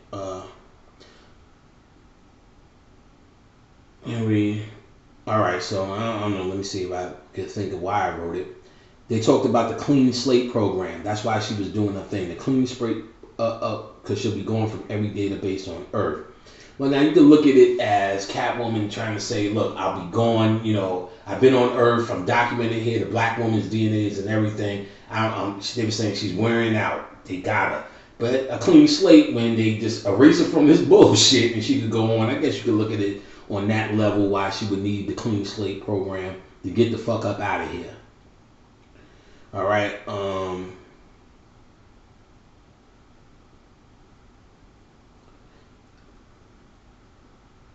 Okay. So I remember Alfred arguing with Batman. He tells him to, you know, stop the bullshit, let the truth have his day. Basically, he's telling him, nigga, let this consciousness rise. You know what I'm saying? Let it rise up, player. Cut it out. Stop with the bullshit. Holding on. Let your kundalini rise, nigga. Stop walking around all fucking stuck. You know what I'm saying? All right. All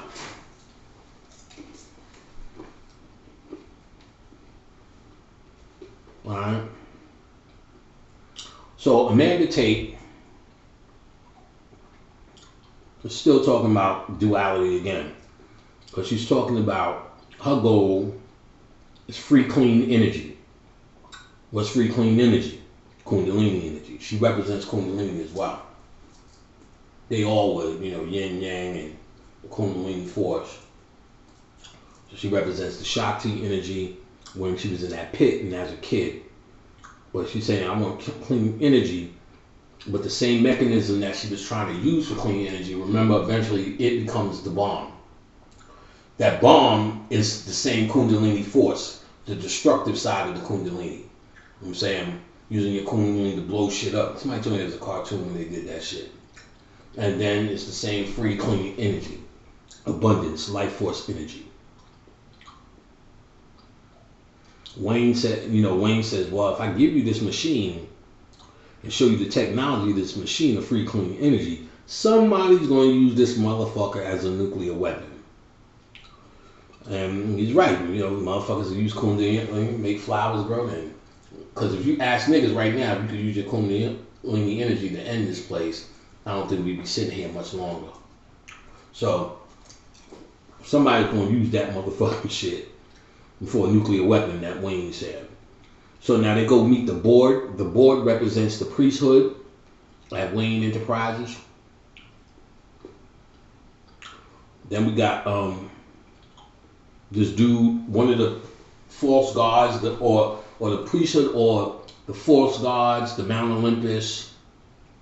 Remember, they the gods, they're the ones that cast Lucifer off the council, Lucius Fox. Even though he's there now, they had to because they already put him back in the first one. But they represent that demiurge, the one dude trying to take it over. You know, he's not listening to Lucifer. He's trying to get Wayne kicked the fuck off. He's like, basically, why is Wayne here? You know what I'm saying? He's fucking up. You know what I'm saying? He ain't doing nothing. He need to go. He bounced. Lucifer even said he got a point.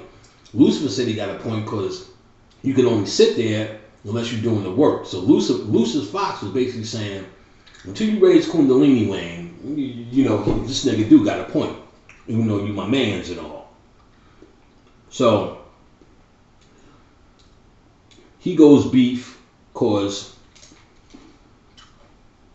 the fake chakra work didn't work. He was trying to get riches at the end of this rainbow into the consciousness. So when they tried to take over Wall Street and it didn't work, you got this dude beefing, one of the dudes from the board.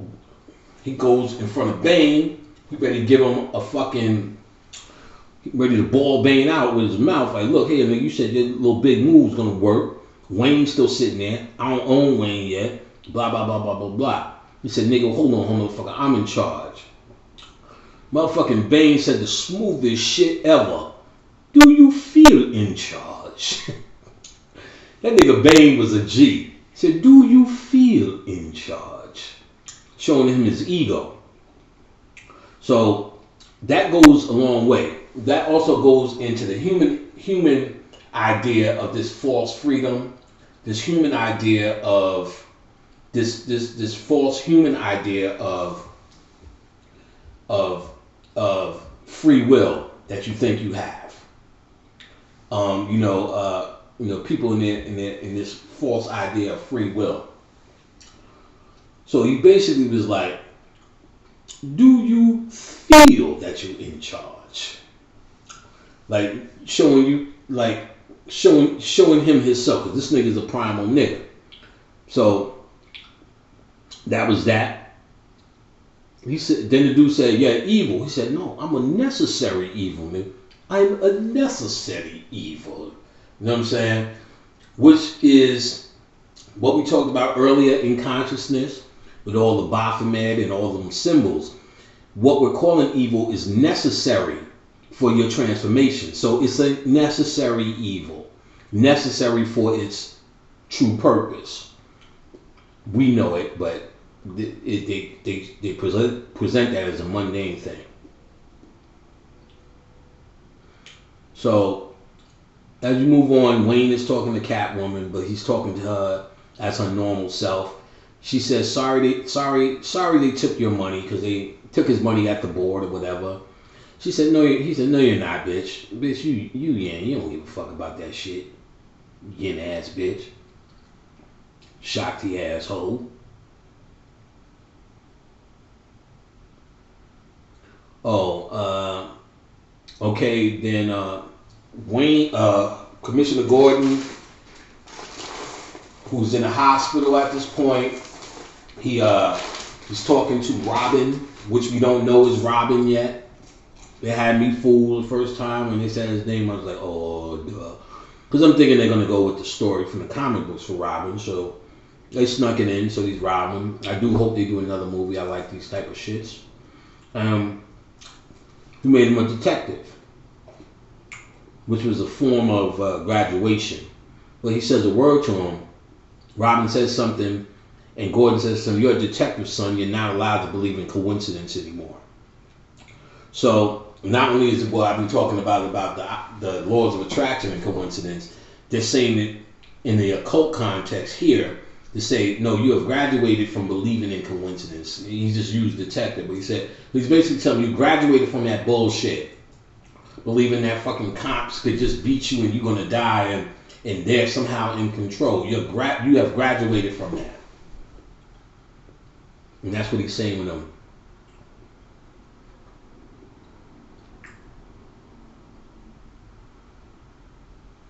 I got so many notes, I don't even know what I was trying to make a point about anymore.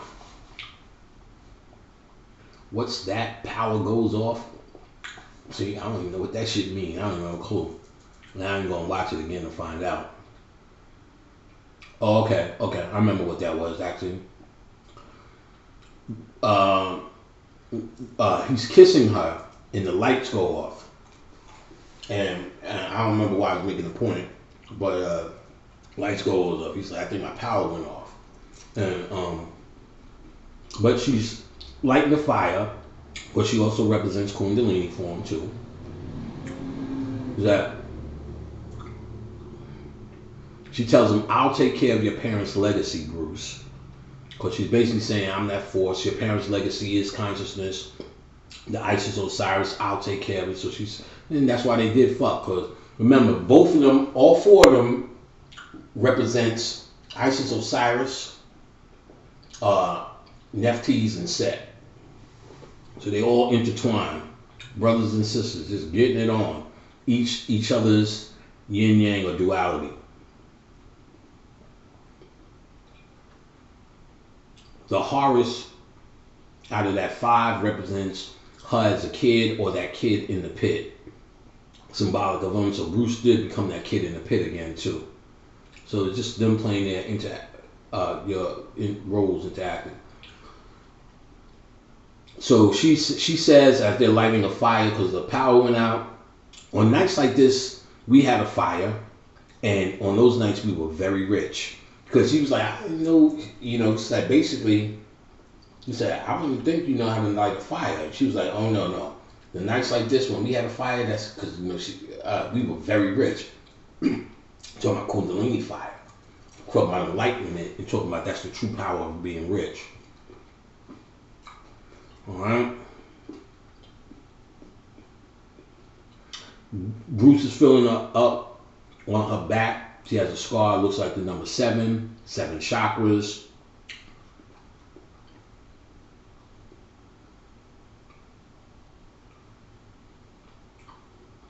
She tells Bruce, we could leave. Take my plane. Go anywhere you want to go. He says, someday, but not today. Basically, Bruce is still stuck on Earth. She's like, look, man, we can bounce right now, nigga. I got the Shakti force. Got a 7 on my back, nigga. We just lit a Kundalini fire. Get my plane and just get out bounce on, nigga. Not now, motherfucker. Not now. He ain't ready. Alright? So basically, Catwoman brings Batman down to the subway. She's going to sell him out. And they show a perfect scene. Because while we now thinking it's all about him and Amanda Tate, Amanda Tate is his balance, they show subtly, subconsciously, that Catwoman is going to be his actual balance. So remember, in the end, he ends up with Catwoman.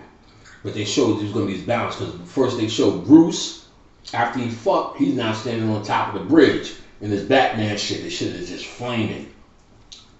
And then they showed the next scene, Catwoman in the subway, bowed down in the underworld.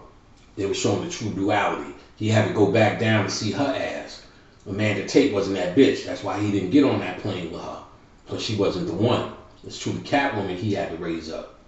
Because you remember throughout the movie, he truly was trying to save her all the way through.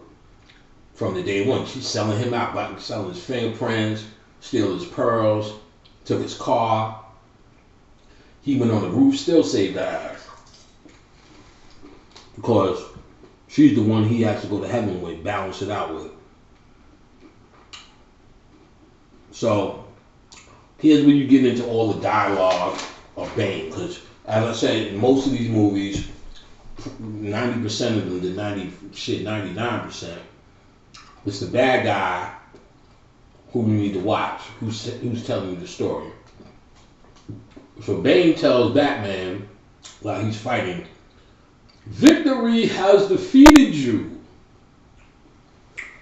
Probably one of the most profound things said in this movie. Victory has defeated you. Why we are failing is the very thing most black people are holding on as a source of their pride, their victory. Black man, I built the pyramids. Black man, I started this. Black woman, I'm the mother of civilization. Black, we have nice ether hair. We have melanin. Black women, they can't dance. Well, that's true. But the white person who's walking around this motherfucker is basically going, victory has defeated you. Because you already feel victorious. You don't feel with all of this shit that you have anything to do.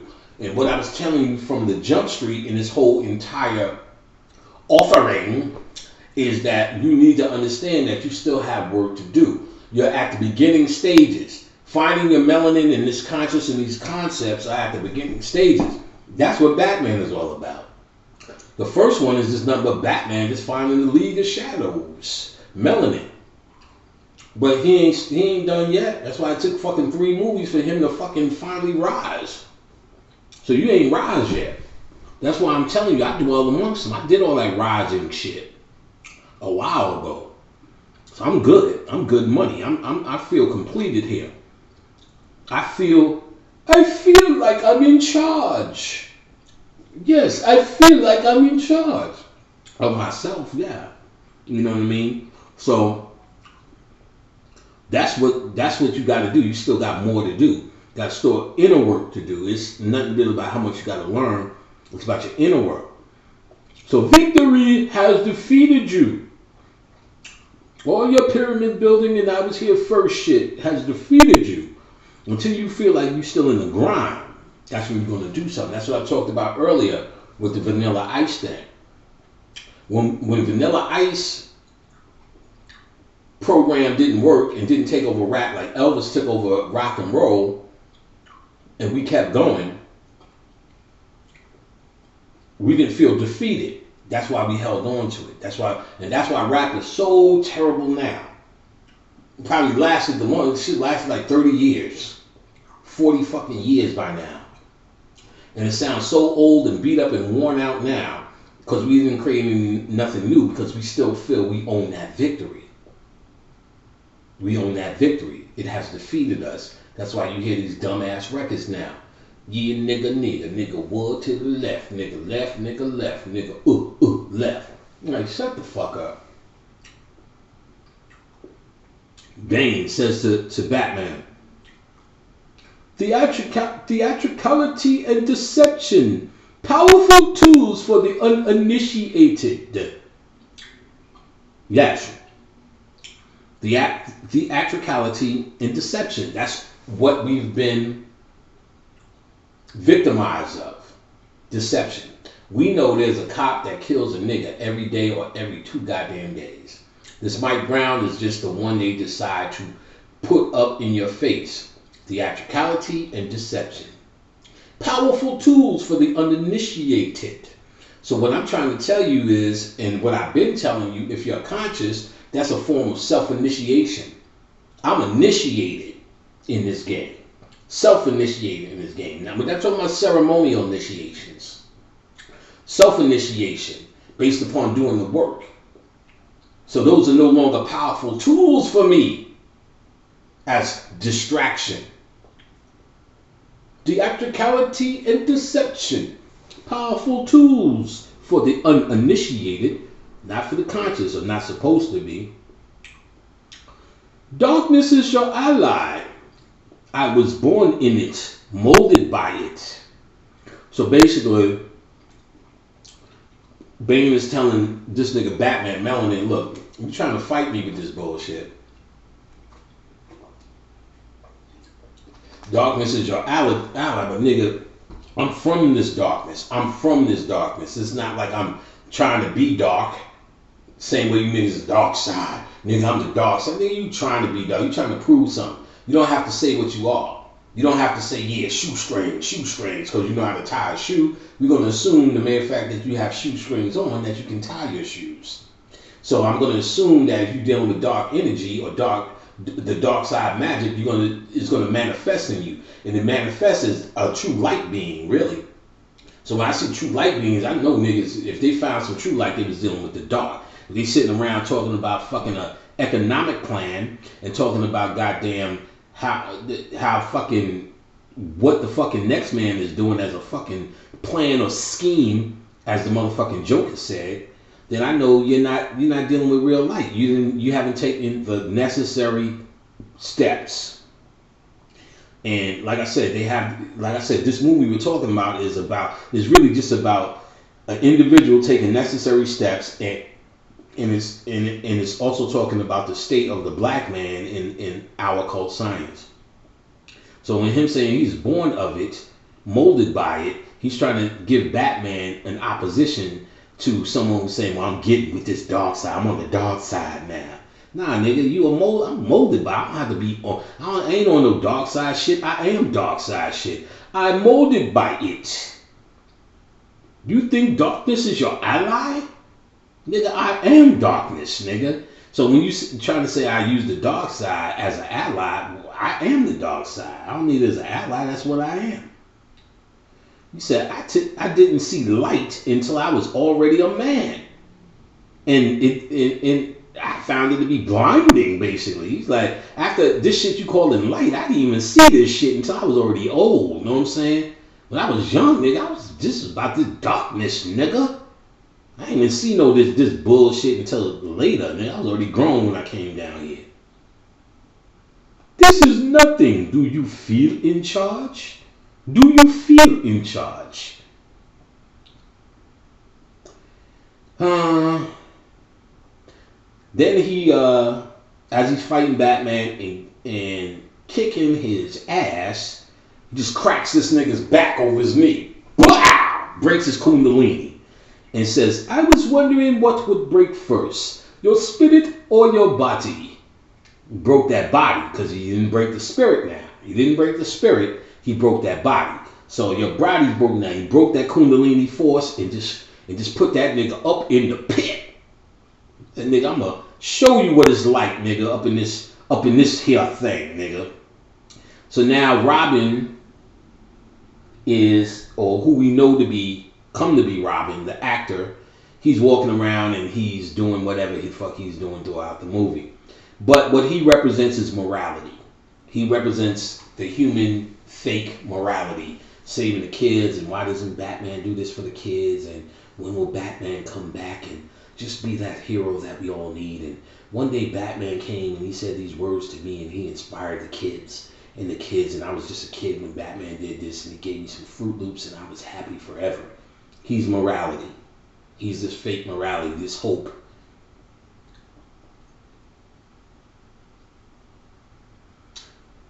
So Wayne said to him, while he's in the pit, Bane is talking to him. Wayne said, why don't you kill me? Bane tells him, death is too easy. He said, torture me? He said, yes, of your soul. So he's saying, basically, I'm placing you in humanity. I'm not torturing you, I'm torturing your soul. And torture of your soul is to put you in this pit called humanity. So, he said, oh yeah. Now, Bane said, I'm going to let you watch, though, what's happening in the real world, Gotham, basically. So he's basically saying, I'm going to let you see all this shit. I'm going to burn this whole motherfucker down, and you ain't going to be able to do shit, motherfucker. But sit there and hope. He told him, your real torture in this pit is hope. He said it. He said it. The real torture in this pit is hope. I cannot go in enough at the top 10 on my list of what it is that got niggas fucked up. Hope. And it's false hope. But hope, this idea of something's greener on the other side, or something that's going to happen down here that's going to change your circumstance. That nigga said, I'm going to show you hope of someplace you ain't going to never see again, motherfucker. Hope. He said, Bane told that motherfucker, I'm going to get you so desperate, you're going to be like a shipwrecked man who turns to seawater to quench his thirst. Goddamn, that's death. That's like the black man turning to the white man for hope. Or to quench your thirst. The same way you niggas think they're fucking a white man's education is going to get you out of this.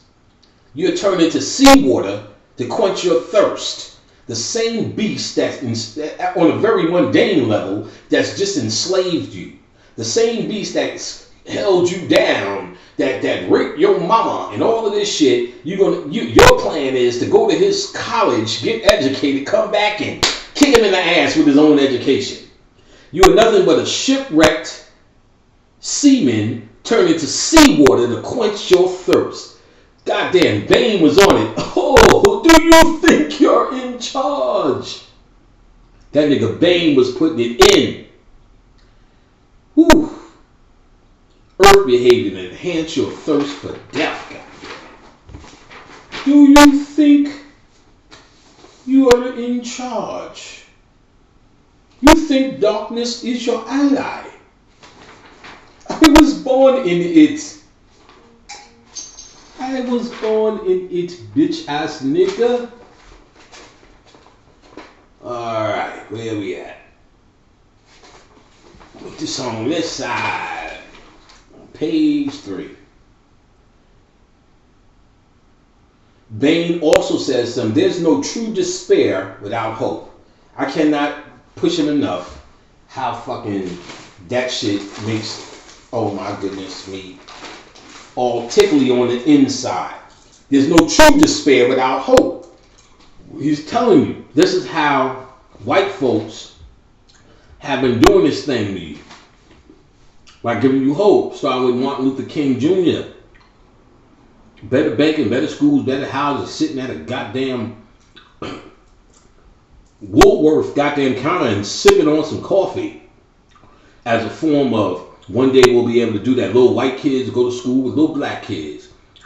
So once you started incorporating this hope and seeing these little victories, this is when they was able to give you true despair. There's no despair without hope. Do you feel you're in charge?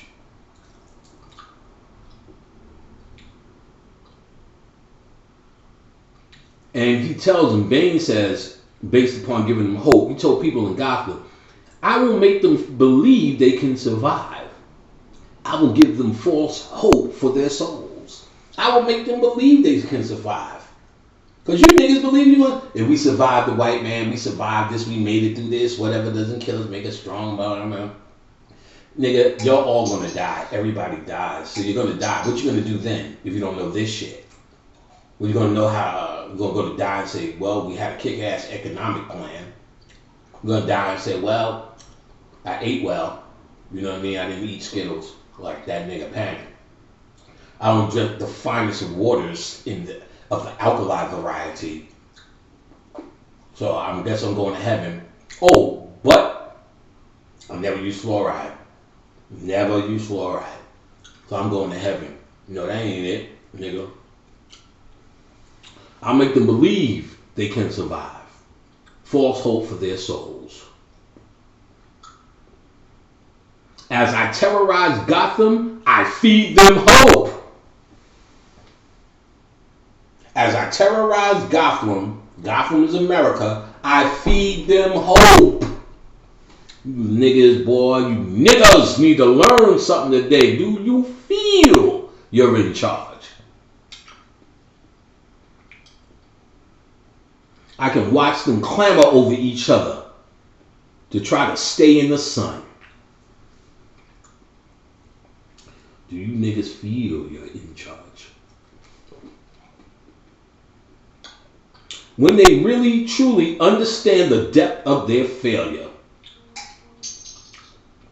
When you truly understand the depth of your failure, Gotham will be ashes. Now, here's what he got back in the occult, because the ashes represents the rise of the phoenix. He's saying, when I really kill your monkey asses, that's when you niggas can rise. Bane's about it. He about it, nigga. Bane is about it. He can come over my house and get a steak anytime. Bane can always get a cup of Hennessy here at this location. Do you feel you're in charge?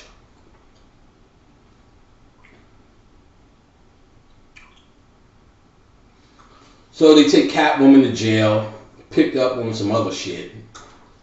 They locking her in on the Dent Law, the fake Nayat, fake justice. And the guard is talking, they said, shit, this bitch will be alright. This is the first time she broke out of jail, she was 16. 6 and 1 is 7 chakras. First time she broke out of humanity, she was 16. They told them about this bitch is reincarnating, now she need to get with Batman, go to heaven. So they start talking about, so Batman says he needs to get up. He's talking to that doctor. The doctor's saying some surefire occult shit. The blind doctor. He's the pineal, or the aspect of the pineal, while he's talking to Bruce in the pit, telling him Bane's story. He says he's going to fix it. First, before you do that, I need to fix your back, nigga. Basically, you need to understand your Kundalini energy is up your back, nigga. You better get your posture right. You know what I'm saying? So it straightens out his back, fixes vertebrae, makes a straight path to God, the spine. Then they have to do the climb. The climb. The climb represents the Kundalini, that pit, of course. That light at the top, it represented one level of Kundalini. It represented, because there's different levels in your Kundalini. There's physical levels, and then there's spiritual levels, or greater spiritual levels, let me say that. So this represented the physical level. The yoga, that's why he's sitting in that position for the longest, healing himself.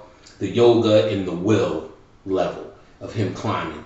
And then him finally finding the way to climb, which was to sever the rope. The rope was to the lower self, or the lower realms. And that rope is what pulls you. That rope that pulls you, yet again, is when you see the police brutality, all that shit that you got you involved here. But still, you know what I'm saying, in fairness, there's a lot of ropes that pull you down. The gas bill pulls you down. The electric bill pulls you down. Your kids pull you down. Everything that's going to distract you humanly is going to pull you down. Every month you got to pay the rent. It's a form of terrorism, and that pulls you down. But he said when you can let these things go, when they can't control you emotionally, even the gas bill and all that, when they can't control you emotionally, that's when you can truly rise. You get what I'm saying? And that's what Bruce did.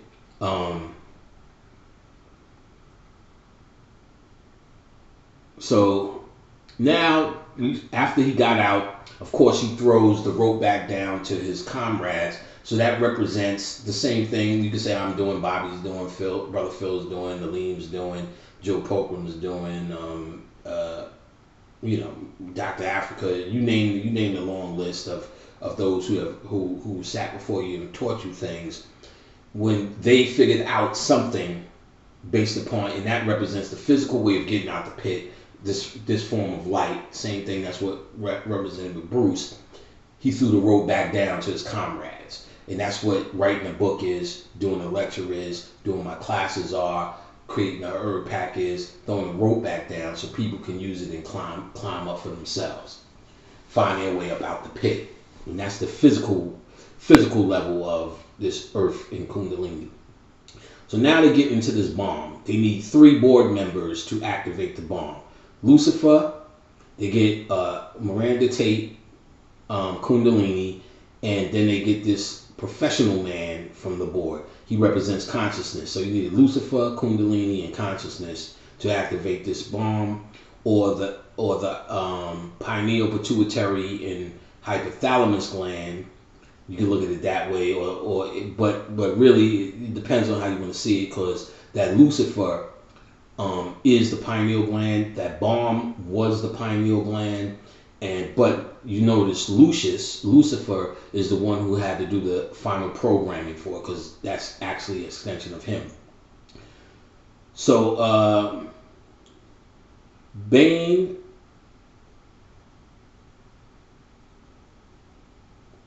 I'm trying to. Bane activates bomb for the sake of your children. Okay.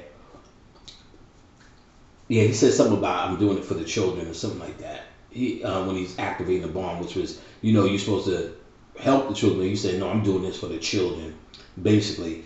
But what you have is them at this big football game. Everybody has on yellow, which represented the will.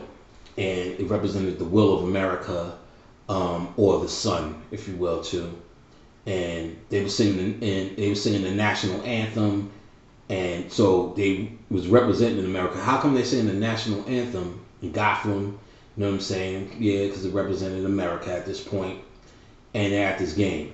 So Bane blows up this bomb, and you see all this destruction. Everybody, the football players is running, and what's odd is the black man is running. He's totally oblivious to this destruction, the one black man. And until he turns around and looked at all the shit that's happening. Now, because he was basically talking about this America must blow up because that's Gotham, and the black man is probably, and it represents the black woman as well, but the only one that can technically be saved. You get what I'm saying? Or can save himself from this destruction. When he's oblivious to the bullshit. If you turn around in that bullshit, you know what I'm saying, you going to the same way, the true story of Sodom and Gomorrah, Lot's wife, he turns around and bitch turns into a pile of salt or some kind of shit like that. It's just another story. If you turn around and look at this shit behind you, you got to leave this shit behind you. So we got to leave America, and it's basically holding on to the ego. Because let's say this was over tomorrow and we found ourselves somewhere in another part of the world and all black people together, we still be talking about the shit that happened here. We be having fucking statues to Trayvon Martin, statues, people who are dead and gone, who technically serve their purpose for us to get to the new world. Let's pretend there's a new world. To get to this new world or this new land, to this new reality, because whatever happened here is over. We still would raise up fucking Yusef Hawkins and all sorts of shit. We still would hold on. That is equivalent to us looking back like Lot's wife. So you had this black man who ran and he was oblivious because he didn't look back. Fuck this shit that's behind him. And of course that represented America. So he was oblivious to the destruction.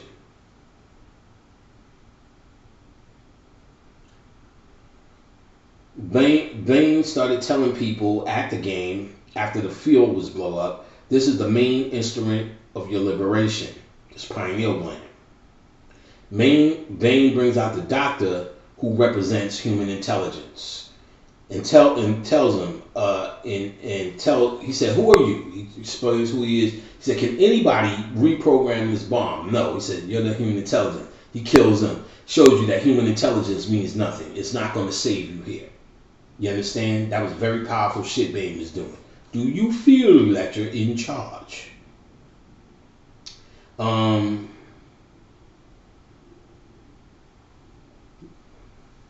don't remember that.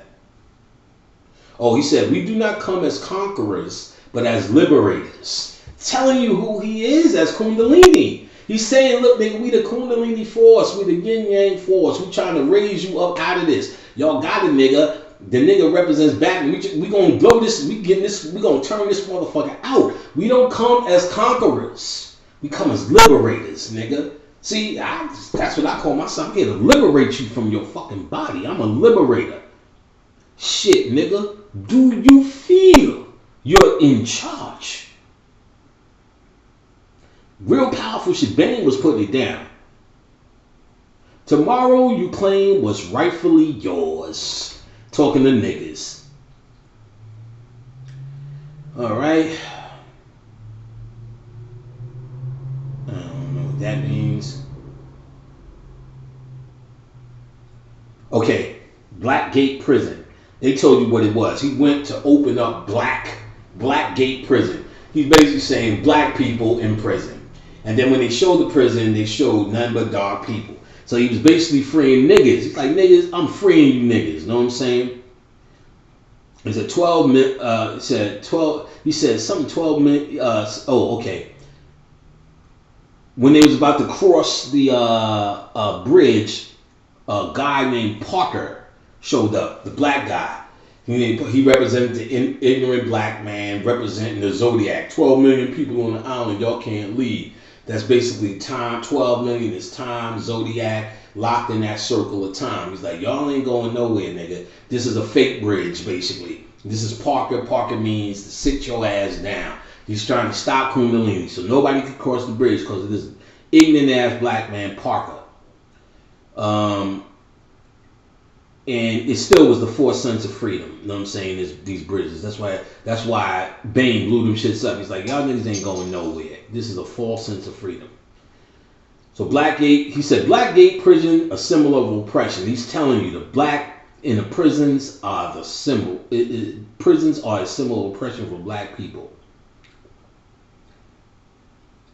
He said thousands of motherfuckers languished under this man, Harvey Dent. He said, fake justice. He said, we need to stop you from tearing down the city. So he's basically saying all these men are suffering under Harvey Dent, and Harvey Dent represents fake justice. The nigga Bane is speaking to you niggas. He's saying all you motherfuckers are lavishing under this fake ass justice system, Harvey Dent. He said, this is some bullshit. He ain't no hero, nigga. The real hero is melanin. He's saying that Batman, because he was reading a letter that Commissioner Gordon was writing, like, Batman's the real hero, while y'all hate this nigga. And Harvey Dent's the real fake nigga. So he's saying the black man is the real hero, and justice, or what we've been calling justice of the justice system, that's the real criminal, that's the fucking fake, that's the shit that's lying to you, that's the real crooks. Nah, he said, y'all niggas ain't ready to hear that. Put the letter away. Brandon read that shit.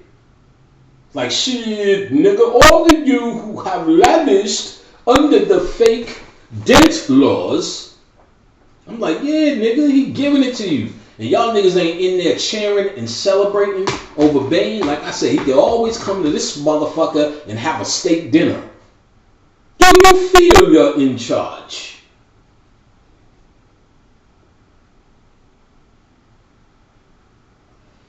He said, Commissioner Gordon says in the letter, I have praised the madman who tried to murder my child. Talking about the justice system of Harvey Dent. So I praise him for trying to murder my child. You know what I'm saying? So that same justice system is what you have stock on, that you're finally going to get justice against white cops who killed a black man. You're praising that system without praising it. You get what I'm saying? No matter how much you say, well, I know it's bullshit, but I'm trying to get this done with this. Fuck all of that. You know what I'm saying? Tear it down. It don't work. You shouldn't be looking for any justice. No justice, no peace in that system. So I praise the madman who tried to murder my child. False idol. All you niggas watching Judge Mathis, y'all should be fucking trying to hang that nigga for sitting there representing that false justice and clowning niggas. Constantly, oh, Judge Mathis, he's so crazy. You know what I'm saying? Nah, y'all should be fucking trying to murder that motherfucker for sitting up there with that fucking arrogance. Praising a madman who tried to murder your child. Free some niggas, Mathis. Alright. Gordon says, 2, when the structures fail, the rules aren't weapons anymore, they're shackles. I'm telling you, motherfucking shackles are the motherfucking order of the day, nigga. Lockdown. Ain't got nothing to do with no motherfucking guns. Knives, why you worried about that shit? Lock his ass down. As much as y'all crying about this one nigga that killed by the cops, remember the cops' first duty is to arrest your black ass. There are thousands of niggas who are still alive in jail suffering. When you gonna get them niggas out? When you gonna make a sign for them niggas? Huh? Problem is, you don't know if they bad or good anymore, or if you should be free. But there are thousands of niggas in jail who shouldn't be in jail. First of all, they about to make marijuana legal all over this goddamn city, all over this goddamn country. A few states they are already. But nobody's saying nothing about the thousands upon thousands of niggas they done put through the justice system unfairly, still in, doing hard time for weed that they're about to make legal. What's justice? Is that justice? That's just fucking laws. That's an invention. And within that invention, it is corrupt. And that's what they represented through Harvey Dent. Maybe it started out nice, but it sure didn't end up that way. So the shackles. All right, there's a star by this, so it must be deep. All right, he says to Robin, who's morality. Robin's giving him the morality speech. How come you didn't tell people about this letter? And we hate Batman now because of you. And you should have said about Harvey Dent. He said, hope you had a friend like me. Hope you had a friend like I did to plunge his hands into the filth to keep yours clean. What he's talking about is the police force. They're the ones that plunge their hands in the filth to keep the politicians and the powers that be clean. So them niggas look like they're gonna help, and the governor come out and say, no, we cannot condone this behavior. But that governor knows he wants that pig sitting right there, that fucking savage sitting right there to kill every nigga that walks close to his fucking driveway. You know that, and I know that. That police force is the goddamn little thing that makes him and his wife and his little flat ass wife and his little dumb ass fucking Down syndrome ass kids feel fucking safe at night. But they will get on stage and tell you we cannot have these type of killings with Mike Brown, a young black boy, and this Trayvon Martin is totally unacceptable in the community. They tell you all of this because it's Gordon saying, I hope you have a friend like me to plunge his hands in the filth to keep yours clean, motherfucker. That's what they're talking about. He said, your hands look plenty filthy to me, because Robin is morality. Your hands look plenty filthy to me. Bane makes a speech. We take Gotham from the corrupt, the rich oppressors of the oppressors of generations who have kept you down from myths of opportunity. See, Bane is giving to niggas. He's telling you niggas, he's communicating to niggas directly. He's telling you niggas, know what I'm saying? Look niggas, this shit is about us. We about to rise. This is a nigga telling you nigga shit. Like, I don't see why niggas ain't got Bane tattoos on them. You know, bitches ain't got Bane tattoos above their ass. He was saying some real nigga shit. So I was having a conversation, somebody was like, well, I think the Joker was the best. No, he was fucking painted up the best. Well, he wasn't saying the hot shit. He was chaos and that was all good. But Bane was telling you all that nigga shit. You know what I'm saying? Look, motherfucker, he was telling white man to their face, the government of the oppressor, I'm giving it back to the niggas, and these niggas need to rise. And niggas, do you feel you're in charge, nigga? He was doing all that fly shit. You know what I'm saying? And nobody said nothing. He said, we start by storming Blackgate and freeing the oppressed. He said, going to jail and freeing them, I'm freeing the oppressed. He ain't making he ain't bullshit. He tell you, look, them niggas in jail are the oppressed people. Ain't no fucking, well, he's a criminal and he deserve it and justice and punishment. He said, we going to free the oppressed in Blackgate. He's basically saying, we going to free the black man in the prisons, the oppressed. He's a champion, nigga. This is the real Obama, you know what I'm saying, right here.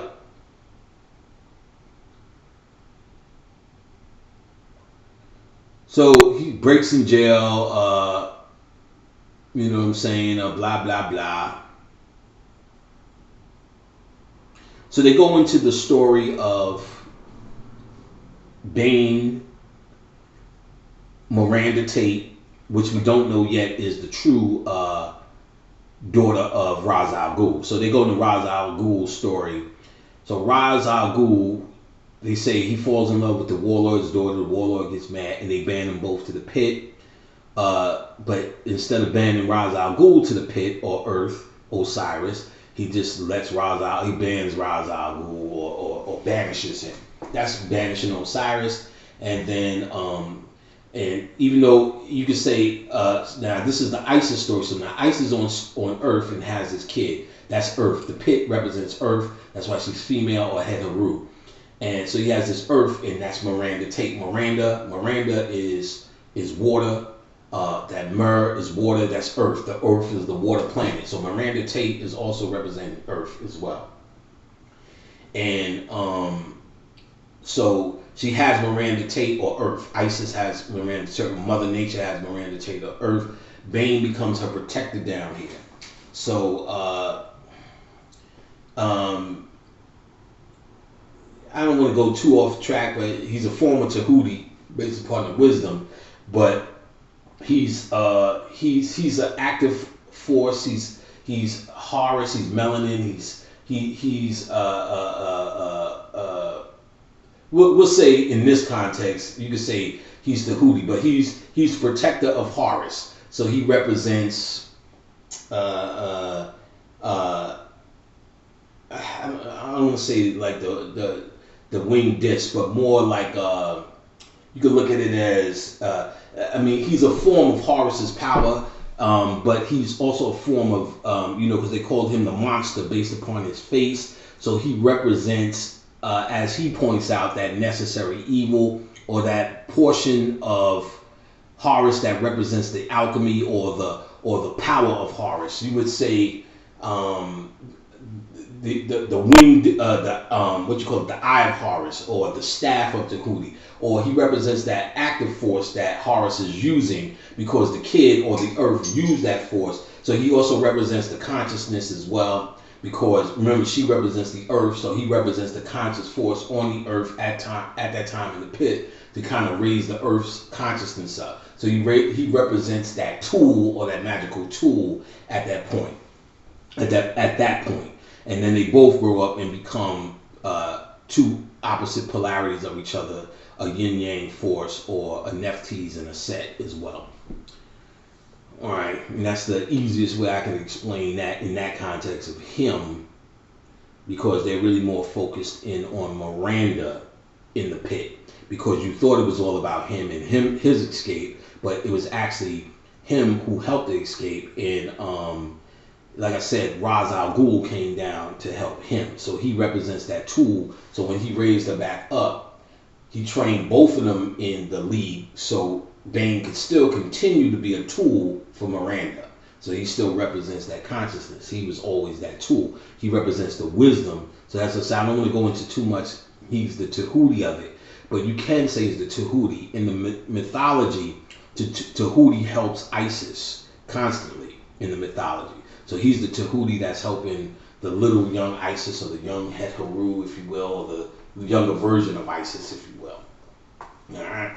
So now, ooh.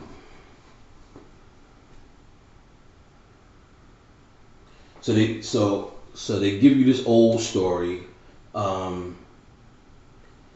Right, he's exiled. Like I said, that's an Osiris story. She's in the pit. Right, and they said she was the redemption. So the baby was the redemption. That's how the earth was going to redeem itself. All right, Roz. Roz says all your decadence, all your power, strength, anything is a lie. Your moral authority, Gotham must be allowed to die. So basically, he told him all your decadence, your moral authority, your strength, your power, he said all that shit is a motherfucking lie. This shit must be allowed to be destroyed. So all that shit I built, the pyramids, I got a nose, that's a step one, but all that shit gotta go. If the earth gotta go, the pyramids gotta go, Angkor Wat's gotta go, Cambodian pyramids or whatever the fuck you into got to go. Because all of that's a lie. Ra's al Ghul is telling nigga, if you conscious, that's what it means. You got to leave this behind. Then, so Bruce is still trying to jump with the rope on, and he keeps falling. Because this rope represents, of course, attachments. The bomb is supposed to then go off in 23 days. 23 is a very powerful number. I did a breakdown on 23. There was the movie 23. You need to study or research the law of 23 or the 23 grid line or the 23rd degree. All this magical shit happens at the number 23. That's where you get 23 skidoo. It represents the number of escape. And so tells you 23 days the bomb's going to go off. They're talking about the gateway is opening up.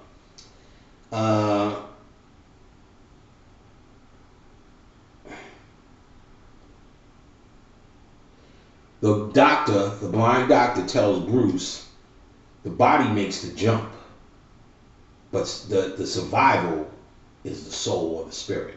So they basically saying, look, your body, look at the jump as an issue for your body, but your soul and your spirit is going to get you out of this motherfucker. You get what I'm saying? So even though you're doing this and doing that and you're feeling this physical kundalini, but what's really going to elevate you is the body and the spirit. That's what's going to elevate you in this kundalini. Just raising kundalini and I felt my kundalini rise ain't going to get it. Now, he said, my soul is ready. Bruce says it, Bruce Wayne says to the doctor, my soul is ready to escape. My soul is ready to escape my body. And the guy said, the fear is why you fail. So he also tells him, now is where you're going to use fear. He said the fear is what's going to drive you. Now I thought this was profound, and Chris Nolan does it because I spoke about it in Inception, where you could pretty much follow the occult theme of a movie, but he switched the roles. And you know it's occult when they use the same actors, because the actor that played Miranda Tate in Batman 3 was the woman in Inception. In Inception, he gave her two different roles. She changed the occult theme in the middle of the movie and changed it back. So if you didn't follow it, you'd be confused to follow it. But he did it here. Because remember, in the first Batman, he talked all about getting past fear, as I just did. But he starts, the bald man starts telling about how you can use fear as an ally, as opposed to what Ra's al Ghul was saying, defeat it.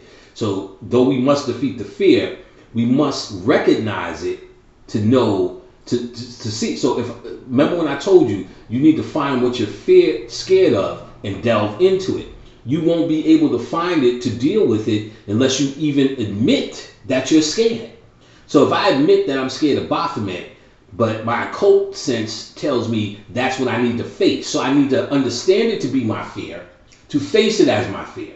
So that's what the old guy is saying. He's saying basically you need to embrace that fear, then overcome it. He said, then when you finish, get over it again. That's what the old guy said. Damn, that's some profound shit. All right. Then you see Bruce getting this thought pattern again, where he sees his father. Why did we fall, Bruce? So we could get back up. This is the most profound thing they're trying to make, or the most obvious thing they're trying to make about the point of all of these movies, because that was from the first movie. Right. The doctor tells him not to ignore fear, but to use it as motivation. And like I said, of course, now ultimately your job is to get over fear. But again, that's how you gauge what it is your path should be. What it is that scares you. And once you're no longer scared of Freddy Krueger, then you're able to tackle Jason. How do you know you're able to tackle Jason and not Michael Myers? Because you're not scared of Michael Myers. You're scared of Jason. So now fear becomes a motivation for you to tackle the next thing to get past. And then once you pass Michael Myers, you're in a whole new form of light. You go through the darkness to find light. You can find that statement clearly dramatized in the movie Silent Hill, where she goes through all these scary things, and they said, now that you went through all this scary shit, let me give you a bit of light. Out of darkness comes light.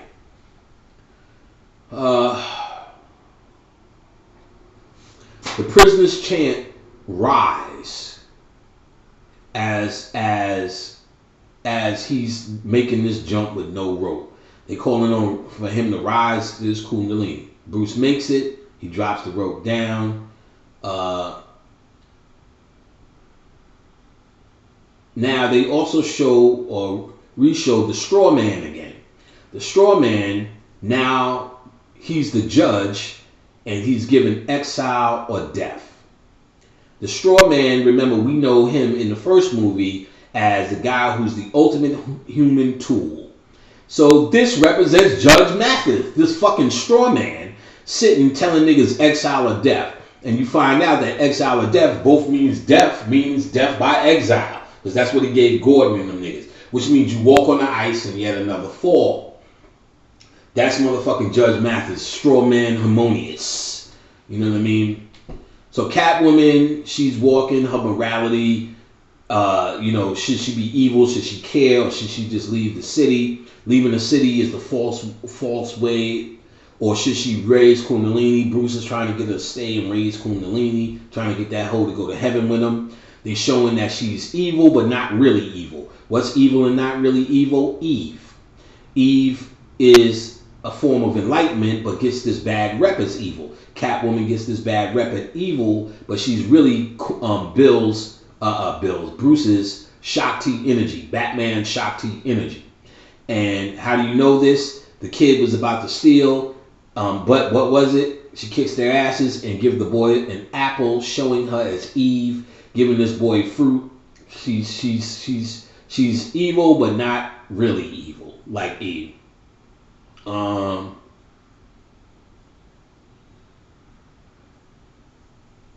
What she says, inventions. Catwoman got your inventions, the case, Fox, Satan.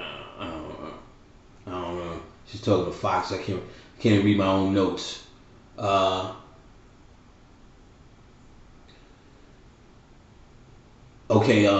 Gordon says to the straw man while he's in court, there's no due process, no lawyer. Gordon's old gullible ass waiting for some real shit. Say, man, fuck that. You choose death or exile, nigga. He said death by exile. You know what I'm saying?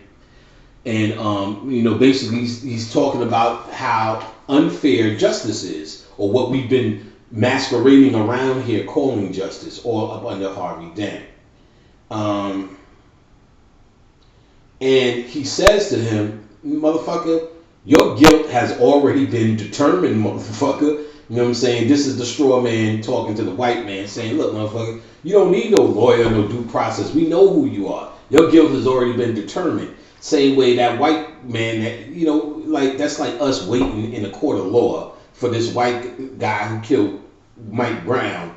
That motherfucker's guilt has already been determined. You know who you are. No process, nigga. Death or death by exile. Exile? Okay, exile by death, nigga. Alright? Bad people, Catwoman said, to Batman, look, motherfucker, let's bounce, nigga. We can bounce again.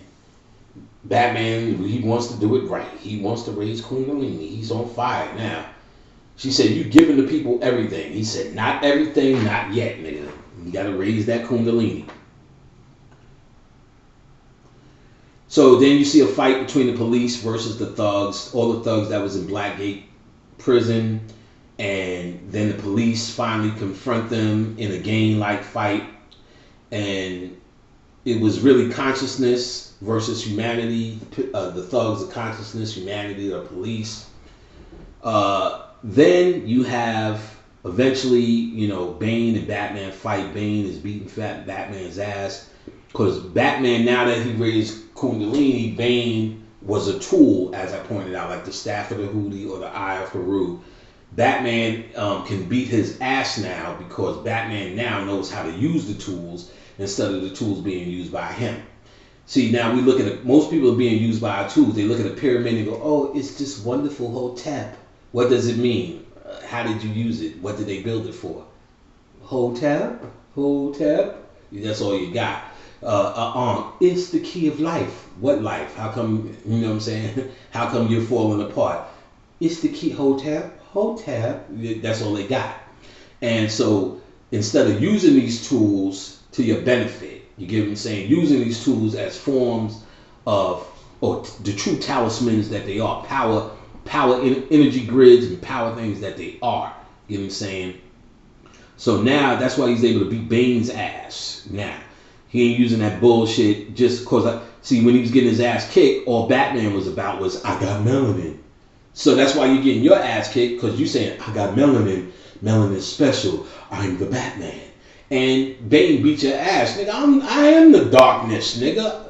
Broke his back and all this shit, nigga. Do you feel you're in charge? You know what I'm saying? I am of the darkness, the theatrics. You know what I'm saying? He's like, nigga, that shit ain't working. You using mediocre melanin shit. He said, this may work to other niggas who ain't initiated. He said, but I am from the League of Shadows. Do you feel like you're in charge? So he's basically telling this nigga, that shit ain't gonna work just having melanin.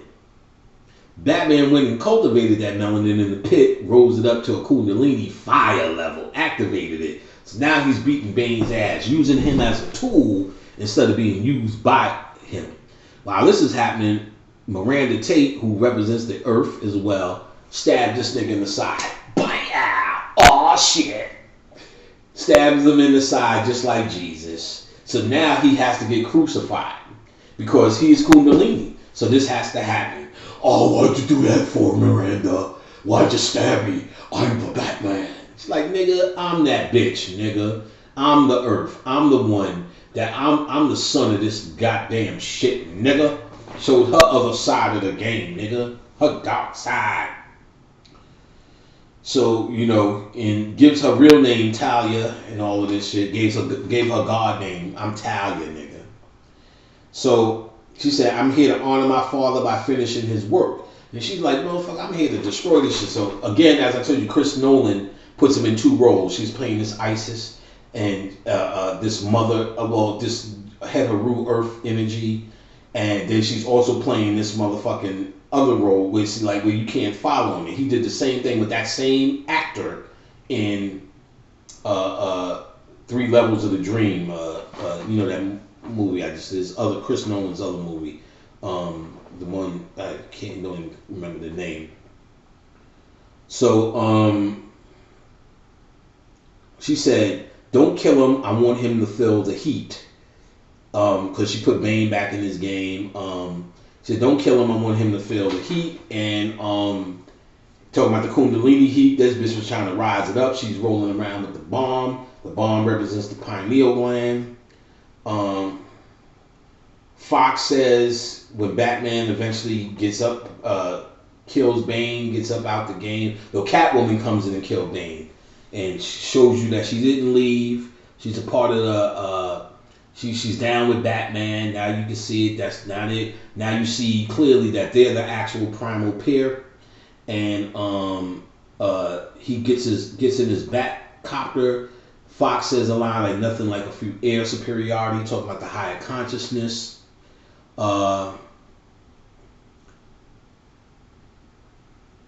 Where did Robin say this? Robin said a word. I don't remember the context, but I have it written down here. Let them die without hope, or something like that. And I remember he was saying, because remember, Robin represents morality, the earth, and humanity. So he said we can't. He was like telling somebody we can't let them die without hope. Because remember, now Robin's trying to give your monkey ass hope again. You know what I'm saying?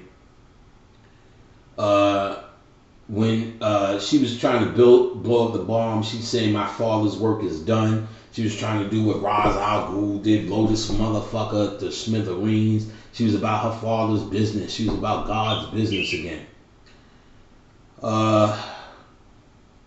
Gordon says a line somewhere about people rising from the abyss.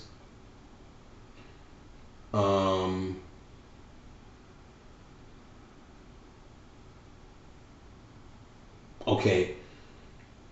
Wayne. Okay, so now we know Batman flies off and the bomb blows up over the city. Boom, great explosion. That was represented as Batman rising, him blowing up into the Kundalini experience. There was the Kundalini energy, the Kundalini existence, the Kundalini explosion, the Kundalini. That's the success. After all of that, starting from you in jail to now, Batman blows up in this Kundalini experience. In the end, Robin, or morality, or the human morality, becomes conscious. He finds the Batcave. He finds all the secrets. He begins in the underworld. The house becomes a place for the orphans. The orphans represent the souls of the light that's left behind. So now this house that's left for the orphans gives you the opportunity for the orphans to rise. Then you see Alfred, who's been gone for quite a long time out of Gotham City. Of course, he's Batman's consciousness. Ain't no reason for him to be around. You find him in heaven, or his idea of heaven, which he talked about earlier, and he sees Batman and Catwoman. A little bit before, Fox was talking to a guy about the helicopter and found out that the automatic pilot was fixed, which was an inconsistency in the story, because even if the automatic pilot was fixed, how are they sitting in front? I don't remember if they were, but weren't they sitting in front of the helicopter, which is supposed to have blown up? If I look again, they probably weren't, but he found out that Bruce Wayne had fixed the autopilot, meaning that once your melanin is at a certain level, it will go on autopilot. That's why you niggas email me all the time about these sporadic Kundalini experiences. But basically, Bruce Wayne was saved. Lucius recognized that Bruce Wayne had made it. Then you see Bruce Wayne with his other side, his other half, up in heaven, or Alfred's idea of heaven, where his consciousness was. Alfred is his consciousness, where his consciousness looked at him and said, y'all made it. All of this energy that was down on earth, called your chakras, Kundalini, and all the rest of that shit, we have made it, Mr. Batman. Do you think you are in charge? So, we are done with that. Like I said, I'm going to do Pirates of the Caribbean soon when I feel like it. Y'all need to go to occultlectures.com, and again, I have a whole host of herb packs, spiritual bath, spiritual house cleaning products, spiritual oils, CDs, my classes. Again, you need to get with these classes. My classes are about to start a new cycle towards the end of September. Now is the time to get in. Now is the time to start getting on a payment plan so you're ready. It's probably some of the hottest shit you can do in your life of the occult. The classes go way deeper than the lectures. I teach you how to access, how to get in to the spiritual shit.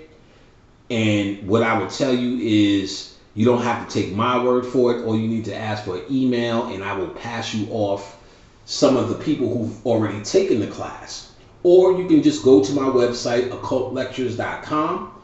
You can look under the About Panic. You will see a place that says testimonials. And under those testimonials, you can read for yourself what people are saying out of their own mouths about what happens when they take the class, or the herb pack. The herb pack that I offer is all natural organic herbs, no drugs, nothing that shows up in a piss test. The only warning One of the ingredients they say do not take when you're pregnant. So if you're pregnant or nursing, do not take the herb pack. Other than that, the sky's the limit. No drugs. It is all medicine for your pineal. It opens up your third eye.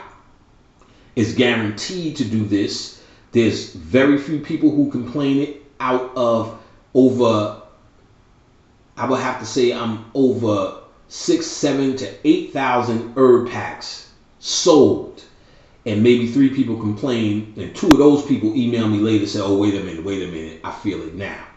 And like I said, I can't speak for your pineal, but what I can tell you this, if you have a motherfucking pineal, and you have a kundalini and melanin, and you studying this shit, oh, you gonna feel something. You gonna feel something. Now, because everyone came to do different things, and everyone's spirituality is keyed a different way, different things happen to different people when they smoke this herb pack. You know, I get a few people who say the chatter stops when they're meditating. They can. Some people say they relax. Some people they dream deeper. Some people can focus more. Some people smoke it with weed, and whatever weed was doing, it enhances that. Some people stop smoking weed, stop smoking cigarettes, started smoking herb packs. One motherfucker got up and walked. He was paralyzed. You name it, someone has told me what this herb pack has done for them. And what you need to do is get one yourself and see for yourself. It's quite cheap, especially now with the website. I'm able to get packages out much, much quicker. And I notice people notice and appreciate that more. And like I said, I have plenty of other products that do support it. Aura baths, Ganesha crystals. And if you don't know what it is, I have all the lectures up that support when these products came about. ODB oil, things that magical things that happen. I explained, for instance, I did a whole ODB lecture, and then after that, we had a friend who in their yard, because it was the yellow emperor. All of these yellow flowers just emerged overnight on their yard after I did that lecture. And then what they were able to do, they picked all them yellow flowers, sent them to me, and after that, I still have them. I dried them out and created oil out of them. So now we have ODB oil. And we've been doing that for years. So remember, we got this ODB oil still popping. And motherfuckers put that on and meditate and get right into the chaos realm. ODB is the motherfucking Joker, nigga. And so y'all need to understand that as we talked about the Joker, that's not a made up thing. That was Old Dirty Bastard. Flavor Flav as well. You know what I'm saying? But them niggas are representative of the chaos realm. Them niggas are the chaos realm. That's what them niggas are. That's what ODB was. We got ODB oil popping. Another thing you want to get in there, which is the hottest shit right now, is these readings with Khadijah. When I tell you she's on fire with it, she was always on fire with it, but it was what we were doing. But like I said, she decided to share. And her testimonies are up as well on my site. OccultLectures.com, under the About Panic, look for Samadhi readings. But she's a massage therapist by trade. She's badass in that shit. But see, you know, people think, oh, that's some sexy shit. But no, she's a therapeutic massage. So that should be hurting, but you feel good the next day. So I think she's still doing that. People who need that, get at her for that. But what you want to fuck with is these readings right now. She's tapping into shit. What niggas should do, giving out a lot of work for niggas. So if you at a standstill or you need to know the next thing to do in your spirituality, that's where you want to be now in these readings. She's still offering very cheap. The more people get on, it might get more expensive because I know she's gonna be doing more work based upon it. So you want to get on them right now. You email her at Samadhi Massage, SAMEDIMASSEGE at Hotmail, or it's very easy under the About Panic area at OccultLectures.com. You can just look for her page under the About Samadhi readings, and you can send her an email directly from that page. So again, you want to get with these classes, these herb packs, or whatever. You want to check out drleanlbay.com as well for his products. Plenty of magical products there. Plenty of items you need. Plenty of information. His dates. What we'll be doing on the radio show. We'll be on the radio show. I'll be back on First World Order Radio 8 o'clock on Wednesdays, 8 o'clock on Thursdays when I'm there. On Blog Talk Radio, that's blogtalkradio.com/Dr. Aleem, I think, or Aleem El Bey, or Aleem, yeah, I think it's Aleem El Bey, or Dr. Aleem Bey, one of them. But you could also do a search for First World Order Radio, or you can go to my page, occultlectures.com, and find the links to First Order Radio if you're having a hard trouble, because Aleem does plenty of information even on the days that I'm not there. So occultlectures.com, and that's easy because the name of this YouTube channel is occultlecture.com, so it should be easy to remember, where you can get any of these products for your magical transformation, or organic herbs for the third eye. That has been working for quite a long time. And I hope you enjoy my ranting breakdown. And I'll be back soon with Pirates of the Caribbean, because I like that movie as well. And whatever's whatever. And do you feel you're in charge?